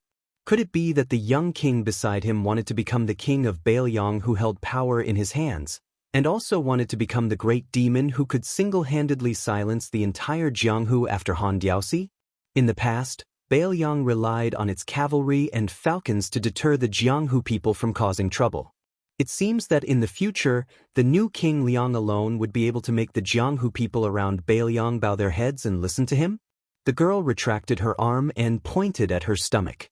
Su Fengnian smiled and said softly, "Okay, I'm hungry too. Let's go to the city to find some spiced beef. If it's not delicious, we won't pay." Chao Wei, who was dripping wet, jumped ashore from the river and angrily said, "Didn't we say that we wouldn't stay in Fat Longevity City? I want to go to Huangnam County where brothels are as numerous as the hairs on an ox. Surnamed Su, if you dare to forget your friends when you see a girl, believe it or not, I'll chop you to death." Su Fengnian raised his leg and pretended to kick Shorty Chow into the river again. Chao Wei, who was very good at finding a way out for himself, cursed and ran to the carriage. The carriage was not big, and it was filled with geographical maps. With the addition of a little girl, it was even more cramped. Fortunately, Chao Wei was very tactful. He sat beside Su Yanbing and was busy twisting his sleeves to squeeze water. Along the way, Su Fengnian and Yang Guangdou had been deducing the direction of the war in the carriage. Liangzhou and Gusai Prefecture were facing each other on the western front, and Gourd Mouth outside Tuma Pass in Yuzhou was also considered one. After getting out of the carriage, Su Fengnian walked and stopped in Lingzhou for the past month. Not all the high-ranking officials and dignitaries would be invited. According to Su Beiji's 19 levels of classification of officials, Su Fengnian had meticulously written an official evaluation of Beiliang that was still considered rough for the time being. It only focused on merit and did not pay attention to learning, reputation, and family background. Su Fengnian only secretly met the officials who were honored with this evaluation. On this trip, he met 7 or 8 people, and half of them were hopeful and half were disappointed. The officialdom of different sizes was like a sieve that every household had. Whoever held it in his hands, this person's taste was destined to determine the specific selection method. The emperor of the Zhao family was selected under the management of Zhang Julu and Zhao Yuling. In the hands of Su Fengnian, it was the selection of Beiliang. Compared to the Liang imperial court, it was less calm and composed and more utilitarian. In the hands of Su Beiji, it was the selection of Lingzhou, and so on and so forth. In the end, those who could stand out and sit on the fishing platform steadily would not be idiots. Once Su Fengnian finished visiting Lingzhou, he would go to Yuzhou. If Liangzhou was the eldest legitimate son of Beiliang and the rich Lingzhou was the son of a concubine raised by his stepmother, then Yuzhou, which had less military power than Liangzhou and was poorer than Lingzhou, would be in an awkward position. However, Yuzhou was the real focus of Su Fengnian's secret trip this time. In fact, Yuzhou had the biggest grudge against him, the king of Beiliang. Especially after Su Fengnian accepted the title of the pillar of the state, he did not reject the imperial edict like he did when he rejected Su Zhao's posthumous title. There were a lot of military officials in Yuzhou who tried their best to jump around. They vaguely resonated with the general families in Lingzhou who were imprisoned in Lingzhou. When Su Fengnian was a general in Lingzhou, for the first time, he did not start a massacre. He was quite amiable with everyone. Many people felt that he had a woman's heart. This time, when he went to Yuzhou, which was controlled by Yan Wenluan, Su Fengnian felt that it was time to chop off some heads. If you want to play with him, you can, but you have to play with your life.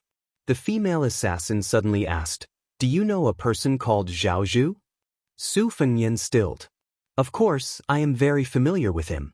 This guy is the heir of the king of Yen, and likes to use other people's heads to build statues. Not long ago, I met him on the Spring God Lake." The little girl holding the sunflower pole with both hands casually said, "There is also a person surnamed Nalin. I have seen them all." Yang Guangdou's hands uncontrollably trembled as he stared at Su Fengnian. Su Fengnian made a sound of acknowledgement and did not continue. She had seen them all. This naturally meant that Huang Sanjia had secretly met with Zhao Zhu and Nalin Yusi. Previously, Su Fengnian was still fighting with Yang Guangdou, and Chao Wei joked that Chao Chongqing would go north to Great Peace City. That Nalin Yusi secretly hid in His Royal Highness, Zhao Zhu's thousands of light cavalry, and ran to secretly meet with Huang Longshi. Wasn't this also a more silent but more shocking move to the north? The girl's words were not going to stop until they shocked people to death. She casually and lazily said, after old Huang was drunk, he said that the current emperor of the Zhao family is not bad, but his son is not good. He likes to achieve great things and, I forgot. The corner of Yang Guangdou's mouth twitched. Su Fengnian's heart was in turmoil. Why did Yuan Qingshan use the world's most expensive bun to ask for the copper coin from him? Because when this land immortal was free and unfettered, the disciple who was in seclusion was Zhao Zhu. Now, not only did Zhao Zhu have his father Zhao Bing's hundreds of thousands of soldiers as his family's property, he also had Nalin Yuxi's full support, and he also had the one-coin agreement with Baoyang. In addition, Huang Longshi had most likely placed a huge bet on this guy. Su Fengnian smiled and said, Nalin Yuxi has painstakingly managed the Yanqi Taoism and has already given Zhao Zhu the geographical and human conditions. He has been waiting for the right time. Now, it is finally the right time. Su Fengnian immediately asked and answered himself, but will Yuan Benshi wait for death? Impossible.